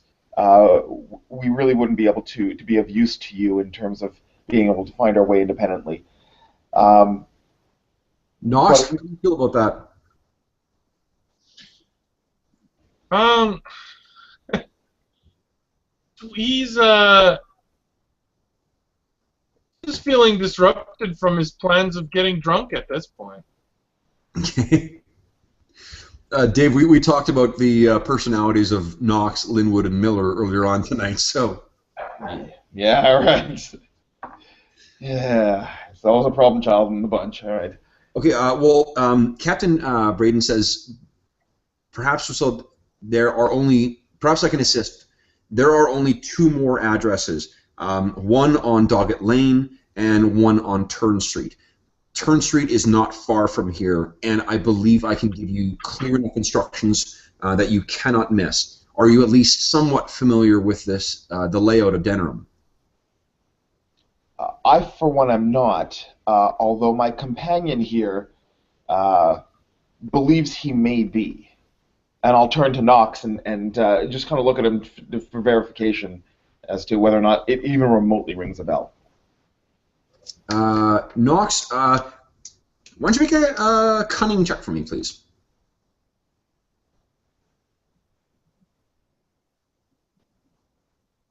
This is me? Yeah, you, Jeff. Sorry, you're Knox, and Steve, you're Miller. Sorry.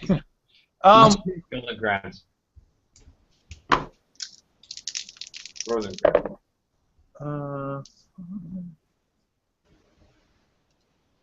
12. 12. Nice. You know where it is. It's about 5 blocks towards the river. Oh, okay. Yeah, I know where it is. Yeah, just the way you knew where the pearl was. Hey. I know. Okay. At this point, Captain Brain says, "Gentlemen, there are children whose lives are at stake. There are knives in the hands of cultists ready to murder these people's parents. You're confident you can get there then?" Absolutely. Outstanding. And he hands you a piece of paper. He says, "This is the address on Turn Street. We'll take the one at Doggett Lane, and I'll leave one of my men to see to the boy." He shakes his head, and he's looking at the boy and says, "We came from his house. Parents murdered." And then he starts stepping away into the, or his men sort of, one of them goes down and picks up the boy. He says, take him to the, what is it here?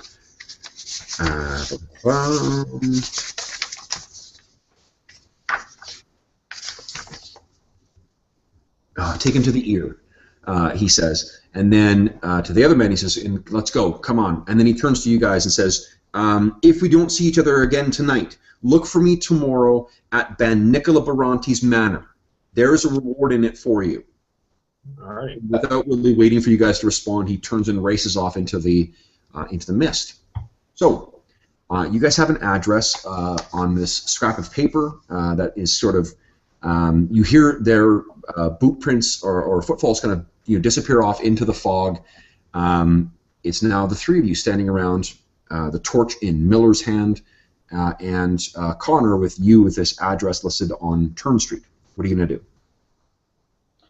Well, I'll turn to Knox and I'll be like, "Well, Knox, this is your time to shine. I mean, if you ever want to find yourself in Goldie's warm embrace, you'll get us there in time."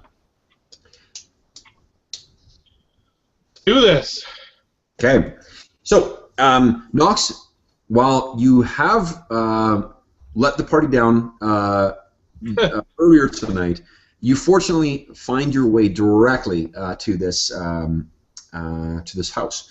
Now, as you approach in the fog-filled streets, nothing seems out of ordinary at the Turn Street house.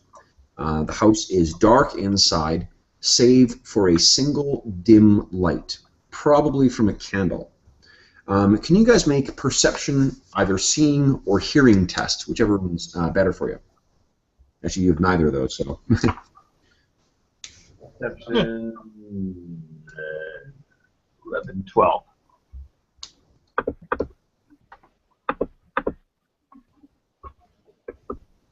Okay. Well, Okay, so what you guys find is okay. So this is what Turn Street. That's T-E-R-N. This is what Turn Street looks like here. You guys sort of come down this alleyway here, and you see that this is sort of the address that you are looking for. Now, as you so what did you guys roll on? Sorry, on the perception checks. Do we have any bonus? You have a +1 in your perception. Okay, I got an 11 then.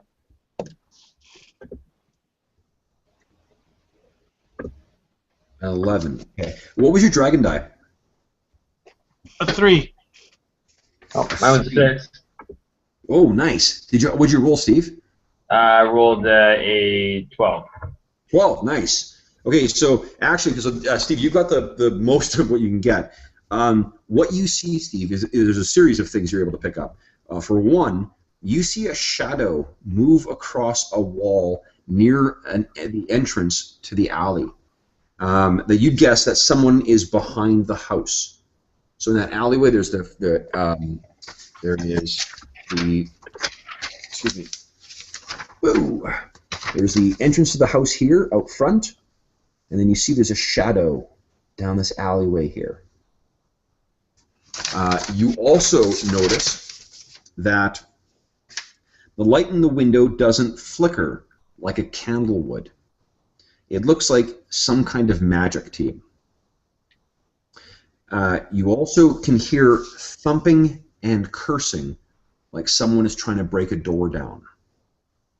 And you hear the muffled shouting and screaming from inside like someone's crying for help. So, there's the shadow of someone moving in the alleyway. There is the light that is in the main room, or one of the rooms, that doesn't flicker, that is a steady, regular, radiant level of light, which is likely some kind of spell. You hear thumping and cursing, like someone's trying to break a door down, and you hear muffled shouting and screaming coming from inside. Miller, you hear all of this. What are you guys going to do? There's a back door, is there not, Kevin, to the alleyway? There probably is in this. Like you don't have X-ray vision. You've never been to this place before, but yeah, that's likely from how big the house is and where the alley leads. That likely is the case. And there is that shadow back there, so there's probably someone lurking in that alley. Well, Knox, Miller, there's probably another small child in there. Although I'm concerned that if we all go in the same way, they may scatter out the back. At least one of us should go in through the back way, and the other two go in through the front. Now, of course, I'm a much better healer than I am a fighter. So, I can help you bind your wounds, but I don't have a lot of weapons. No, Steve, you're not.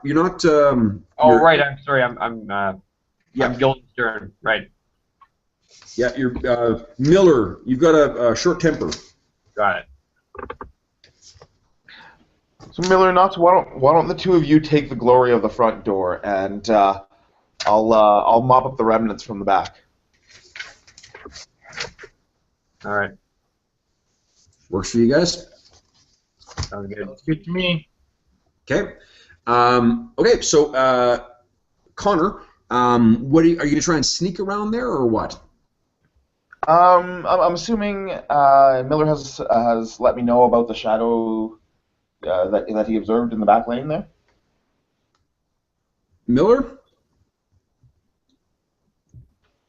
Steve? What was that, sorry? I'm observing the back lane, so... Well, would you have let Connor know about the shadow that you had seen back there? Good question. I'm not sure what I think about that. Maybe not. You would have let Connor go into danger without telling him? Well, I mean, I think he knows... Oh, well... You know, what did I think the shadow was? It's a person. Sorry? Like, oh, it is actually a person. You think that someone's lurking back there? Okay. Oh, then yes, I would have said something. Sorry. Okay. Why don't we roll initiative, guys? 3d6 plus dexterity. Oh, yeah. Woo! 7. 7 for Miller. What? Where? I don't have this character sheet, Kev. Oh, sorry, is Connor the Just not in the bundle of characters in that the same one that Marzio's in? Oh, is his guys underneath it? No. I'm just using the stats for Connor. I'll also have you guys all use the stats for Connor. Oh, okay. I see what. Right, I should have been All right, more clear. That's okay. Okay. 5, 10, 12. Where's the His dexterity? Yeah, plus 2. Okay.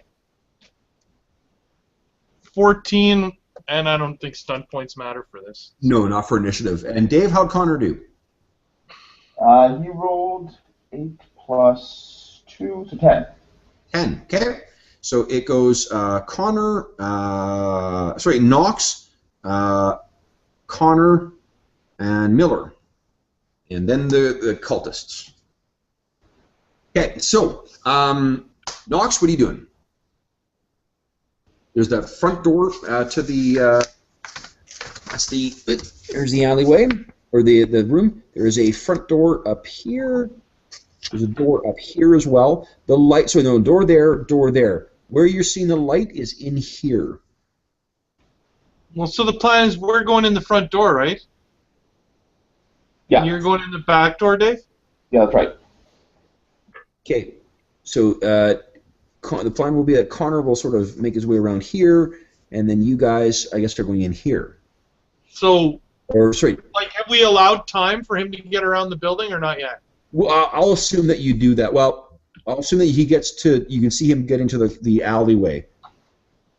And, Connor, how are you approaching that alleyway? Like, are you trying to sneak your way down there?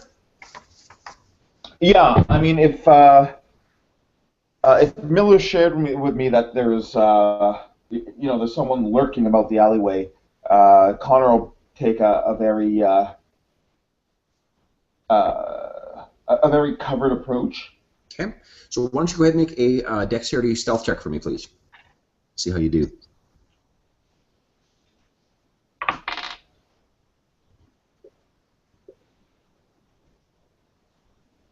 10.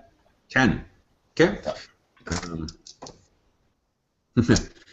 Fortunately, I rolled shit. So you're able to sneak your way down to sort of the end of the alley, and you can hear someone is sort of pacing back and forth in there.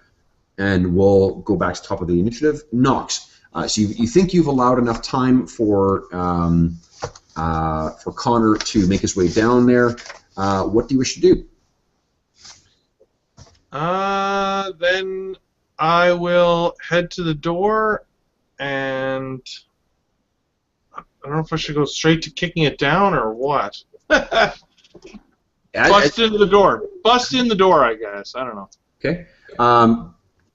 You want? Well, actually, you get there. You're about to sort of bust it open, and you realize it's actually slightly ajar. Oh. Then just rush in there.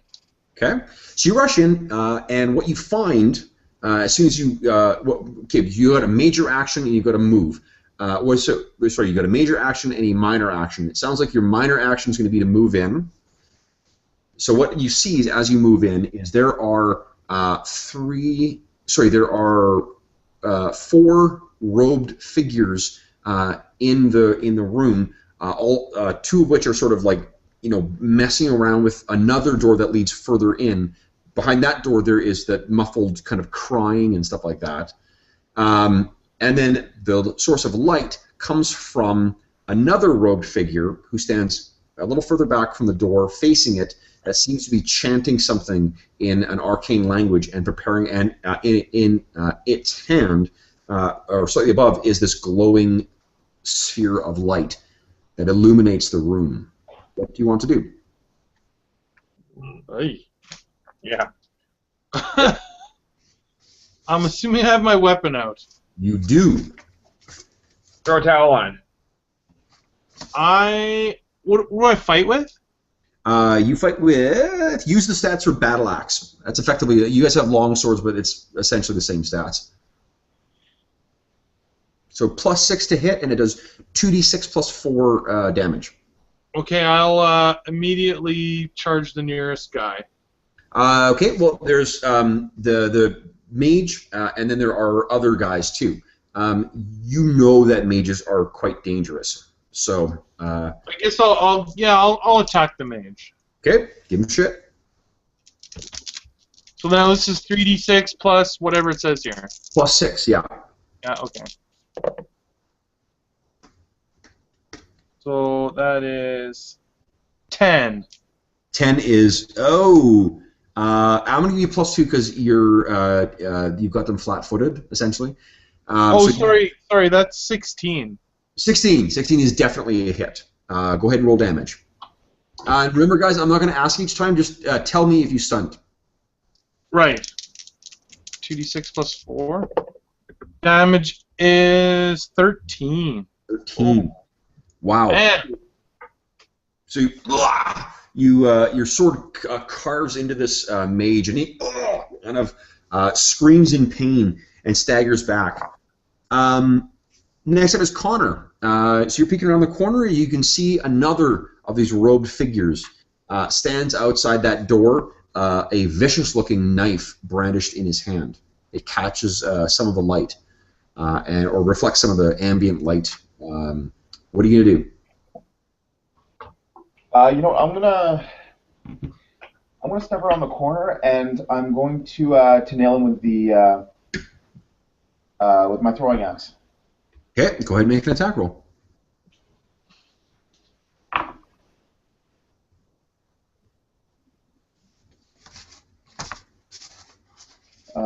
So that's I rolled 13 with 3 on the stunt die, and I guess with the throwing axe that is plus 6 to hit, so 19. Yeah, it is definitely a hit. So it's 3 stunt points. What would you like to do? Let me see what I can do with 3. You could do a light attack and do a second attack against the same enemy. Yeah, let's do that. Okay, make another attack roll. This one can't stunt, but This one will not stun? no, it can't stunt. Gotcha. Okay, so that's 15 and another 19. No, 19, nice. So roll damage twice, 2d6 plus 8. Sorry, 2d6 plus 10.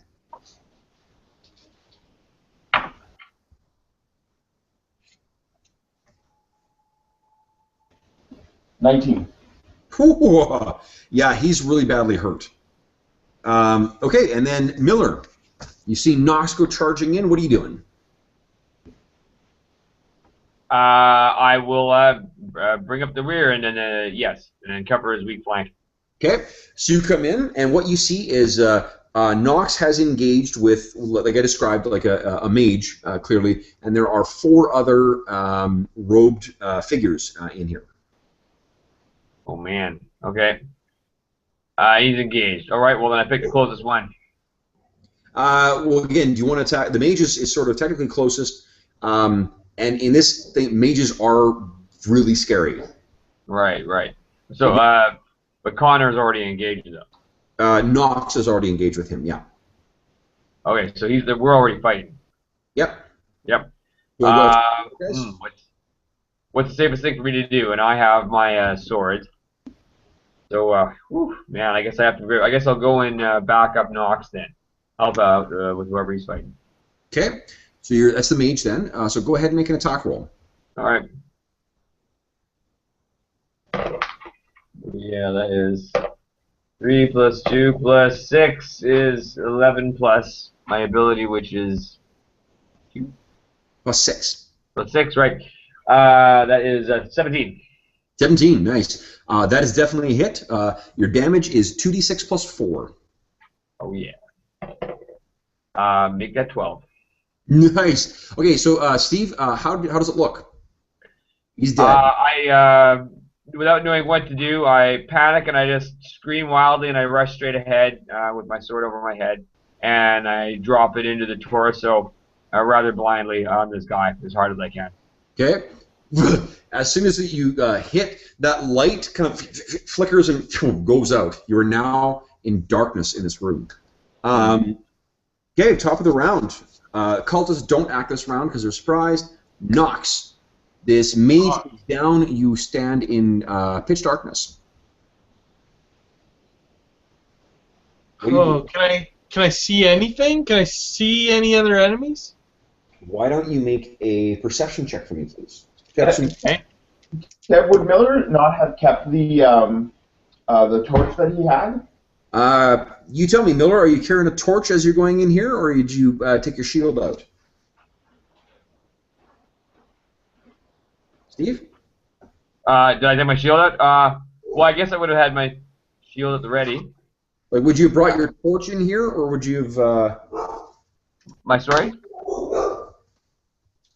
So you're. I'm wondering whether you would have brought your torch in, or whether you would have switched it out for your shield. I'm thinking that you probably would have not brought the torch in because it would be hard to surprise the cultists while kind of, hey guys, bringing the torch in. Right. Yeah. Yeah. I bought my shield, so. Okay. So now you're in darkness. All right. My perception is a 10. A 10. Okay, so you're able to pick out the white robes of the guys of the cultists. So you will be able to attack them just with a -2 to hit. Okay. Okay. So go ahead and make your attack roll, and then Connor, you will be up afterwards. 10, 15, 18 minus 2 is That nails him. 16. Yep, nails one of them. No stunt. 5 and what was the damage? +4. 9 damage. Ooh. Okay, so you managed to clip one of them, and blood spatters their white robes. Okay, you still have a minor action as well. I guess maybe you used it to move into them. I'll mention that in this game too, guys.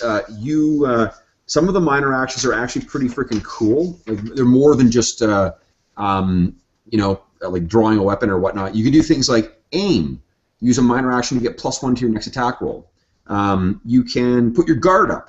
You get +1 or +2 to your defense. But you also suffer the same penalty to other tests you make.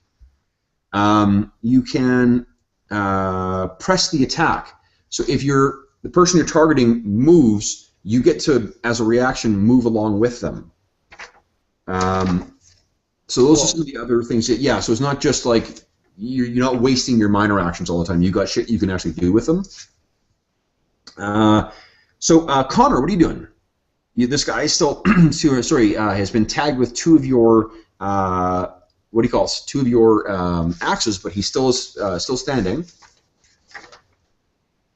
In what shape is he in? Is he not good? He seems to be bleeding. It's tough in the dark of the alley, you see, but from the way he's sort of staggering and turning to face you, it's not looking good for him. I'm gonna go straight up, like within inches of his face. Okay. So that would be a move action. Okay. That would be a minor. What are you gonna do next? So either a major or another minor action. I'm going to pull the 2 throwing axes out. Of him? Yep. That would be yeah. Oh, you got 2-hander style. Oh, it's 2-hander style, not 2-weapon style. I think that it would be a ready action to get one of them out. That's really all you could do then. Okay.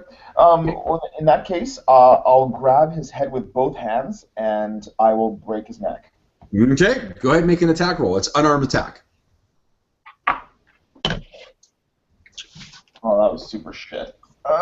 That's that's 9.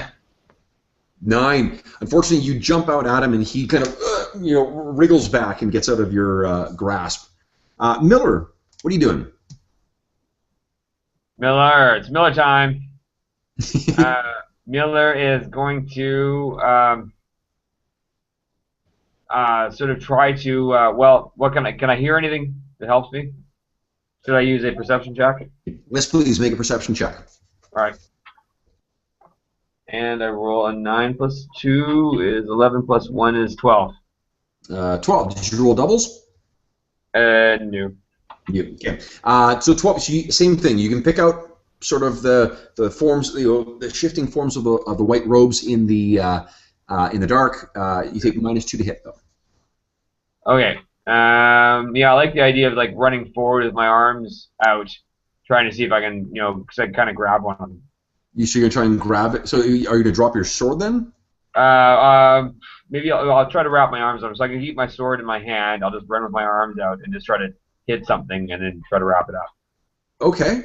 So I probably will impose another penalty because you're trying to kind of grapple with something awkward in your hand as well. Okay.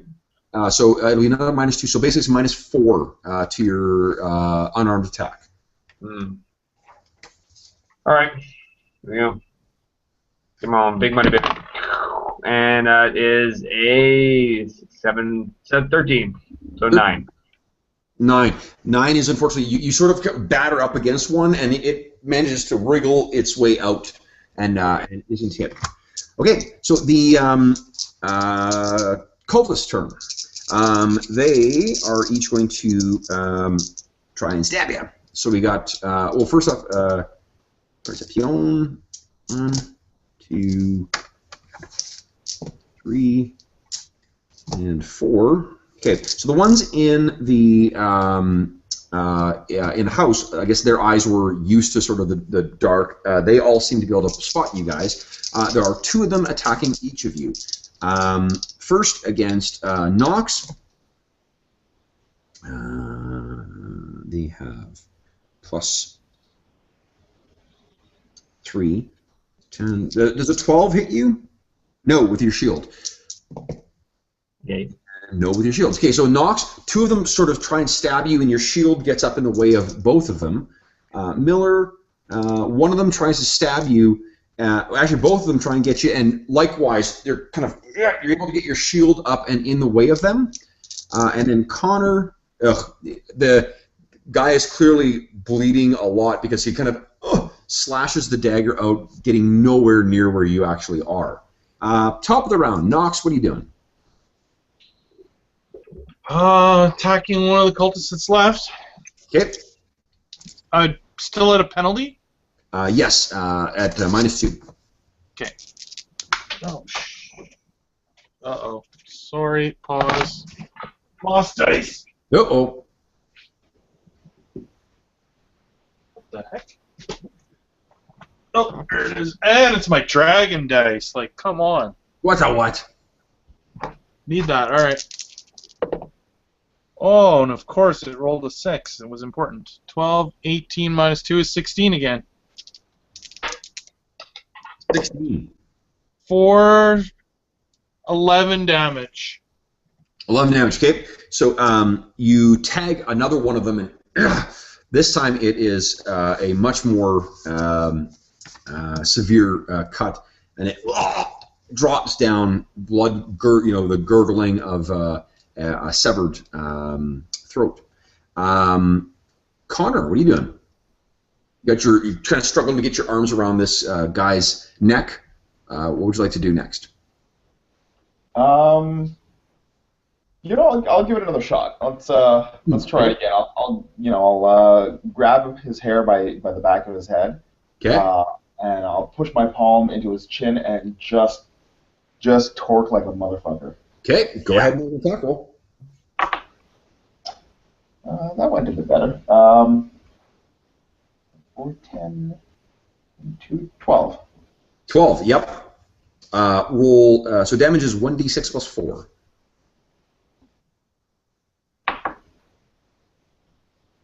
10. So yeah, you grab him by the hair, and he's gonna screams, but you torque your muscles and wrench it to the side. You hear a horrible cracking as his spine shatters, and you kind of throw him to the ground. You still have a minor action. What do you want to do? Am I in front of the door now? Yep. I'll kick the door in. That I think is major. As a moment, you can open it if you like. All right. Okay, it's locked. Sure. All right. Okay, then Miller, what are you doing? Dinner time. Well, I've got a beat on this guy, so I'm going to whack him with my sword. I think I know where he is. He kind of gets up free. He swung at you. You're like, fuck this. Go ahead. Yeah, baby. -2 to hit. -2, and that is a 9, plus 1 is 10, plus 6 is 16, -2 is 14. That is a hit. Roll damage. 2d6 yeah. plus 4. Remember to 10. keep an eye out for your stunts. Ooh, stunting, yes. Yeah. 10 damage. 10 damage. Okay, so you slash this dude. There's a scream. He seems to be quite badly hurt. But Excellent. not quite down. So their turn. There is still 3 cultists inside remaining. So the 2 on you, Steve-O, are going to attack. One of them misses. One of them misses as well. And gets, so 2 blades are flashing at you in the darkness. Both miss. And another fucking horrible. I just rolled 3 1s. So the remaining... what do you call it? The remaining cultist who is facing you, Nox, staggers in and actually misses you so badly that he buries his dagger into the wall and is sort of stuck trying to pull the thing out. So you have +2 to hit him next round. Top of the round, Nox, what are you doing? Attacking this guy? So essentially it's a normal attack against him. Oh, nice. 12, 18. Hey! And I stunted for 3. Stunted for 3. What do you spend your stunt points on?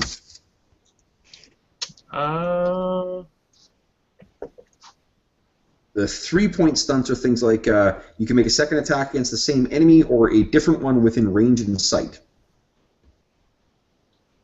Well, there's only the one guy left, right? Near you, yes, there's still 2 facing Miller. Oh. Or you can split 2. You could use Mighty Blow to do 1 extra dice of damage. You could do Pierce. Probably in trouble. I think that. Hold up here.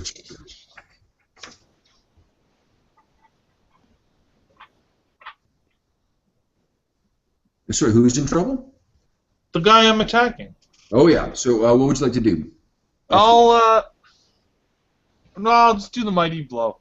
Okay. And then go ahead and roll your. Excuse me. It's 3d6 plus 4 then. Okay. Good thing I did that. Oh yeah. 9, so 13 with the extra dice. He is dead. How does it look? I actually kind of, he's still trying to pull his dagger out of the wall, and I cleave off both of his arms. He kind of falls back, his stumps spewing blood, and collapses to the ground, dead. Miller, what are you doing? There's this one injured guy in front of you, and then another cultist who's been trying to cause you harm.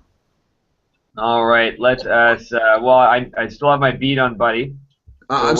Steve, I'm going to skip back 1 sec. Connor, you kick the door open this round, and you see what the guys are up against, and then you move inside. Dave, you there? David? Dave, you still there?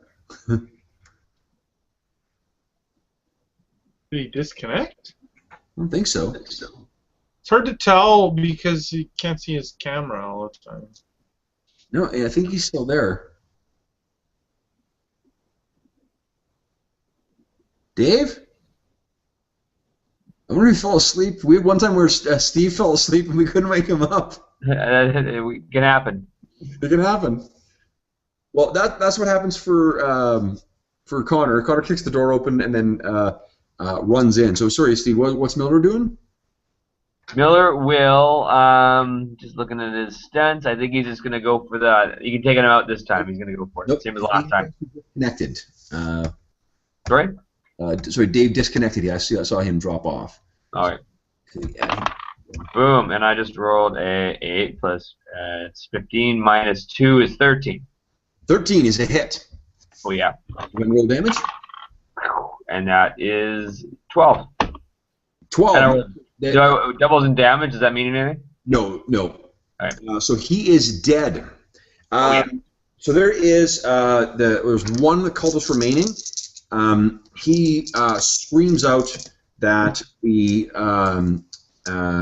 Maker will silence all the unclean tongues and he stabs at you, Steve, and actually manages to hit. Does 5 points of damage, but your armor rating is a 5. So, Dave, you're back. Yeah, sorry about that. That's okay. What we said is that Connor kicked the door open and ran in. You sure did. Sure did. So what you see is basically in time to see one of the cultists, the last one remaining, seems to have stabbed Miller, but Miller's armor has prevented the dagger from reaching flesh. Top of the round, Knox, there's a guy who appears to have just stabbed Miller. What are you doing? Swing at that guy, I guess. Yep. Go ahead and make an attack roll. -2 to hit.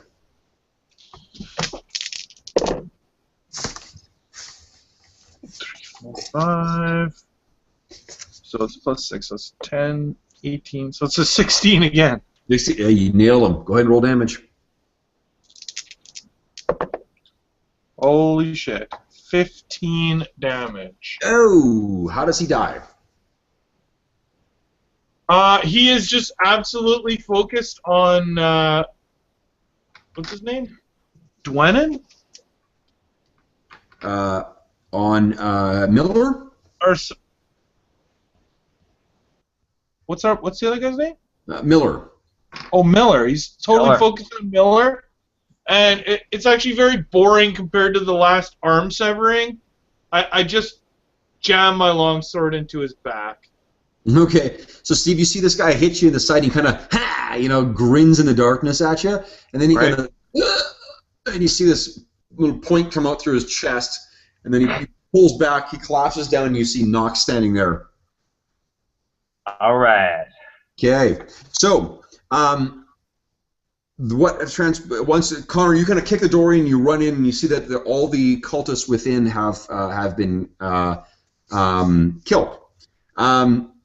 What happens in a sort of a fast forward through the next bit here is that you find that the girl, turns out there's a girl who has been targeted who lives in here. Her name is Tessa, and her parents are dock workers named Hother and Lania. You talk to them for a little bit, and they have no idea why they may have been singled out for this attack. They're a poor family of no real particular distinction. And it takes a little coaxing, in fact, to actually get them to come out from and convince them that that you aren't part of the cultists. Now, out of an abundance of prudence, which of you three do you think would actually why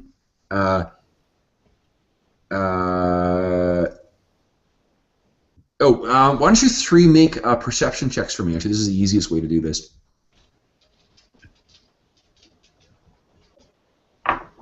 9, 11. Perception seeing? Kevin, is it a test against seeing? It is. Yes, it is seeing. 10. I got a 10. 10. Okay. 12. 12. 7. 7. Okay. Miller, you spot that once the lights kind of come on and whatnot, in the hand of one of the mages, kind of crumpled up, is another note, and the note is looks like it's the same paper and same hand that scrawled it. That scrawled the note leading to where you are now on Turn Street. A note!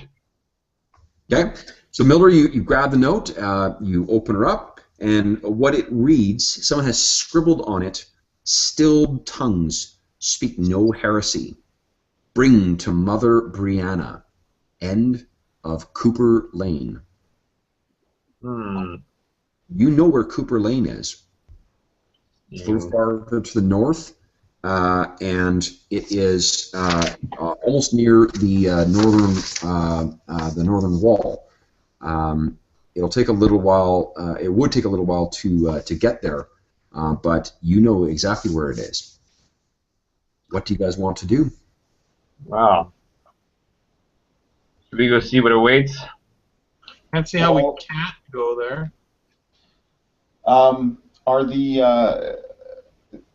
So it's the little girl, and her parents are all safe at this point. That's right. You probably spend about 45 minutes or so trying to, get them out, calm them down, finally get out, who they are, like why are they trying to figure out why this chantry of the stilled tongue may be targeting them. They've never seen any of them before. They have no idea. Really, there's nothing. Essentially, what they're saying is there's nothing really remarkable about themselves or their daughter. She's never demonstrated any particular gifts or anything like that. Like, it doesn't make any, as far as they can tell, it makes no sense. As far as you guys can tell, there is nothing remarkable about these people. At least not in the sense that, she's a chosen one or whatever. Right. I'm going to tell them to make their way to House Bronte to speak to Captain Braden and let him know what has happened to them. To the Bronte house? Yes. Okay, that's what you're telling the guys to do? Yeah. No. To the family. Oh, for the yes. I'm sorry. Okay, so they're gonna do that. What are you guys doing? Well, I'm going to turn to the guys and say I completely missed this party. So if you guys have another one that you want to go to, I'm game for that. Nice. Okay, so with It's that, time. the three of you kind of steal your resolve. Knox, you're confident you know the way there. So with a quick follow me, you guys step out into the fog, and with that, we will call it a session. So for those listening at home, thanks so much for joining us for another installment of the Live from the Sword Coast podcast. Hope you enjoyed what you heard. If you want to see stats for our PCs, you can find them in the link in the description of this video. And we hope to see you again next time in 2 weeks. See you then.